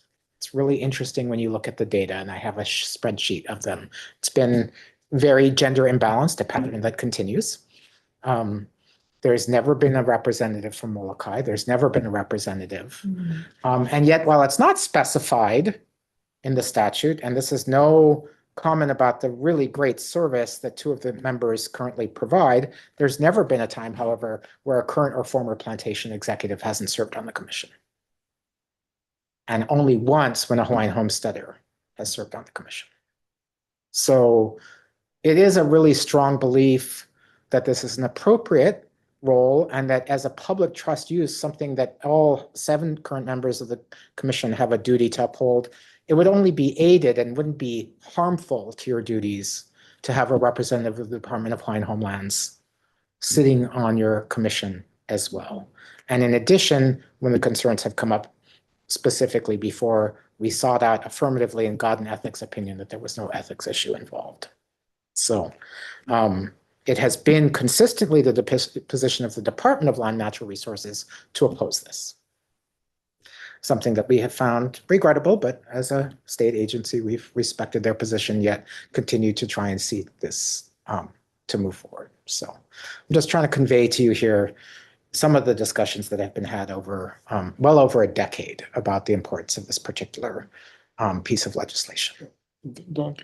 Yeah, I understand that. You know, I've lived through that whole period, you know, and it's clear to me, but only because of all of that, that reservations for Hawaiian homelands really, actually, the way it stands now, if you have a reservation, you have under no obligation to use it, but it takes it away from the rest of what's available. But most people don't understand that. The issue about my issue is not so much that we know that and that is now part of what the law is, and it's that what would happen if we have the DHHL director on the commission is that I don't know to what extent he can take a balancing position, or whether it would just be a complete advocate for Hawaiian homelands every time a decision comes up. I think that I agree with you that I wonder why there had never been anybody from Molokai or even Lanai on it.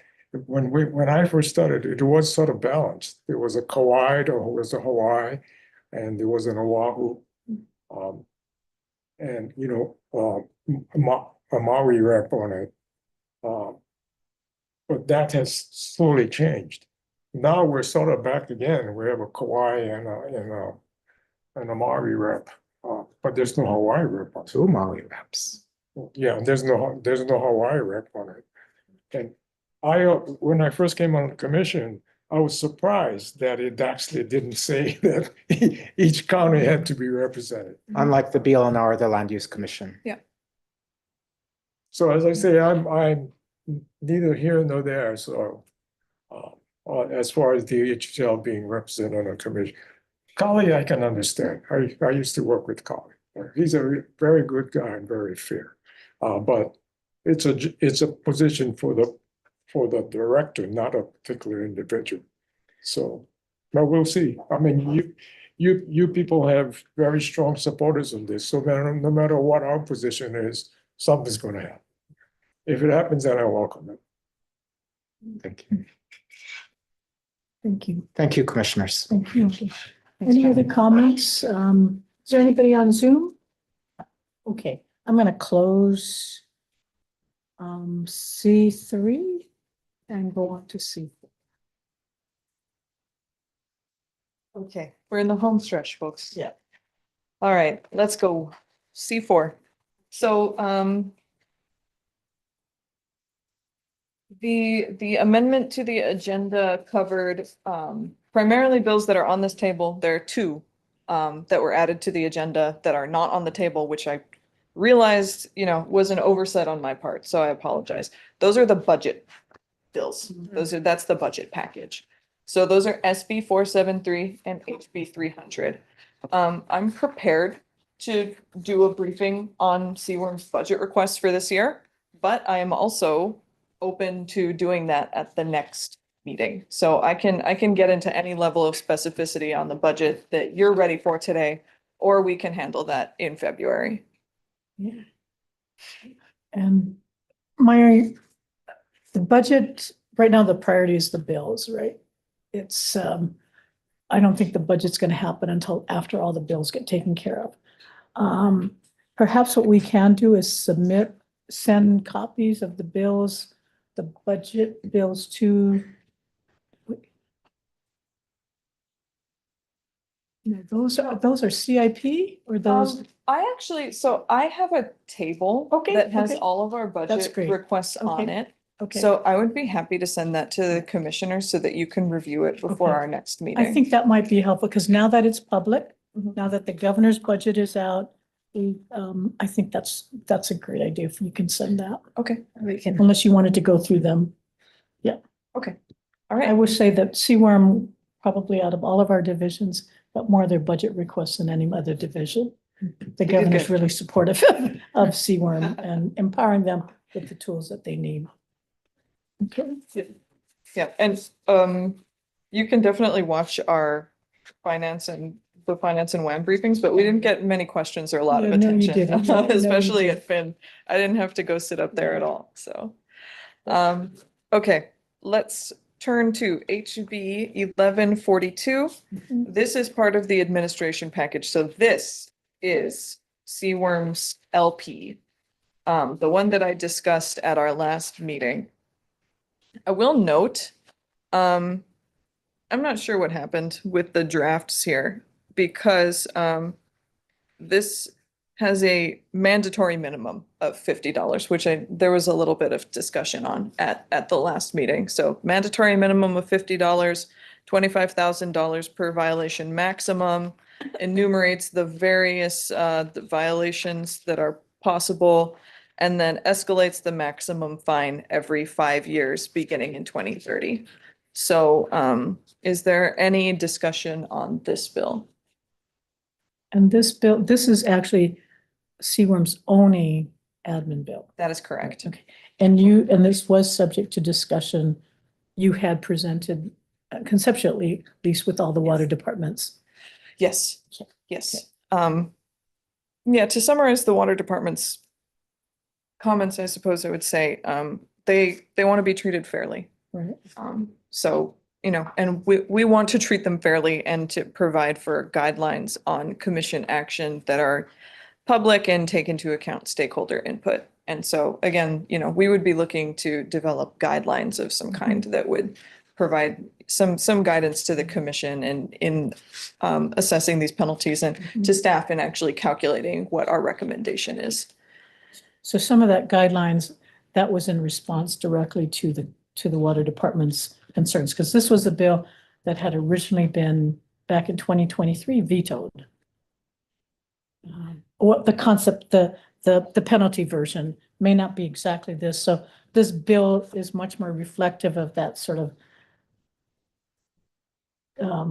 response to the county, some of their concerns. Well, in that it would step up the violations every 5 years. That was also an attempt to address their concerns. So back in 1994, there was a review commission that issued a report. They recommended violation of a maximum fine of $25,000 for violations that, I forget the exact language, but were basically severe violations. And so that is where that $25,000 number comes from. So, you know, stepping up the levels was intended to address the county's concerns that, whoa, you're increasing the fine to $60,000 from $5,000 all of a sudden. And then the 40 penalties. years later. Yeah. So actually, I appreciated the automatic graduated increase. We don't do that often enough in state government. It takes us years, as you say, 40 years before we raise the penalty. So I think, I mean, my only point is I think this bill is much more reflective of sort of listening to the counties and to some of the comments that we heard and then making appropriate changes. Okay. Okay. Okay. Okay, next bill. So we've been talking about, I mean, Ottawell was mentioned, and here's another one that has some nexus to Ottawell. This has a companion. Is that 1495? Yes, House Bill 1495. 1495. So this one establishes a Keauhou Aquifer System Monitoring Pilot Program within DLNR. Provides that CWRM shall manage monitoring wells installed in the Keauhou Aquifer System, monitor groundwater levels in the Keauhou Aquifer System, and conduct water quality tests in the Keauhou Aquifer System. Provides for DLNR to submit an interim report to the legislature every 6 months, detailing groundwater levels and water quality analysis in the Keauhou Aquifer System, and appropriates funds for of $163,000 for the installation of monitoring wells, 2 monitoring wells in the Keauhou Aquifer. So if I could just comment on this, we have been discussing this topic with Representative Kahaloa and Senator Kanuha. And so that $163,000 figure is an estimate that NELHA prepared to evaluate the cost of installing 2 monitoring well sets, actually. So a well set is 3 different wells that are clustered together and they all go to different depths. So it gives an indication of the water that is flowing through those, that system. So, so we support this bill. We have a little bit more discussion to engage in regarding what kind of shape this monitoring pilot program should take. But the commission is always in favor of monitoring wells and monitoring groundwater. And, you know, this is, of course, Keauhou Aquifer System has a lot of community interest, a lot of community concern. It's been discussed for many years. And there was a petition to designate the Keauhou Aquifer System, as I'm sure you're all very aware. So it is I think, within the commission's interest, within the commission's responsibility to conduct monitoring of this aquifer system, especially given the amount of community concern, the amount of development interest for this aquifer system. So we're very much in support of this bill. But of course, open to your comments. Couple things. One, probably about, I don't know how long ago, the Keauhokahau National Park, I told them they should go seek designation, and say that your springs are like a well, that you have an interest in it. Of course, to this day, there's no designation. Yeah. The other thing is just the opposite. It's that by legislating what aquifer we have to do, I sort of equate that to a legislature telling the University of Hawaii what their curriculum should be. It's getting too specific for my tastes. I don't want a legislation by legislation requirement for aquifer. And this sort of opens the door to that. Can I ask though? I mean, it seems like the reps from that area or Kahalo's from, I mean, they're from the area and they sort of need the CURM infrastructure to help them look out for their constituents. So what other mechanism would they have for trying to help make that happen? Well, I mean, what I don't like is a legislative law that tells us we have to do it. I'm not against monitoring. I thought we were already doing that. Yeah. We're paying for it. Yeah. But how can they have an influence to draw it to their aquifer, They can is there- appropriate funds for it. So is that what this is? Yeah, without really- the without- necessity of a legislation. In the budget, put it in the budget. Yeah, put it in the So budget. maybe what we're talking about is, so section 1 establishes the pilot program. Section 2 appropriates funds for these monitoring wells. So maybe there's more of an appetite for section 2 and the funding for the monitoring rather than setting up the pilot program itself. And then could that pilot program, we're still waiting on the Keauhou water use and development plan like for years. So can that be like pulled into that plan and process? And okay, so we could potentially do that Right, internally right. if the money's. Because actually, CWorm staff is already moving in that direction. And I think this, so I share Commissioner Miyake's concern. I mean, I would say from the chair, the director, even from DLNR, I would prefer the ledge not interfere with our policies, give us monies and capacity to do the work, but not actually tell us what to do and how to do it. But, sort of acknowledge the expertise that we have in turn. But I think some of these come out of frustration because they haven't seen it happen in a Yeah. quick enough fashion. But I do believe that CWorm, they have worked with Ottawell and NELHA and HCDA to come up with I think a more appropriate plan for how Yeah. to deal with that. So this bill was sort of born out of a discussion Right, on right. that plan. Yeah. And it's something that we're still working on. We're working on very, very intensely. Right. Ryan and I are working Yes. very hard on a plan for responsible management of Keauhou aquifer system. So the construction of monitoring wells is part of Yeah. that plan. Yeah. And so, this is a bill that these legislators introduced trying to support us. I think that's great. I mean, now I know like, oh, there's people in the ledge who want to see that happen and will put their effort towards it. That's good so that it's not just commission having to advocate for money that maybe you already know who in the ledge supports these things, but it's nice for us to see it like here. Anyways. And part of it too is, the construction of monitoring wells. It's been discussed to have that funding in connection with Ottawell, have that funding contributed by the applicants for the Ottawell permit. But, why not? Yes, and, right? Why not do more monitoring? So if this were to go through, we would be looking to do these monitoring wells in addition to any wells that we're were funded by, in connection with the Ota well application. Okay, yeah. Because there will be more applicants. Yes, there will. Yeah. So, we might want to be a little bit less specific about how many monitoring wells, because we might be able to stretch that funding a little further. So, we will very likely have comments on the pilot program portion of this bill and that portion of the bill, but, staff supports getting funding to monitor this aquifer system.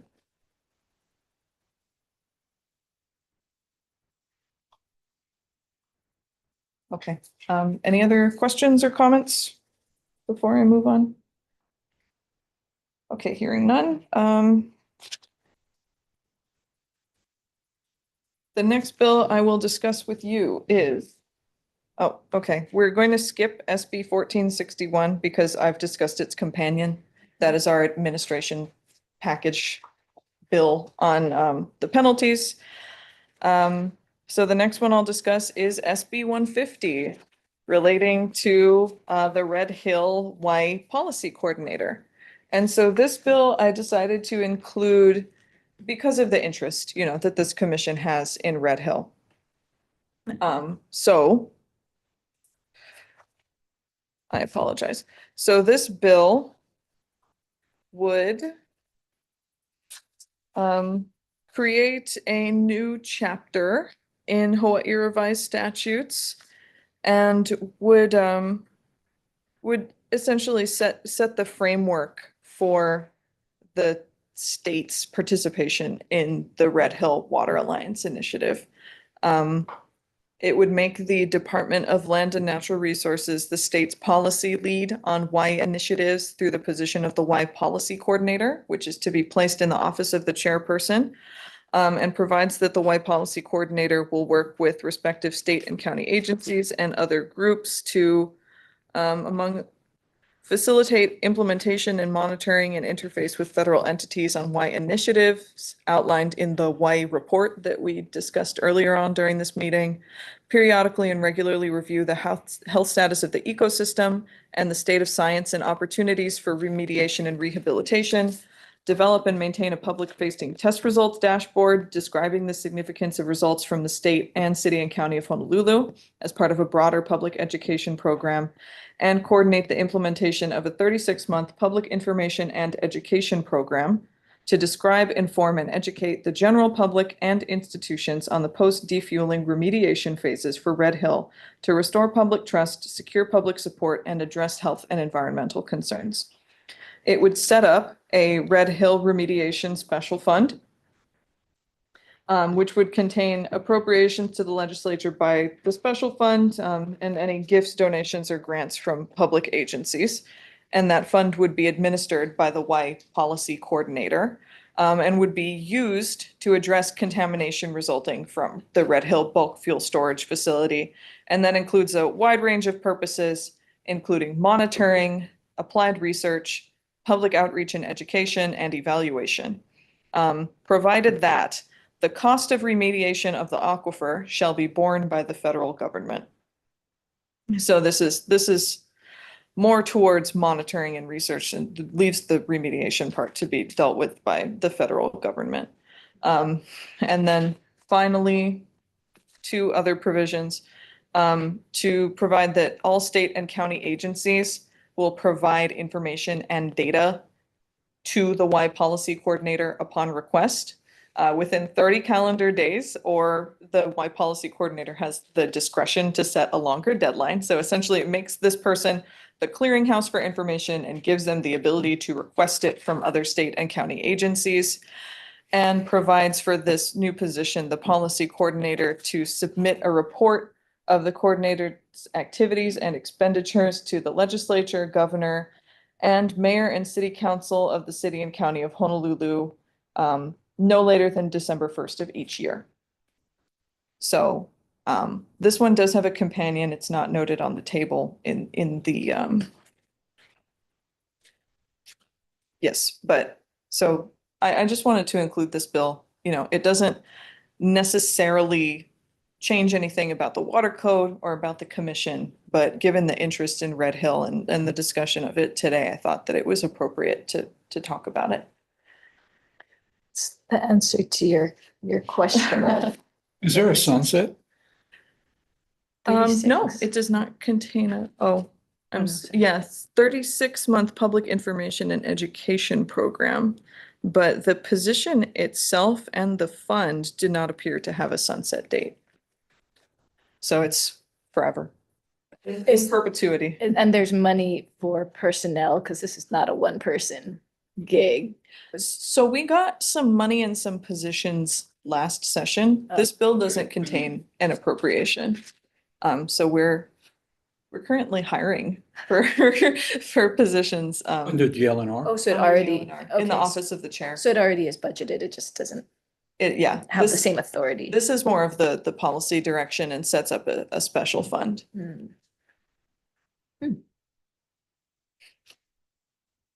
Interesting. Interesting, Yeah. yes. Yes. I mean, we do field a lot of public anxiety, and a lot of that is need for better communication. That isn't just putting information at people, but like walking them through. So, yeah.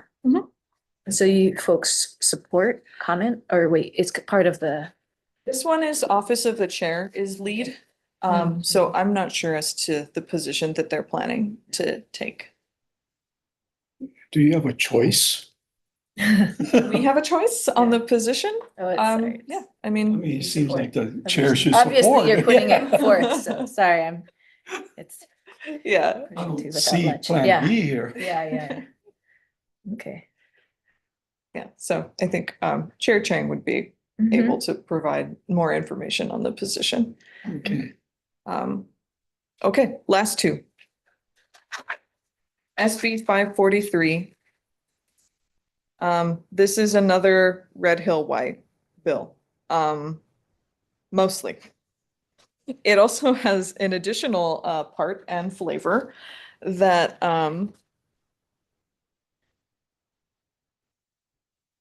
shoot. Oh, here it is. Part 2. Part 2, yes, exactly. It contains a part 2 that has many of the same elements from the omnibus bill. And that is allowing the commission to retain independent counsel. Getting rid of the first deputy position, replacing it with an executive director. To serve at the pleasure of the commission. And then it includes the emergency declaration and water shortage provisions that we had discussed, very similar to SB 3327 from last year. Provides that the commission will be only administratively attached to DLNR. Places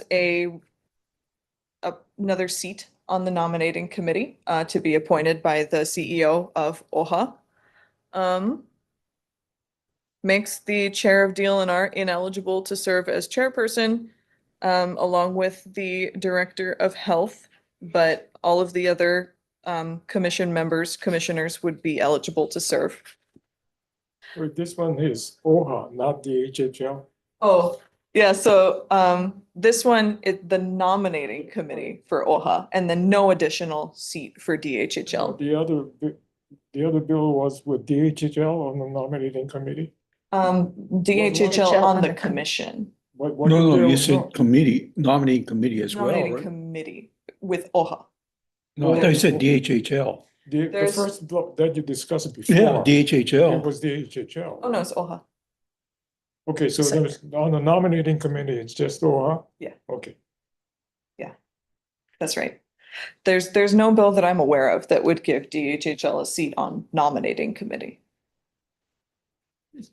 Okay, so this contains basically the elements that I laid out as far as the omnibus bills. It amends our penalty bill, gives us a minimum of 50, maximum of 25,000. Changes the procedure for declaration of water shortages, but doesn't alter the rulemaking like I discussed. So that declaration would still have to be made by this commission by rule. Does extend that authority outside of water management areas. And that is it. So, yeah, any discussion on this bill? This is a big one. It's very long. Who sponsored it?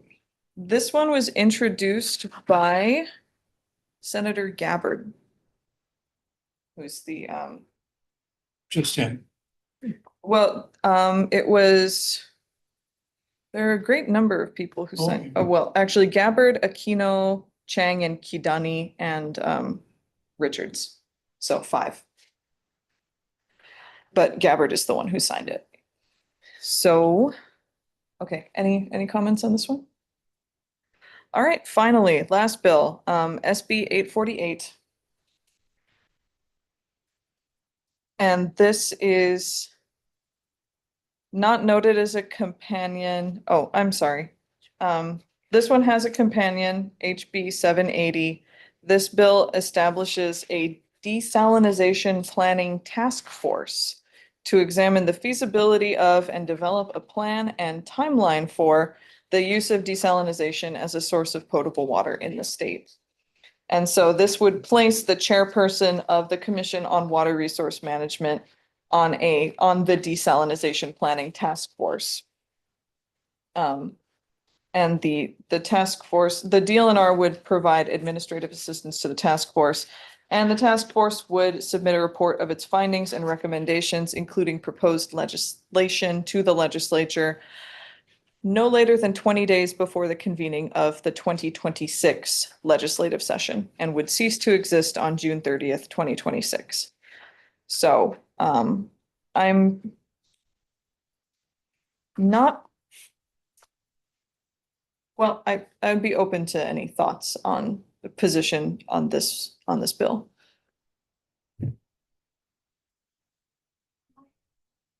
I have questions, like, when you have a task force, and sorry, this is like me being completely ignorant of how these politics work. Like, it seems like you would want technical experts to kind of develop a report. Maybe one already exists. BWS is working on Kalailoa desal already. There's like this is elected officials on the task force doing or assigning this work. Like, how, I guess I'm thinking like, why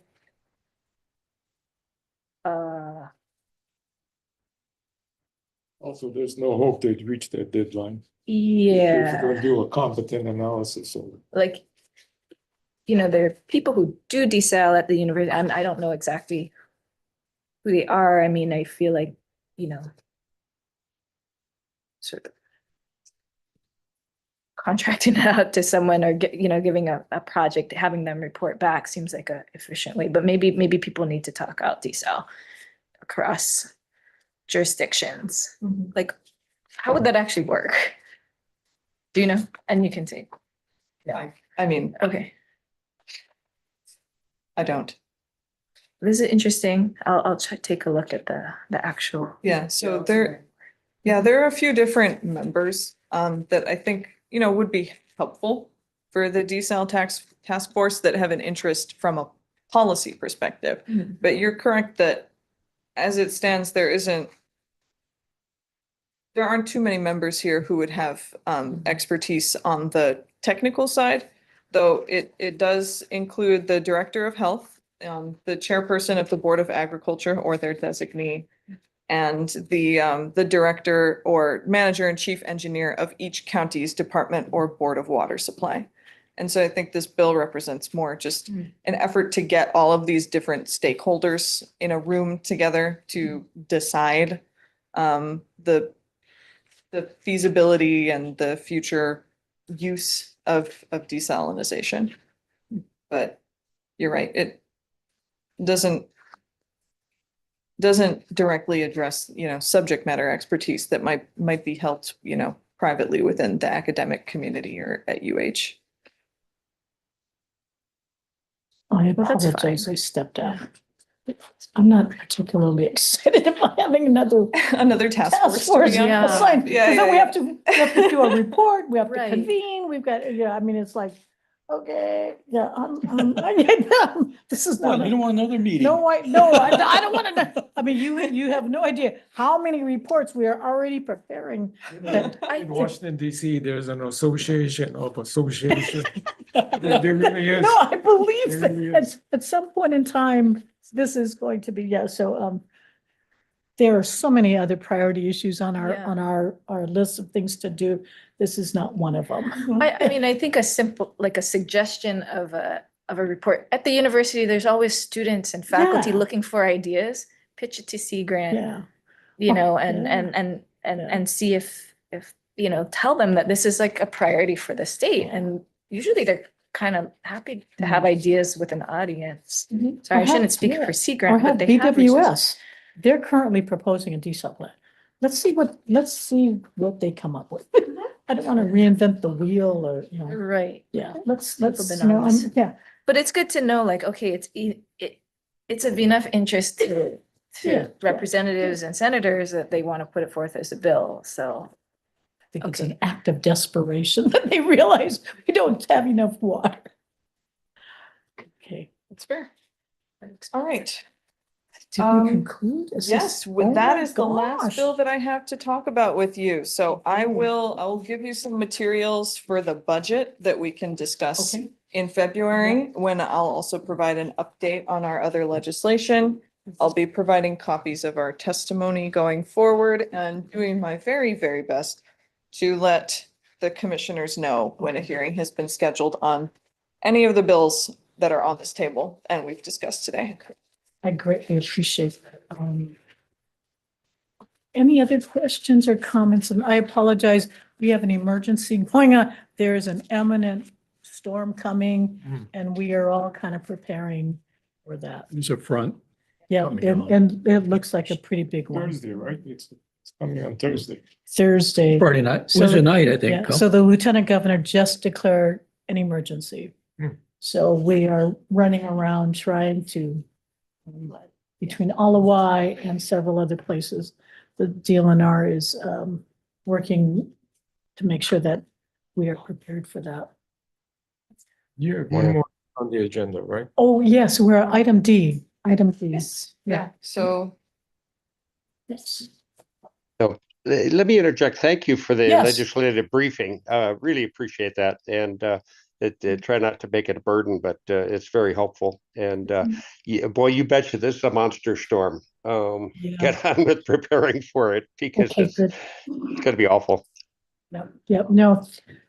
Buckle down and take care. Thank you, Paul. So, Kira, item D?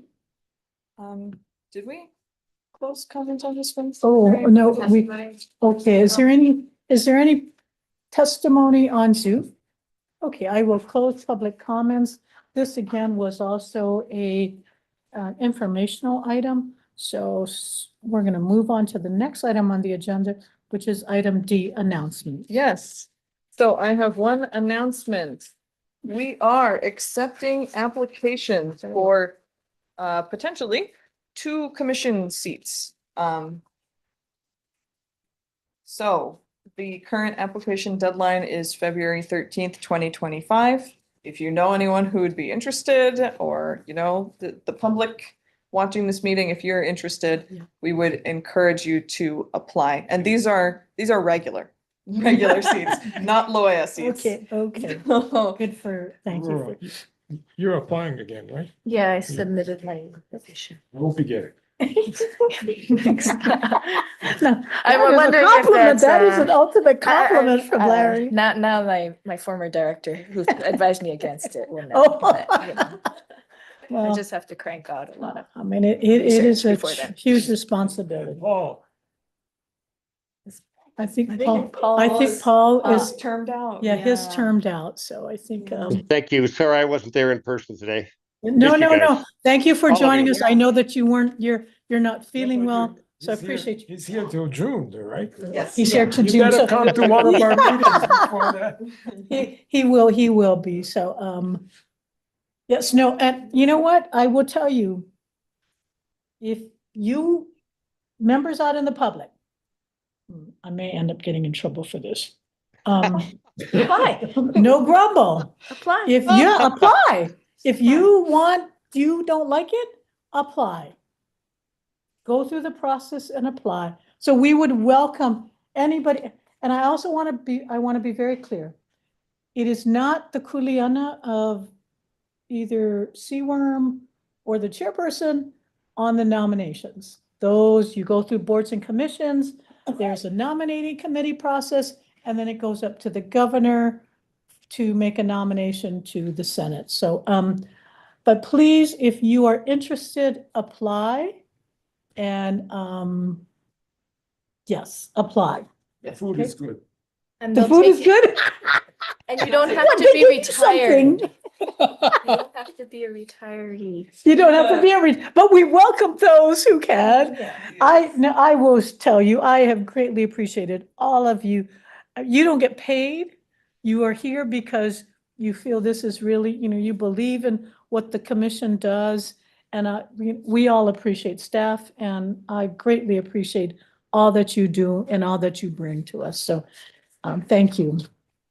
And that is item D. No other questions? Anybody here on Zoom for item D? No? Okay. The number 5, commission meeting schedule. Commission meeting schedule. Our next commission meeting will be on February 18th. Okay. Following that, March 18th. Okay. Location. Location here. Yeah. We're Oh, Maui, you're still trying to get a meeting Yeah, on Maui? Yeah, so I had hoped that our March Yeah. meeting would be held on Maui in Lahaina. Yeah. But a very, very key member of staff was not available in March. So we're still looking for a date in April that works for the majority of the commissioners and We're also going to for staff. Maui because we're doing what? The We west. are, yeah, so I'm gonna provide an update on what's going on with Lahaina permitting and include some discussion of some other matters regarding the designation of the Lahaina water management area. Can I ask the Attorney General, can I ask a question about Maui? No, it's not on the agenda. After the meeting. Okay, but I can ask off the record. You can talk to me individually as long Yeah. as it's not the Yeah, commissioners, but yeah, yeah, not right now. Yeah. Okay. Yeah, and this is the one that Kira did recommend that the Maui meeting, the Maui water permitting process be held on Maui, which I think is totally appropriate and so while we may not be able to do this until April, Kira has indicated that she is having talk stories with some of the stakeholders to keep them informed of where we are in our process. So, yeah. I've already let them know that I'm not here 7th to the 18th. of On April? Okay. No, we'll make sure we try to schedule it around the schedule. And if need be, I mean, we can try to schedule something in between, but hopefully we'll find Yeah, I something think I'm in in April. Seattle as well. Oh, so so Standby. board members, if you are going to be traveling and not available in April, could you please give Kira your schedule? So, yeah, I think Eva Lenny had asked regarding the specific date in Okay. April. Okay. So, but now we're looking for another date because it looked like a lot of people Oh, weren't available okay. on that day. On the April. Oh, that's not a good date. Yeah, not Good Friday. We may be sacrificed. E- Very inappropriate on my part. It's been a long Oh, day. no. I'm yeah. hungry. But we're trying to figure something out for April. It Okay, is very okay. important to me that we Yes, provide a yes, timely you're update right, You're right. in But Lahaina. I appreciate you going out and meeting with the various stakeholders in lieu of our ability to get to them until April. Okay, that's very important. All right, with that being said, it is, oh my gosh, a lot longer than we thought. I am going to adjourn our commission meeting. Thank you, everyone. Thank you, Paul. Take care of Aloha. yourself. Stay you. well, stay safe, buckle down.